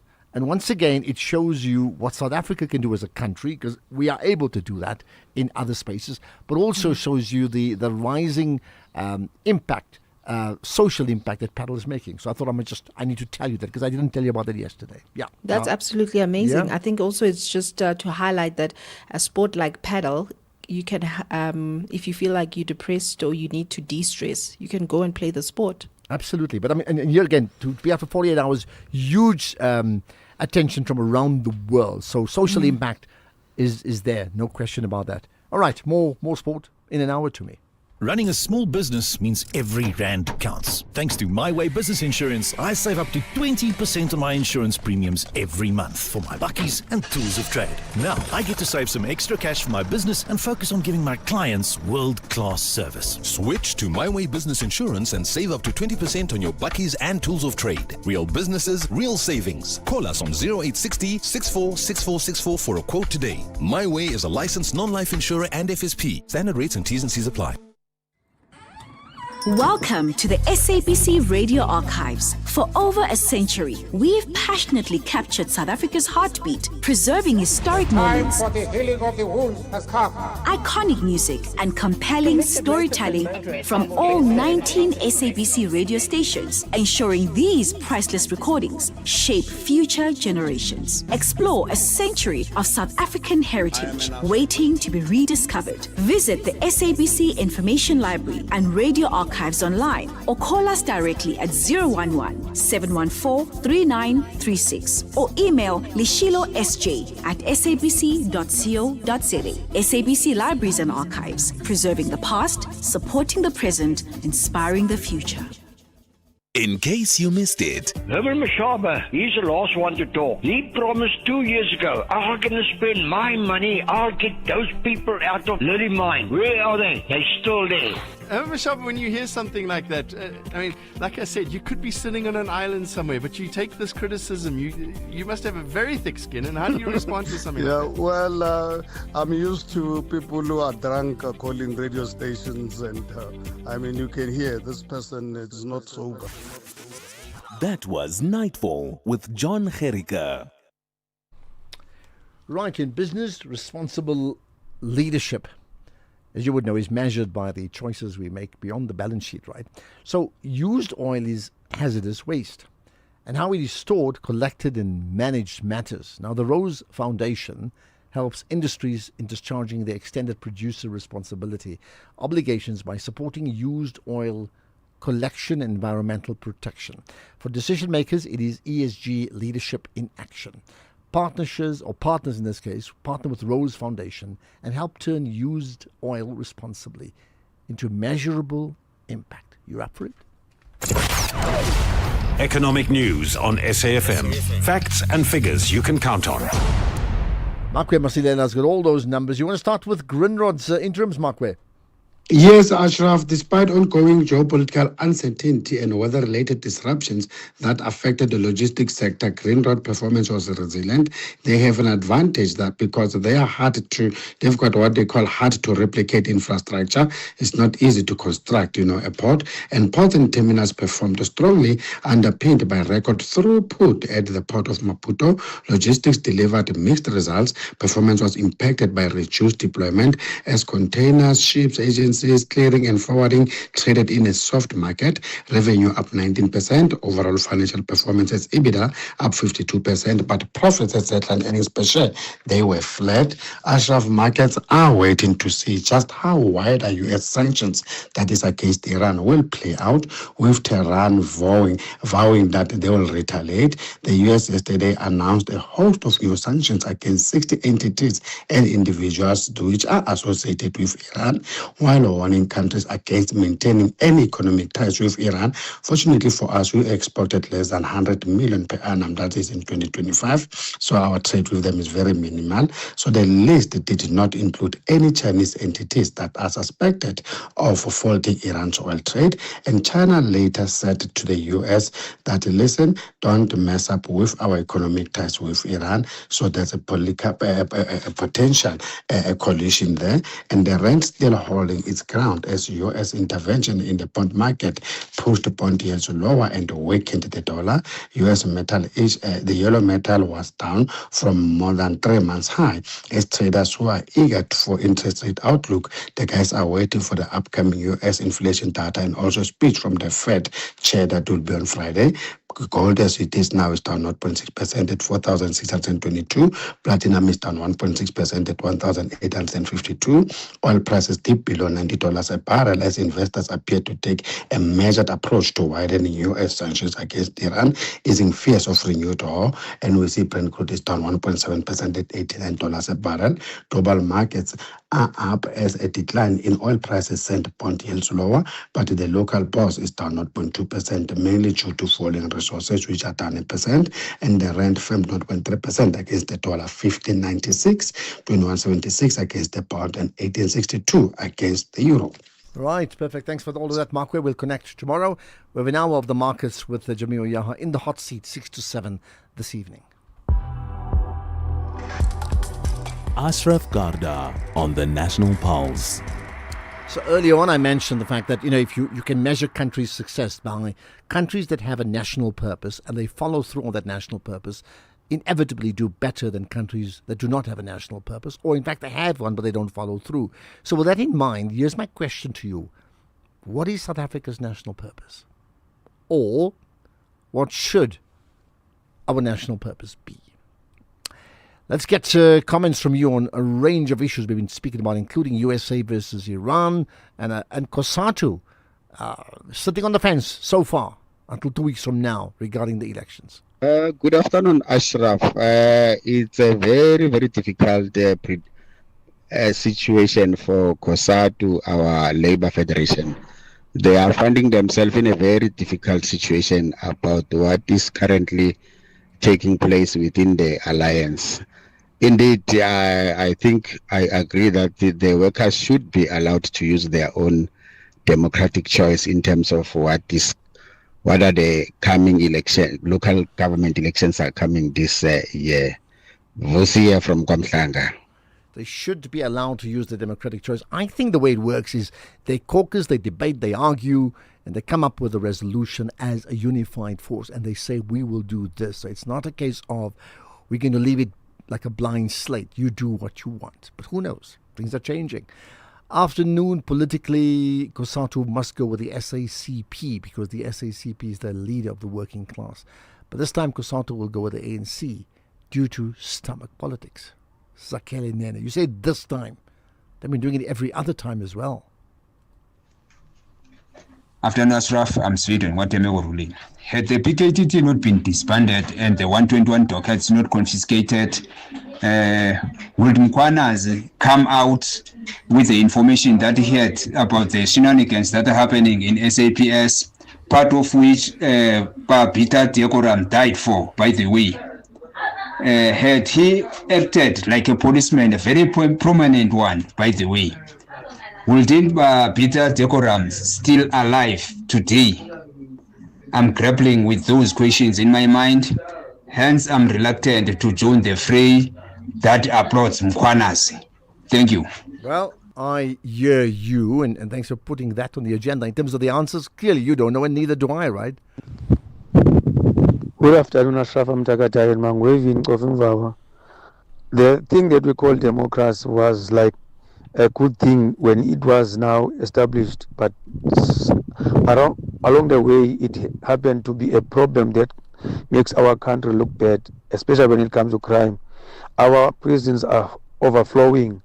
A special 8,000 foreign nationals from Zimbabwe are in our cells and they are eating our taxpayers' money. Before, someone was doing petty crime was going to be taken to a headman and samboked for stealing chicken, for stealing sheep, for stealing goats, all those things. But now we were told that we mustn't take law into our hands. I so wish our government can have big ears like those one of an elephant to just change some of the clause in the constitution. Thanks, Taka. Yeah, but you can't. Change a clause can't say you can now take your law into the own hands. By the very line of what you're saying, can you see where the problem is? Can you just see what happens when people make a mistake there? Or you get mobs coming together and they pass a verdict in a matter of 5 minutes. Or maybe not, even 5 minutes. That can't happen, can it? Are these unions still necessary? Because now they are so quiet. In our democracy, they destroyed the post office, COSATU and SATU are dead from my daughter.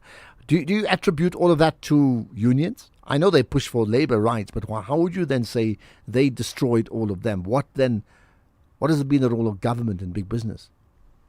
Ashraf, the question of our national purpose in this country is actually enshrined in our constitutional democracy, which is to serve the interest of the majority citizens in this country, isn't it so?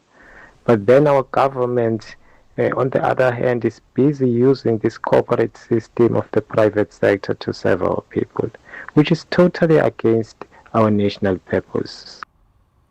Well, you see, I hear what you're saying. That's almost like a vision, an end goal. The reality, when you have a national purpose, you need to phrase it in a way that people can cotton on to. When you say stronger together, for example, like rugby's World Cup, the Springbok team, they get it immediately. So you need to get something where they can rally around. Maybe I'll tell you more about that just now, but here's more. Hi, Ashraf. This is Tabo said right here in Mahikeng. First time talking to you on WhatsApp, but I normally participate in other programs.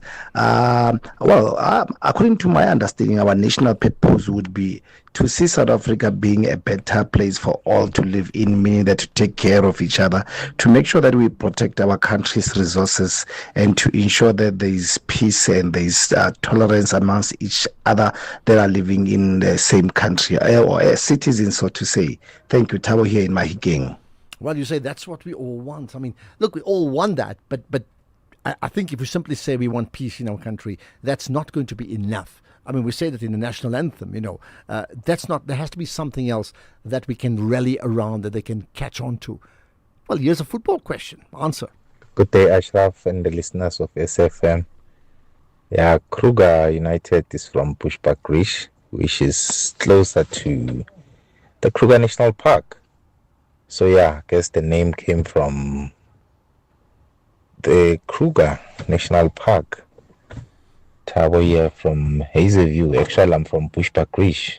Thank you, Ashraf. Hey man, Hazyview, Bushbuckridge in Mpumalanga. I'm like, I need to go there for a holiday soon. That's what I've got that image now. Like I haven't been to Kruger Park for a while. I go, but I haven't been there for a while, a good few years. So maybe it's about 4 or 5 years. That must change, right?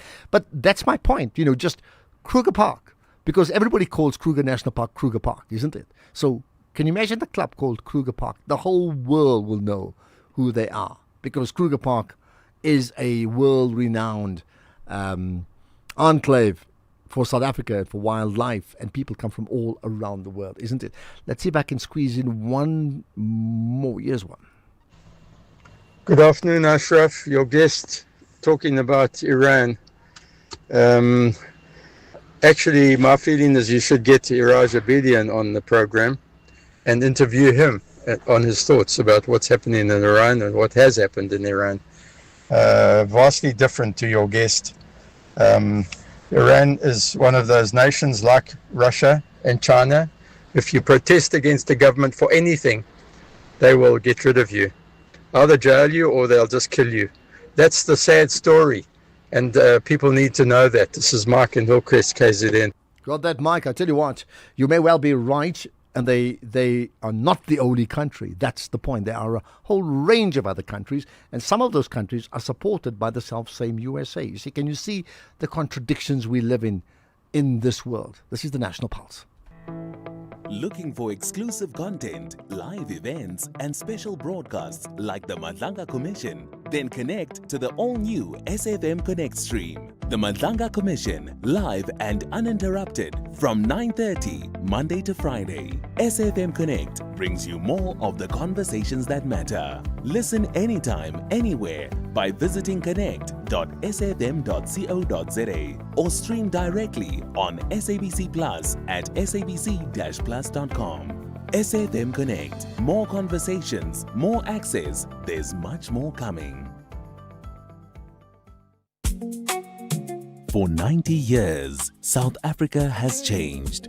Governments have changed. Generations have changed. Technology has changed. But through it all, one thing has remained. The conversation. From the voices of yesterday. The situation in the Democratic Republic of Congo is not improving. Good morning and welcome to the Sunday edition of the JSB House. I'm Michelle Constant. If a union treasurer is popular, then there must be something wrong with the finances. You are extremely popular this morning, Minister Manuel. Is there something wrong with our finances? It's a very good evening, or rather afternoon to you, Mzansi. Welcome to Otherwise on SAfm, South Africa's news and information leader. My name is Shadow Twala. So, you know how important social grants are, right? And it turns out that there's a big study that's been done. The University of Johannesburg's been looking at it. To the voices shaping tomorrow. This August, SAfm celebrates 90 years of conversation. A nation's story, our shared future. SAfm turns 90 from 1 August. SAfm, the conversation continues. The National Pulse, weekdays 3 to 6 p.m. I will have more comments from you. By the way, Nancy Richards, you must know that name. She's been a legend on SAFM, right? She is going to be Bridget's guest tomorrow. Yeah. Tomorrow, Bridget Show 1 to 3. Nancy Richards, listen out for her as part of the SAFM's Voices, as part of that series, birthday celebration, SAFM at 90. Well, talking about women, what about Ladies of Hope? It's the name of a community-based organization supporting vulnerable women, families and patients through services including gender-based violence support, safe haven, home-based and palliative care. There's more, in fact, about what they do. Let's find out exactly with Myrtle Williams, who's the founder of Ladies of Hope. Myrtle, appreciate you chatting to us on the National Pulse.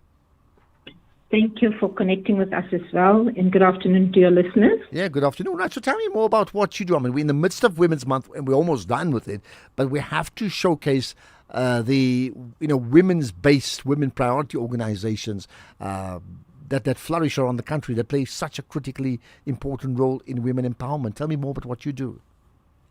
Okay, I started this organization about 26 years ago for sick people and things like that, but when COVID hit, we were faced with another pandemic in the form of gender-based violence and substance abuse.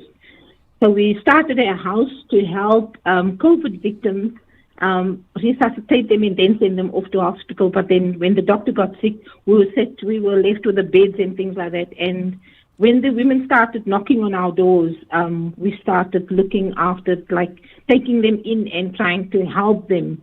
Not even knowing what to do, how to do, but just to support them and give them a shelter over their heads. But that program has now overtaken most of the programs that we do because we do a lot of things. Okay, so tell me about a lot of things that you do.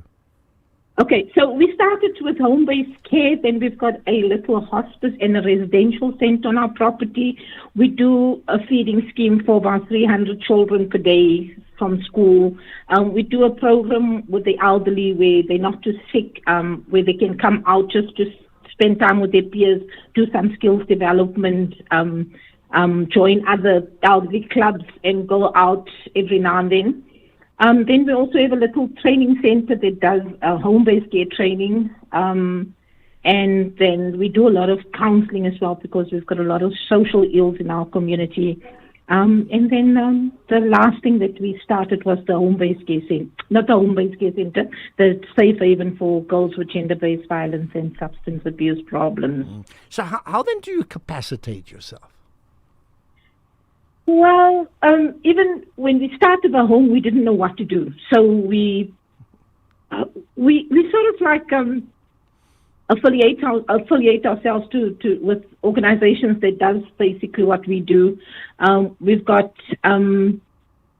we seem to just manage it.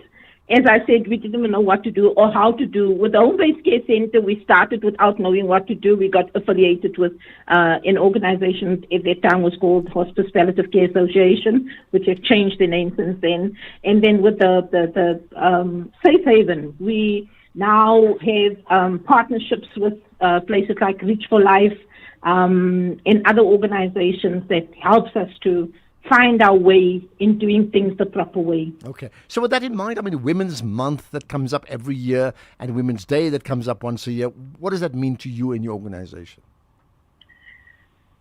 Women's Day is just but a add-on because Women's Day helps our community or helps organizations like us for community to actually notice us, that we actually exist and that women in the community is a needed aspect of society. We cannot do without women. But if a woman is broken, she is not much help. So Women's Month actually helps us to get for organizations to see that we actually trying to help another woman or like to restore another woman. And where are you based? And I asked about capacity. You must need support, right? Where are you based? What sort of support are you getting? Okay, currently support is very little. We've got a couple of companies that helps us. We're still trying to get funding from government because that's another story all on its own.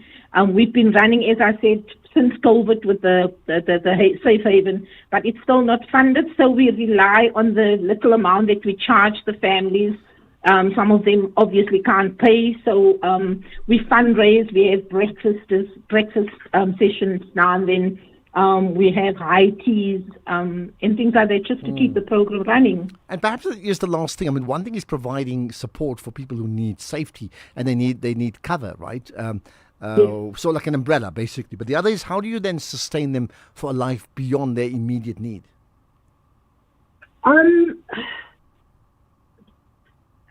Supporting them after they come out of the shelter or the safe house. Yeah. Whilst they're in the safe house, we help them to find a self again. Restore them with programs like the NA program. We've got life skill courses. We've got life coaching courses that we give unto them. We've got individual counseling. So by the time they get out, they are so equipped to be able to face the outside world. Skill sets we give unto them is we've got a bakery in the area that takes them like once a week to show them how to bake cakes. And then once they're done, she helps them with a starter pack where they can actually in turn help themselves with starting a small business. Okay. Well, lots to consider, but I'm glad that we talked to you. Yes. And I think, just amplifying the work hopefully will inspire others to join in with you and assist you in whichever way you need. Yeah. Ladies of Hope is what you called Myrtle Williams. Appreciate your time here on the National Pulse. Let's get the news. It's 5 o'clock. Here's Greg Hose.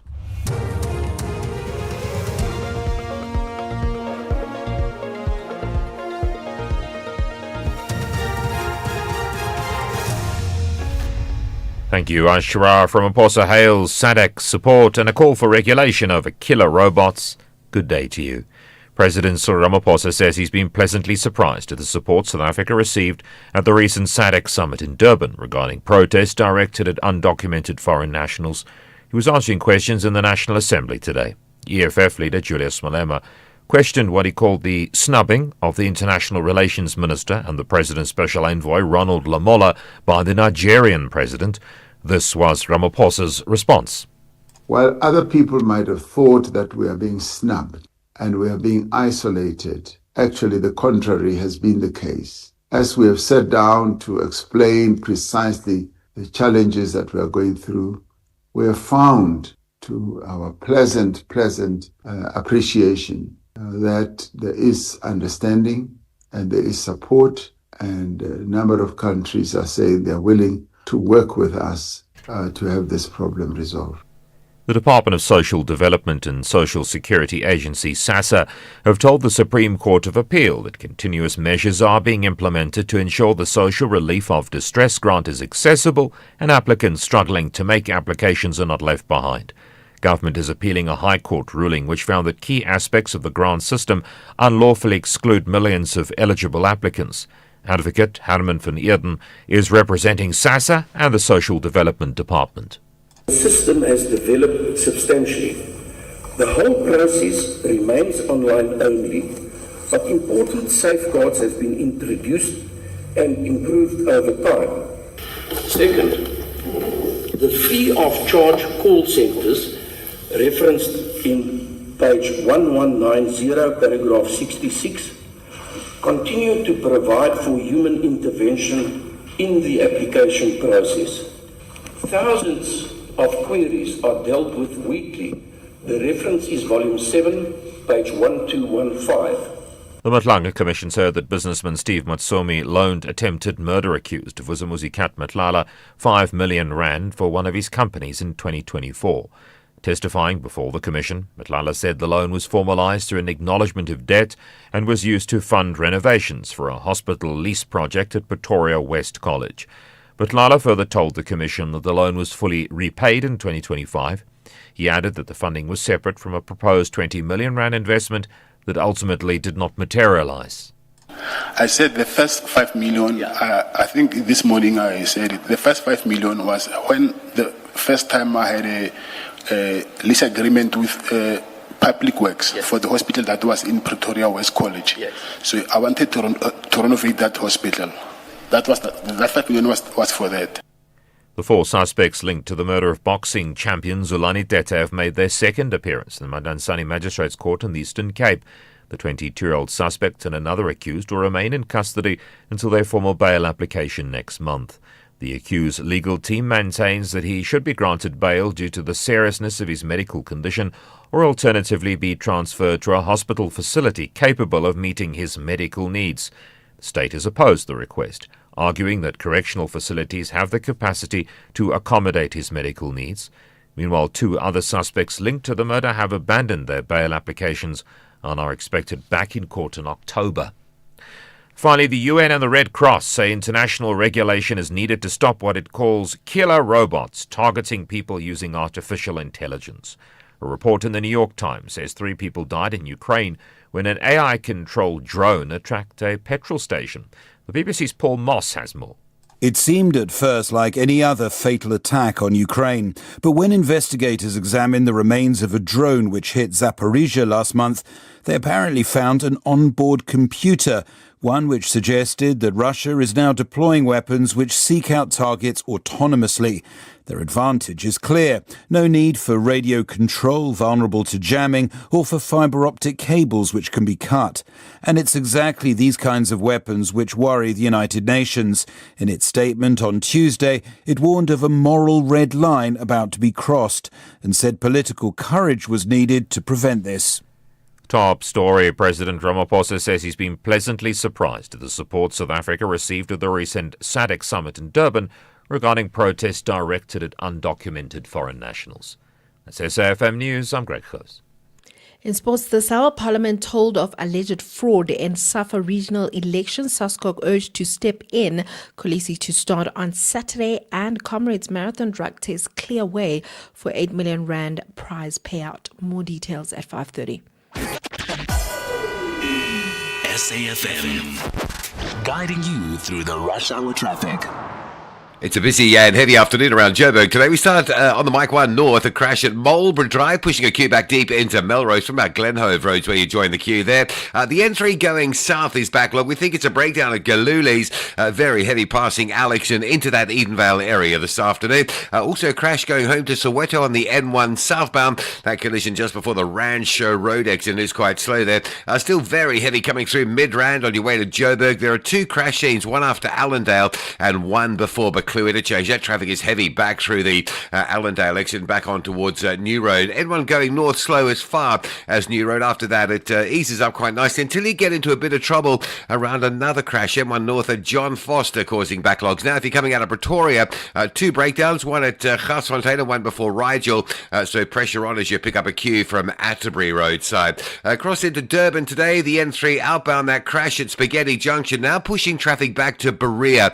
That's really heavy. There's the entry leading Durban's really bad today towards 4 level. There's also big traffic from sort of just after Cement Factory up through the M7 all the way through Spaghetti Junction to Westwood Mall. There's some new lane layouts on the N2 up around Westwood Mall today. It's been absolutely solid all day, even more so today, this afternoon now with peak volumes and heavy traffic going into Pinetown. The M13 through Cowie's Hill or coming off the N3 Paradise Valley down to Stapleton Road. The M7 going into Pinetown, a crash at the N3 and Stapleton Road as well in that part of Pinetown. Very heavy backlogging today. Also a crash on the N2 southbound just after Gateway. It's off on the shoulder, but there is a bit of a slowdown approaching that one. Cape Town's Pinelands area, Forest Drive both ways and Alexandra Road into Forest Drive. That's really heavy. Big backlogs around that big drive. That's really heavy. Big backlogs around that big junction in the Pinelands area. N1 out of town from Marine Drive, solid to the Okavango Road exit in the Kraaifontein Brackenfell area. And Marine Drive, lights fixed up at Sunset Beach. So that option's looking okay, but there is a queue from Pardon Island out to Woodbridge Island in the Milnerton area. With your traffic updates, I'm Rob Byrne. Stay safe on the roads. SAFM is with you. The National Pulse with Ashraf Garda on SAFM. You're listening to the National Pulse. Weekdays, 3 to 6 p.m. Well, lots of people commenting about the national, not the national pulse. Basically, what's South Africa's plan in terms of us as a country? What's our national purpose? What is it? And I say that because it's not obvious to me. You see, I understand people talk about it could be something available, in the NDP, the National Development Plan. You could find it here. You could find it in a manifesto. No, it's got to be at your fingertips. If I asked you what's our plan for the next 5 years, every one of us has to know it. And if we don't know it, it means it's not been popularized. And if it's not popularized, we're not internalizing it, which actually means we're getting it all wrong. So my question to you is, what is our national purpose? Or what should our national purpose be? Think about that. In the meantime, your weekend football is sorted out on SABC. Listen to this one. Friday, 8:30, Bayern Munich against VfB Stuttgart in the Bundesliga. Live on SABC Sports Channel on DTT. Open view as well as SABC Plus. Then Saturday at 4 p.m, Bournemouth taking on Everton in the English Premier League. Live on S3. The MTN 8 semi-final second legs are live on SABC 1. That's Sekhukhune United against Orlando Pirates. And then on Sunday, it's Mamelodi Sundowns against Golden Arrows. That's Lamontville Golden Arrows, right? 4 massive fixtures, one football weekend, live on SABC Sport for the love of the game. Running a truck fleet business in this economy is tough. Fuel, maintenance, staff, the costs never stop. That's why I switched to My Way Business Insurance. Now I save up to 20% on my insurance premiums every month. These savings go a long way to keeping my fleet on the move. Switch to My Way Business Insurance and save up to 20% on your trucks and buses. Real businesses, real savings. Call us on 0860 646464 for a quote today. My Way is a licensed non-life insurer and FSP. Standard rates and T's and C's apply. The next great story, the next unforgettable goal, the next breathtaking destination, the next blockbuster movie, they're closer than you think. With SABC Plus, the very best of S3 is only one click away. Stream live or catch up wherever life takes you on your smart TV, smartphone, tablet or laptop. Register for free today. Data costs apply. SABC Plus, because S3 is never too far away. S3.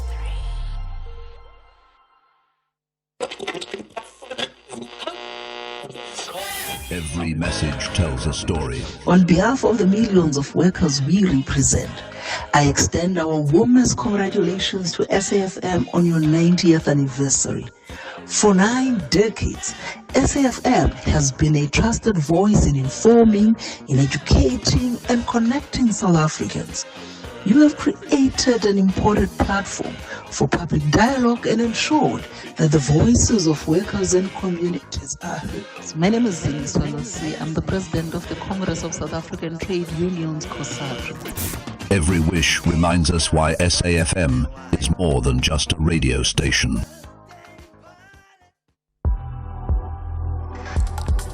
Ashraf Garda on the National Pulse. Right, there's lots to talk about. In fact, how is this for legal advice? I'm not too sure how the lawyers are going to respond to this. There's an AI law or AI legal, my AI lawyer, where through AI you can get legal advice on your WhatsApp. Yes, no. We'll speak to Darren Cohen about that just now. The president's been pretty busy today. President Ramaphosa, that is, been answering questions in Parliament. Let's pick out some of the points there.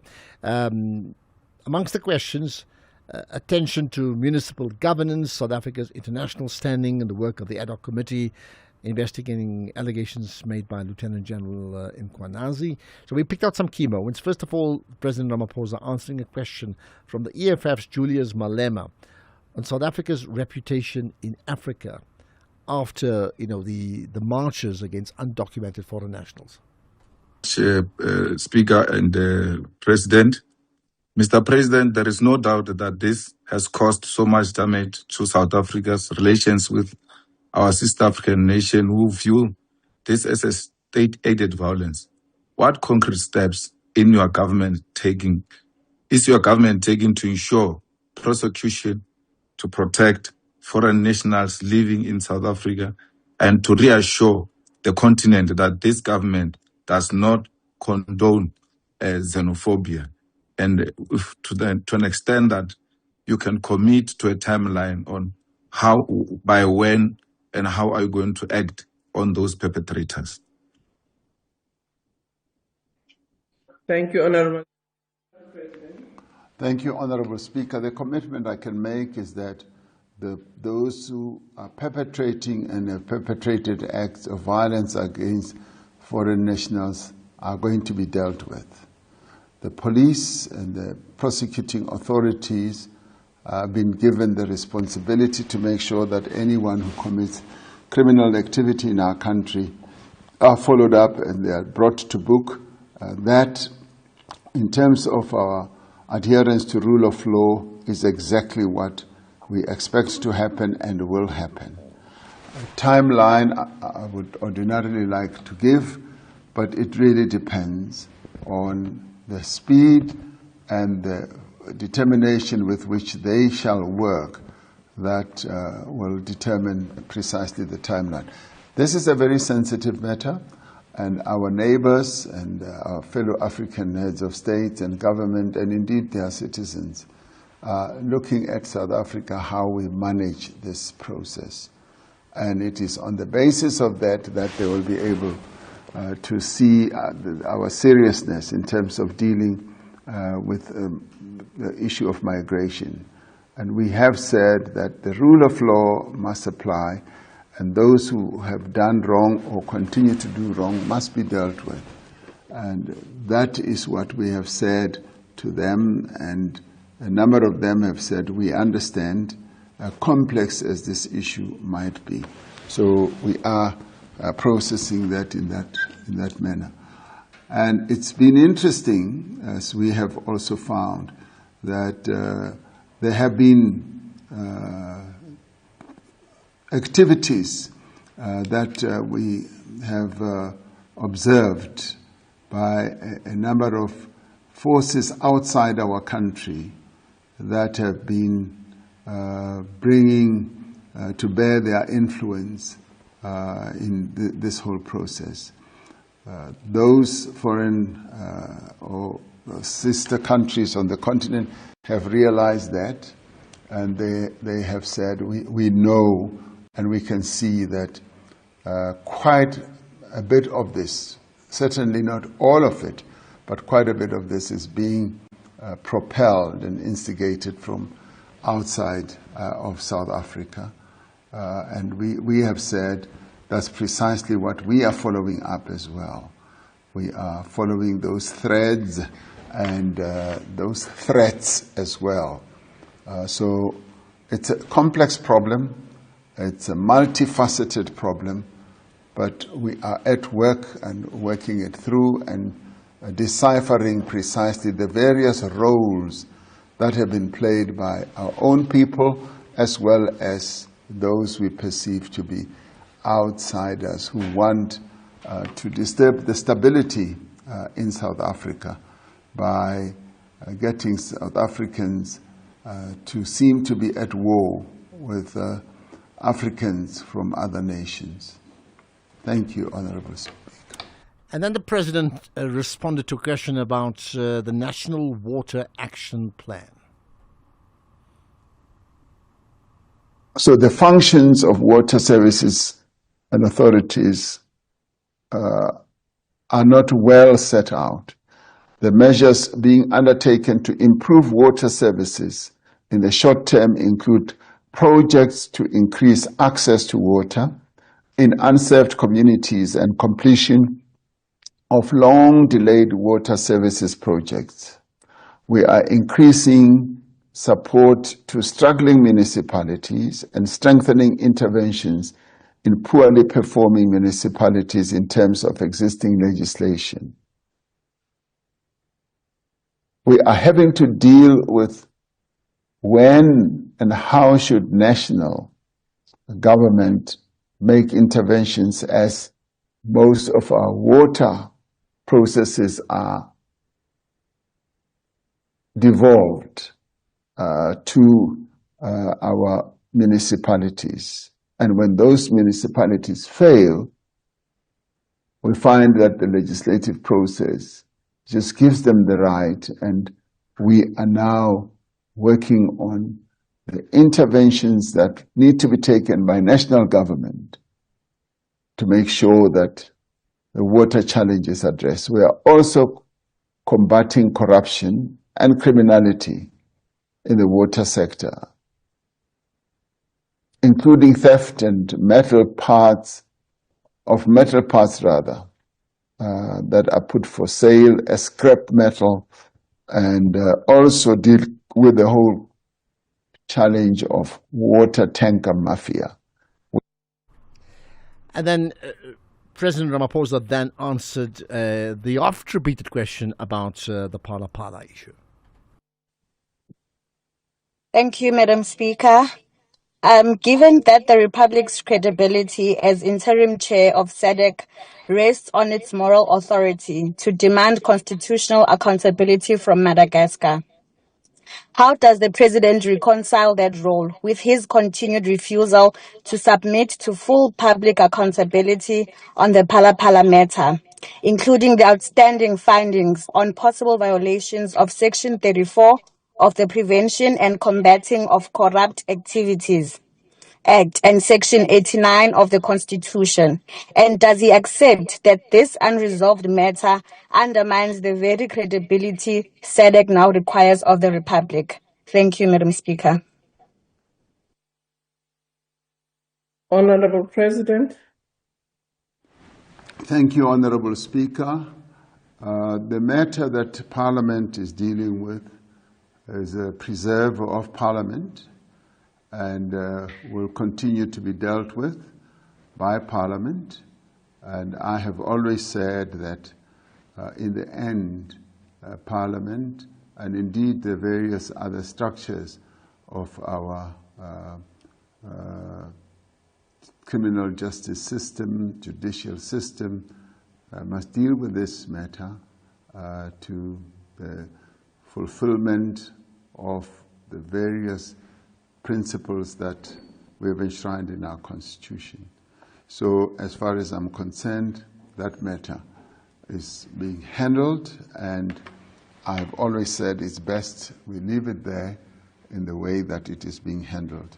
As regards our region continues to have its own precepts and adheres to rule of law, and those matters are well handled also in terms of all those processes. Thank you, Speaker.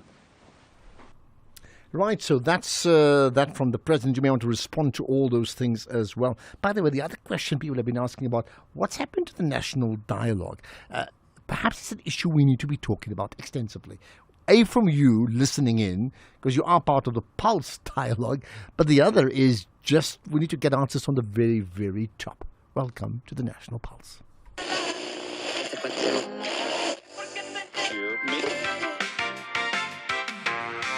Good evening, South Africa. Welcome to this special TV1 newscast. South Africans are flocking to the polls today in one of the country's most historic referendums.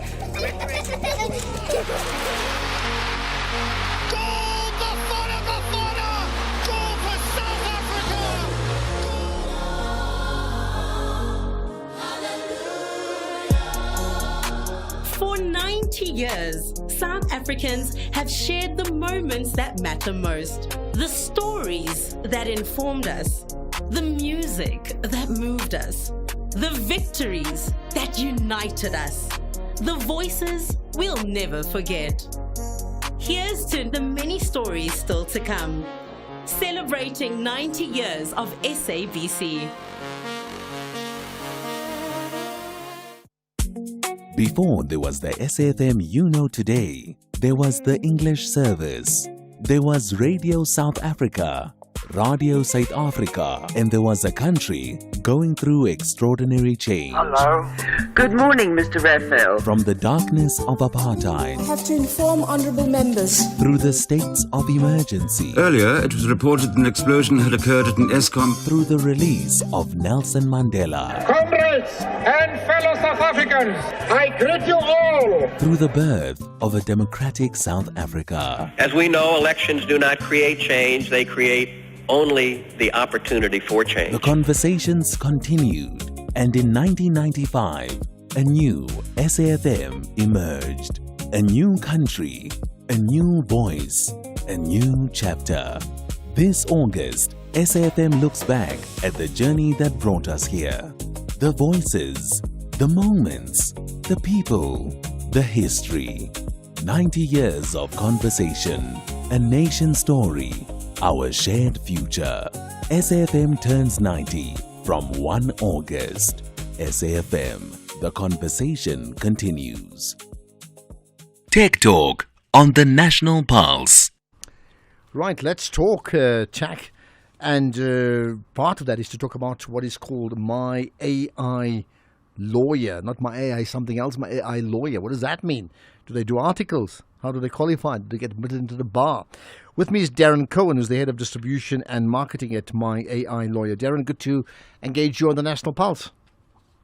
Hi, Ashraf, and good evening to your listeners. Thank you. And of course, we focus very much on the tech and the technology behind the tech and why it's important. So tell me more about My AI Lawyer. I mean, I have a sense of what I think it does, but best to explain. Great, thank you so much. So My AI Lawyer is a platform that we've developed to democratize access to justice in South Africa. And in a nation where there's generally such power dichotomies in different relationships, and that could be working relationships, family relationships, a lot of people just don't know where to access their rights, understand their responsibilities, and we really believe that people experience life, not legal problems. The legal things come later. So what we try to do is we help people to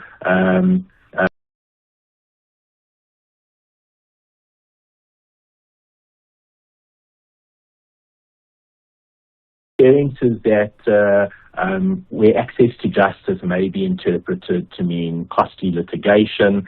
Access to advice can really be the difference, enabling you to protect what you love and fight for what matters. And, you know, access to justice is enshrined in our Constitution. Everyone has a right to have any dispute that can be resolved under the law decided in a fair and public hearing. And in fact, globally, access to justice is a focus on the UN Sustainable Development Goals. We think that access to justice has a number of components. One is, as I started saying earlier, understanding that you have rights or knowing that you have rights. Many people aren't aware of the protections that are available to them. And through our platform, clients can easily ask questions, gain insights, and importantly, educate themselves on what their legal rights are in a non-intimidating and accessible way. So give me a practical example. I mean, so if I get onto your site, your My AI Lawyer, how will it serve my purpose? What can it do for me? So we've crafted and curated the legal information based on South African law and precedent, and we've curated hundreds of thousands of user questions into the platform to make sure that it gives you legal answers that are jargon-free, provided in plain language, so that you can actually understand and unpack them on whatever your matter is. And for example, a lot of people may have labor issues or family issues and just not know how to approach those. So you'll be able to chat with it in a very human way. We've really built in an element of companionship, which is our driving purpose, and we've built in a way that it answers you in a very humane manner. So it doesn't feel like you're chatting to a chatbot. It really feels like you're truly talking to a companion. And when you tell it about your problem, it's not just going to go, well, these are the legal steps to follow. Depending on your matter, it's gonna sound like a real friend, a real companion. Okay. It's going to say to you, I'm so sorry you're going through that. Are you in a safe space, depending on the matter? I think it will start guiding you through your rights. The fundamental issue is, will that replace me using an attorney or an advocate for consultation? I think it's really a blended world that we're moving into. We see that it removes a lot of the barriers in accessing justice. So being able to access that information empowers you. Over and above that, our brand promise at My AI Lawyer is that it's digital when you want it and human when you need it. So we've got an in-house team of legal professionals, and when you're speaking to the AI lawyer, if you feel that the matter is extremely sensitive or you just need a bit more of a helping hand, you can actually ask it to hand over to one of our human lawyers. From there, it's going to package your information, perhaps any documents you've loaded or documents that we've produced for you. Those could be legal letters, agreements, contracts, that sort of thing. It's going to send it all through to our human legal team who will review your matter, and then they're going to call you back so that they can actually talk you through your matter. But importantly, it's going to be a huge time saver to you as well as to the legal fraternity, because they're calling you understanding what your issue is actually about. Okay, but let me give an example. I need to get a new lease agreement written up, okay? And ordinarily, I would go to an attorney, to a lawyer. I'd go to that person. So instead of that, I come to you, and I obviously feed in some variables, and they dish it out. Now, would there be a cost factor attached to that or not? So in terms of the example you're giving, absolutely. You would come to us. You'd have a brief conversation on chat. It's also voice enabled, so if you don't feel like typing everything out, you can literally hold down the microphone, and that's on both our web platform or on WhatsApp that it's available. You can send all the information through. It may ask you for some additional information, such as the particulars of the landlord, the tenant, the physical address, and then it's going to produce the lease agreement for you. It's going to provide it to you to review, and you would be able to use that, absolutely. In terms of costs, we've got varying packages that are available. You can access the platform once off for 24 hours, and we do that for 49 Rand. We then have monthly options on a digital-only package where you wouldn't yet have access to a human in the loop, and that's 69 Rand a month at the moment. Or for the full digital when you want it, human when you need it option, we offer that at 99 Rand per month. Okay, so they're all available. Savings on annual plans. All right, just quickly, we're on to news. The two things there. How did you create? Tell us some of the technology around creating the humanness of this AI platform. So we've spent several years curating really our purpose and values into it. As I mentioned to you, we've curated hundreds of thousands of questions. So we have a firm understanding of how to apply the large language models in a very compassionate way, as well as building around that the wrapper of South African law. So it really is going to be like you're having a conversation with a human being, not a robot. And lastly, what's the uptake from users? What's the response from those in the legal fraternity? You've got 30 seconds. It's been absolutely phenomenal. We've answered over 150,000 questions. We continue to grow every single day. We've seen over 30,000 users. And actually at this stage, we very recently even launched into providing access via an airtime deduction, where we partnered with a company called Via Media, who's one of South Africa's leading content and carrier specialists, and they're providing access via a selfie. And are your legal friends talking to you? Absolutely, absolutely. They see us as an enabler. Okay, let's leave it at that. I'll certainly check it out myself. My AI is in artificial intelligence. My AI lawyer, Darren Cohen, head of distribution and marketing at My AI Lawyer. Appreciate you engaging us on the National Pulse. Well, there you are. AI is an enabler, and you need to understand how it's going to change everything we do. It can't replace us, but it will change things. And the quicker we understand that, the better. Let's get the news headlines with the non-AI Greg-host. Why, thank you, Ashraf. ANC NEC member Nkosazana Dlamini Zuma has withdrawn the allegation she made against fellow NEC member Ronald Lamola. President Ramaphosa says he's pleasantly surprised at the support South Africa received at the recent SADC summit regarding protests directed at undocumented foreign nationals. Former President Thabo Mbeki called on delegates at the Africa Mindset Reset Forum in Rwanda to ensure that the continent has the right leadership who will serve the people. There's a full update at 6 o'clock. Outsurance is in the business of saving you money on your car insurance premium. If they can't, ask for 500 Rand. SMS out to 30754. That's out to 30754. SAFM, guiding you through the rush hour traffic. Well, if you're coming out of Pretoria on your way to Joburg, pretty heavy today. 2 breakdowns, one at Garsfontein, another at Rigel. That's a queue from Linwood Road down through Atterbury all the way, very slow. Also the run into Joburg through Midrand. 2 collisions today, one after Allendale. That's the one that's really causing the backlog coming through Allendale towards Buccleuch. There is another crash scene just into Buccleuch at a change as well. So some pretty heavy delays if you're Joburg bound coming out of Pretoria. N1 North sitting from Buccleuch up towards New Road. N1 South Rivonia down to a busy William Mandela is slow go. And the N1 from Malabongwe through Bayersdorp to 14th Avenue under pressure. N3 fairly standard, and that's slow from Alex through to about Heldon AC interchange. R59 to Swakop is looking busy as well on that southbound run for those wanting to get from Alberton down into the Vaal area. Now, Pinetown's got some traffic today just outside Durban. The N3 from Cowie's Hill or off Paradise Valley going through to Stapleton Road very slow. Stapleton Road going south through that area quite hectic as well. The N3 from around about Felix Clemini into Spaghetti Junction remains heavy. The earlier crash there has been cleared. Getting Road out through Springfield towards the N2's bad. Sikau Lake onto Inanda Road out to Parlock looking fairly heavy as well. And the N2 North still queuing up into Spaghetti Junction. Has been busy there all day today because of the alteration in the lane restrictions.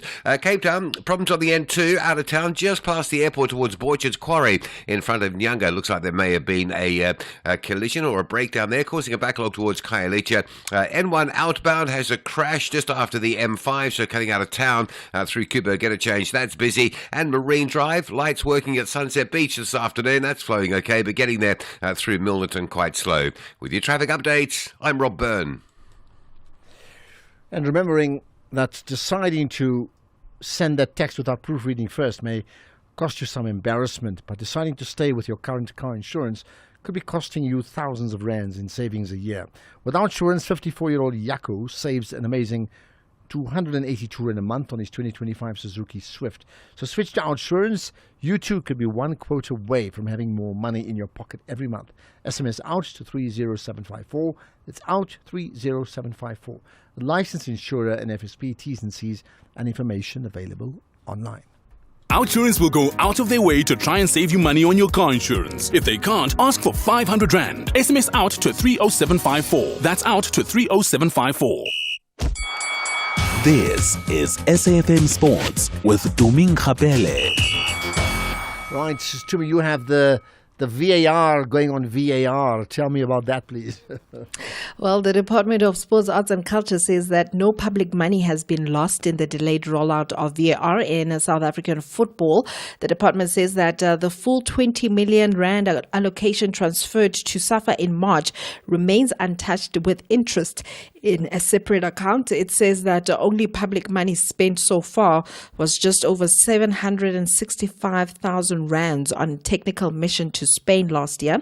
SAFA has been given until the 9th of September to submit a progress report and procurement plan. And the department says that if the report is satisfactory, the VAR project can proceed with phased implementation still possible this season. If not, the department says that it will recover the 20 million rand and explore other ways of bringing VAR to South African football. Meanwhile, SAFA's ongoing election battle has come under scrutiny in Parliament with allegations of irregularities in the Sarah Baartman regional elections in the Eastern Cape. SAFA Vice President Bernard Bailey alleges that two NEC members arrived at the elections with auditors vetting forms and results despite the auditors not being present. Bailey claims that the vetting process excluded candidates who did not support SAFA President Danny Jordan's re-election. He says that the auditors have since disowned the forms and a police case has been opened. Then on Monday morning, first thing Monday morning, the delegation from the LFAs went to the audit firm, confronted the audit firm with that document, which we will also give to you, honourable members, with that document.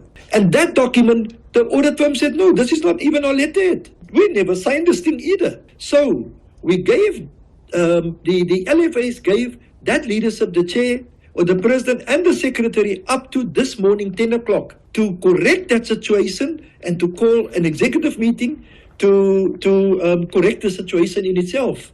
By this morning, 10 o'clock, they did not. So now the LFAs went to the police station to bring charges against SAFA because it was their delegates who read and insisted this is the correct thing, and against the leadership, the president and the secretary of Sarah Baartman. I'm giving you the story, honourable member, to the best of my knowledge, and I will back it up with documentary proof.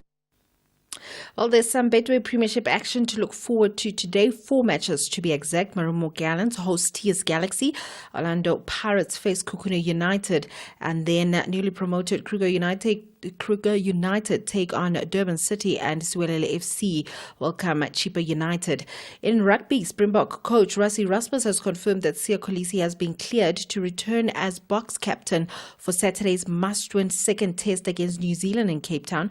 Kolisi missed the opening test with a hamstring injury, but is expected to start at flank after finishing training without any issues, and with Kolisi now confirmed as the Springbok starter at number 6 and also the captain for the match at DHL Stadium, Paul de Villiers drops out of the match day 23. In athletics, the Comrades Marathon Association has confirmed that all athletes tested after this year's Comrades Marathon returned negative results for prohibited substances. The clean results clear the way for more than 8 million rand in prize money and incentives to be paid out, while gold medals will be now awarded to the top 10 men and women.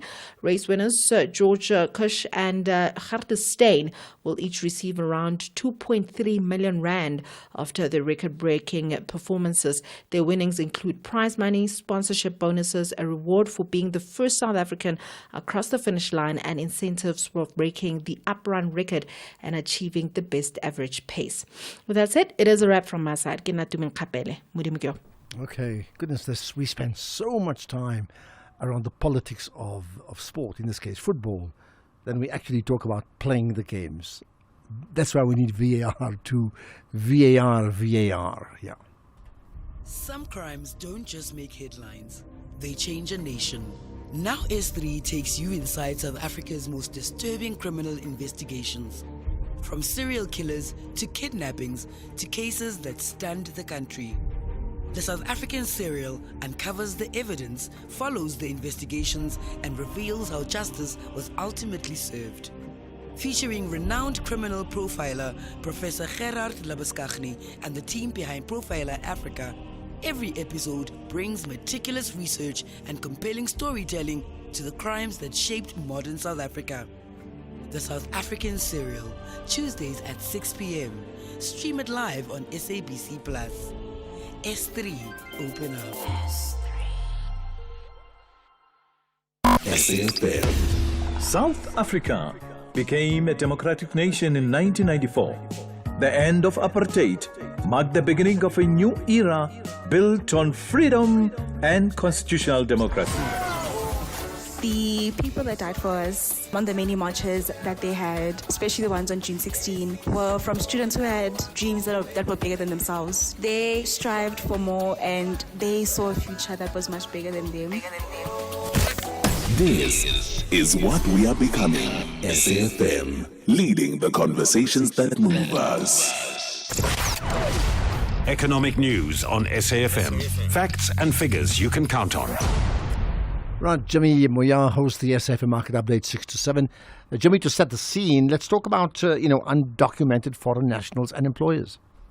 Good afternoon, Ashraf. Good afternoon to the listeners. This is something that's definitely been in the media and in the news for the longest time, so nothing new here. But what is coming up as a potentially new conversation is the latest amendment bill that's being put forward by the Department of Employment and Labour. It's currently sitting before Parliament, and there is legislation under the Immigration Act that currently has penalties for employers that employ undocumented foreign nationals. Now, currently these penalties range from around the 10,000 Rand mark or so, but it looks as though the proposals that are being put forward is that this number could escalate from that figure to as high as 100,000 or even 1 million Rand, depending on the level of offence we're looking at here. So I thought we'd take a look at that, as that would have a financial bearing on the employers themselves if this bill is to be passed. At the moment, as we said, it hasn't been passed, so we're taking a look at this as a hypothetical scenario, but it is an all-important conversation because alongside the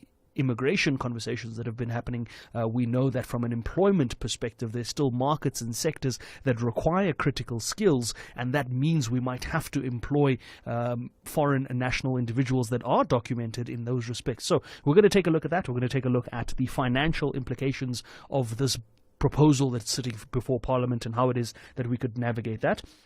We also have a conversation with Chief Executive Officer at Goldfields, Mike Fraser, around their interim numbers, the business doing exceptionally well for the first 6 months of the year. They reported those numbers earlier today, and we're going to reflect on those numbers and get a sense of that company's financial standing. Obviously, the stronger gold price benefiting that business amongst other, or the mining sector as a whole from a gold mining perspective. Then we have a conversation taking a look at the state-owned entity, Broadband Infraco, that has failed to turn a profit in 6 years. We're going to take a look at that business in a bit more detail and see if we can understand what's been happening there or within that SOE in particular.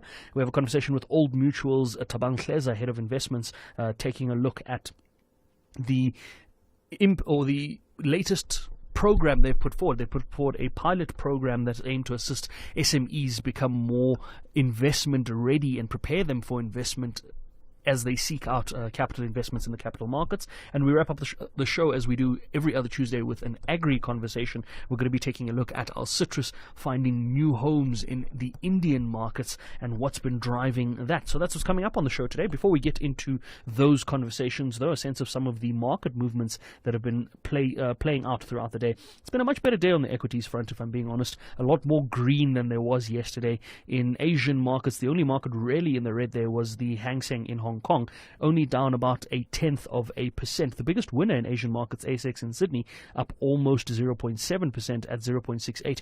The CAC 40 in France, 7 basis points in the red. Only real market in European markets that was in the red. The DAX in Germany, 0.75% to the green. The Nasdaq up almost 0.5%. The S&P up almost 0.1%. Locally, though, financial stocks carried a lot of the market today. In fact, they carried the entire market because industrials were down 0.13%, resource stocks were down 0.5%, but financial stocks were up 1.2%. That meant that the all-share finished up 0.1%, and the top 40 finished up similar margins there. The gold price still above $4,600 a finance. Platinum's just dipped below $1,900 a finance, but it's still closer to that level than it is to $1,800. Palladium is at $1,300. That's been struggling along, but still around there. The Brent crude price at some point today had dipped below $90 a barrel there. So we'll keep an eye on that and see how that looks going into the remainder of the evening. Hopefully no surprises coming out from that perspective. Quick look at the rand. 15 rand 94 cents against the US dollar. I've never been happier to say a number like that. We've finally broken below that 16 rand level, and I think we might be able to maintain that momentum. I've got Chantal Marks of FNB Wealth and Investments joining me on Markets today. I want to get her thoughts around that stronger rand,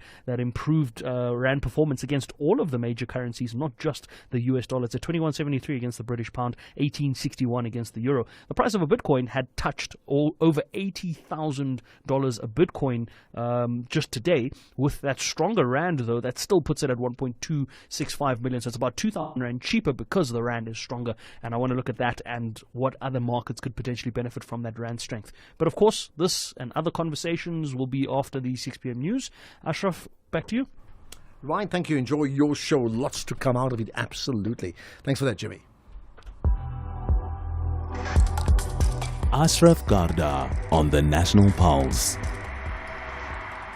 And what about you? I need to hear you out. So let's get those voice notes going. Keep them up to about 30 seconds, please. And you can call in live as well. You can also tweet in. Many people are doing that. By the way, just to pick up on what was said in the news, here's the tweet from Dr. Nkosazana Dlamini Zuma. And this is what she says.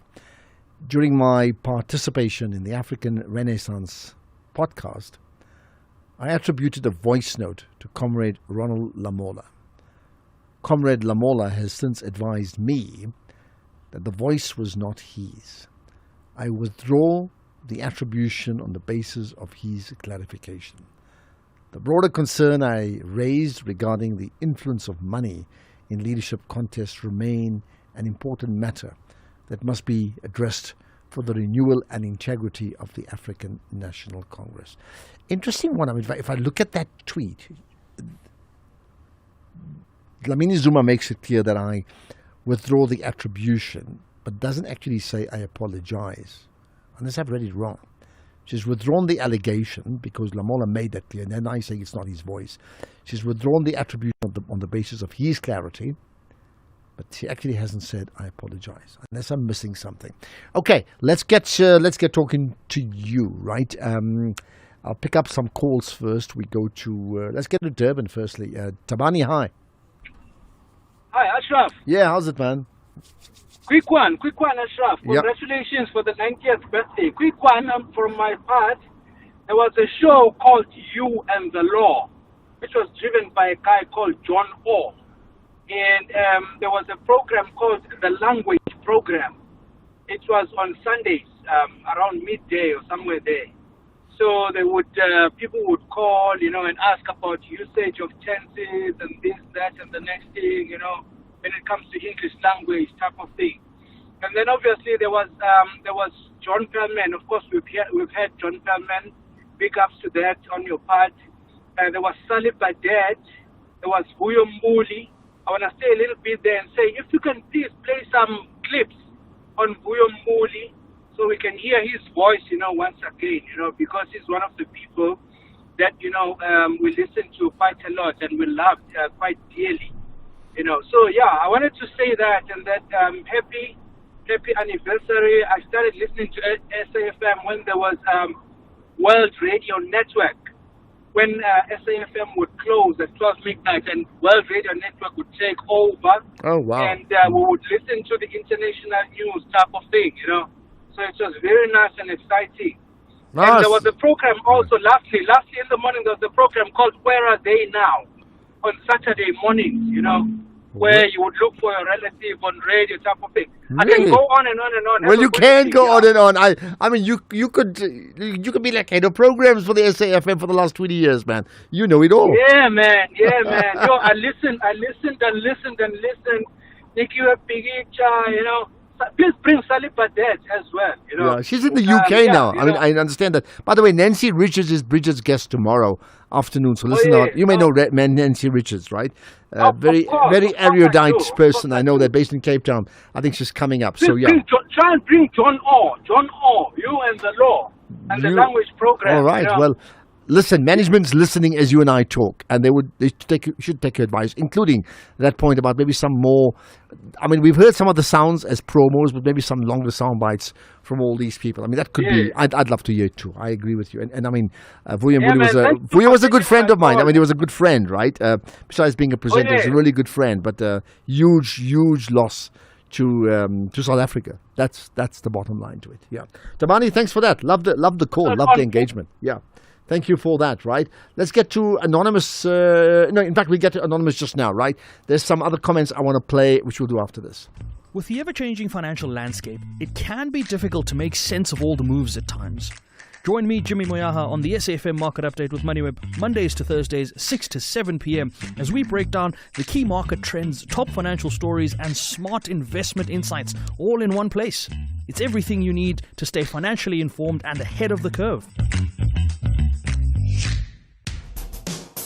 SAFM has signed a code of conduct that is enforced by the Broadcasting Complaints Commission of South Africa. Under the code, we are committed to giving news that is accurate, comment that is fair, and programming that is not harmful, does not amount to hate speech, or contain violence or explicit sex. If you think we are not living up to that code, then you can inform the Broadcasting Complaints Commission of South Africa. Direct any complaints in writing to the Broadcasting Complaints Commission of South Africa. PO Box 142365. Craig Hall 2024. Fax to 011-326-3198 or an email to bccsa@nabsa.co.za. For more information, please visit www.bccsa.co.za.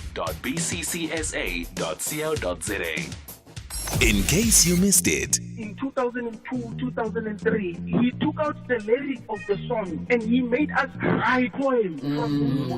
Sounds familiar, eh? Today I'm grateful because we didn't commit crime, we were not stealing, we were just good kids that were listening to reggae but not knowing that we were learning something to stay away from trouble. That is amazing, Sapi. That's a great story. Thank you for sharing so much. And also, Sapi, just before you go, this is a wild stab in the dark, right? And he used to speak quite slowly because he used to smoke the herb, didn't he? Was he smoking the herb? He was.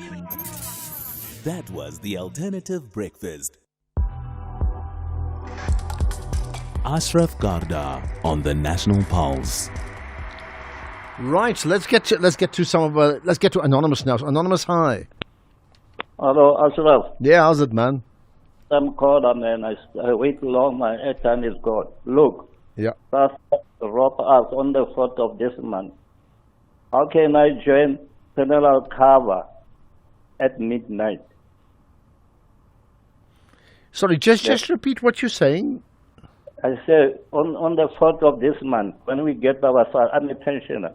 When we get our money, I use the bank. All right? Yeah. Draw my money. But Pastor took my money, give it to somebody for funeral plan. Without, I never signed nothing. So, you know what you need, I think I'm going to put you back to Keys on that one there, my producer. Let's see if we can follow up on that issue, because we want to be in a situation where we're able to help you. You know, how can we help you? How can we solve your problem? So, but we need more information. So let me put you back onto Keys. Let's see if he can do that. All right? Not today, but it'll happen in the future. Let's see if we can reconnect. Thank you for that call and best wishes. Right, there's more on, well, Donald Trump, of course. Ashraf, I think the biggest pressure for Trump is the elections that are coming closer every day, and he cannot afford to be at war during the elections, because if that other group wins, they're going to impeach him, and they're going to impeach him because he's in a war without the approval of Congress. So that's where I see the pressure. That's where we see the big words and the usage of sanctions, and manipulating of the market. Thanks, it's Bongi here. Thanks for that, Sis Bongi. Well, maybe that's it. But either way, his overall election, even if he doesn't get impeached, I mean, that time's also going to come up soon. You know, they said 4 years. What's it now? 1.5 years, I think it is. Have I got my facts right? Maybe not. Anyway, it's gonna end. And, with America, 1 year before the elections, they start campaigning. So their eyes off the actual job that they have to do. Greetings to everyone. My name is John in Scottsboro. Ashraf, my understanding has been that our national purpose is this: together building a better place for all. I trust this motto is ringing in everybody's heart. God bless. Cheerio. Okay, well, there we are. Lots of warmth in that conversation. Cheerio. Yeah, here we are. Good day, Ashraf. My 2 cents worth. There was a gentleman by the name of Naye Lupondwana. He presented a program that was on Sunday evenings called Facts of Faith. I still believe that gentleman is the best there is that I know.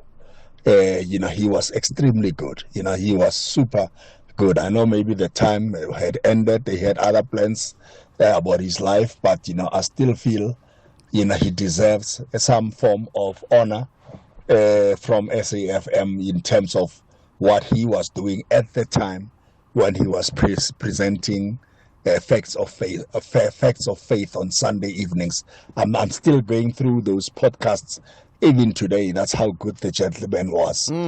My name is Norman Lehwale from Joburg. Norman, your request is noted, and if management's listening, as they should, they would certainly try and do something. In fact, initially that show was hosted on a Sunday morning, I think around 10 o'clock, then shifted to the evenings. Now, the reason I say so, because I used to host a marketing and branding show on a Sunday morning for about 7-8 years, thereabouts. And then when I was done, Naya would take over, so I'm aware of it. But yes, it's very niched, facts of faith, different religions, and getting into the detail of what they believe and comparing it. I listened to that, so I did find it quite fascinating indeed. Yeah.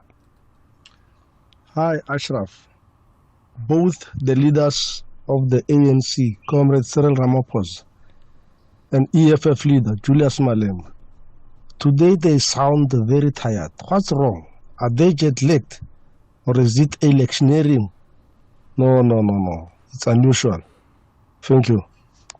Maybe it's the opposite of jet lag. They got their feet on the ground and they just can't pick it up. Well, I hear what you're saying. Others may comment. I don't understand why President CR was scared to tell this Zim dictator to fix his country at that SADC meeting. The previous SADC head, the PR of Angola, is a better country than ours. Currently, his capital city, Luanda, does not have potholes. You're saying like 4 things in one shot. Good day to you, Ashraf. Our purpose as a country should be preserving what we have and distributing it. I'm talking about wealth. Distribute it along its people. It won't be easy, it won't be equal. You have neoliberals who will fight it, but this should be our purpose. If we fail, we will fail doing it. Let us reduce the gap between the rich and poor, right?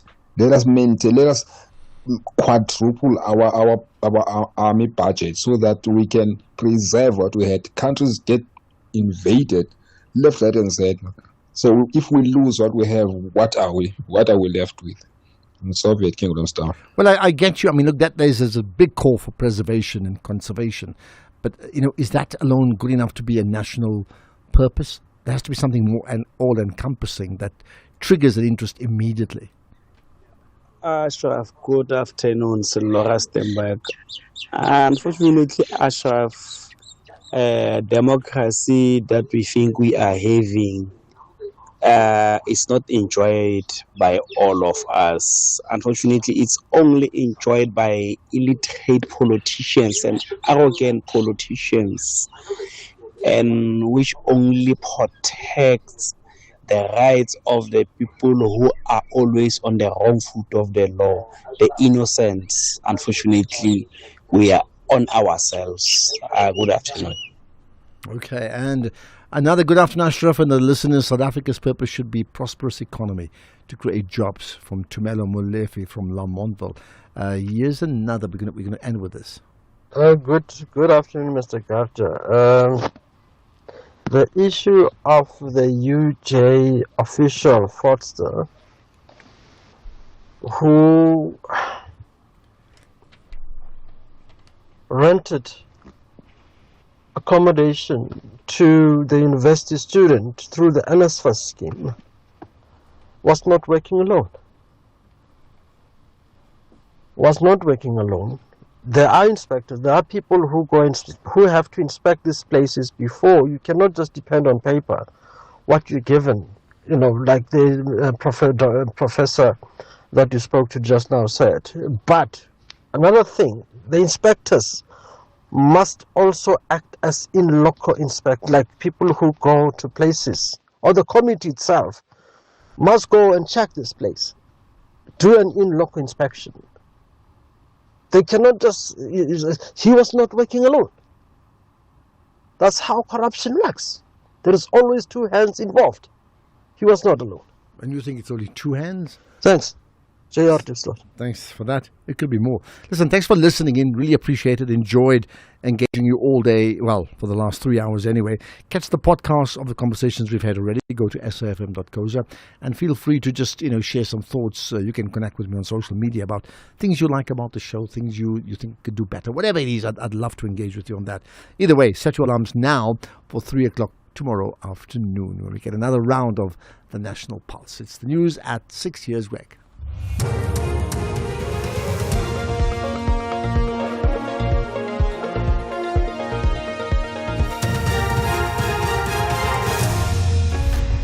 Thank you again, Ashraf. Enjoy the rest of your evening. Dlamini Zuma withdraws allegations against Lamola and Ramaphosa hails SADC support. Good evening to you. ANC NEC member Nkosazana Dlamini Zuma's withdrawn the allegation she made against fellow NEC member Ronald Lamola. In the Renaissance podcast earlier this month, she alleged there was circulation of a voice note, purportedly of Lamola, of vote buying at the ANC's national conference in 2017.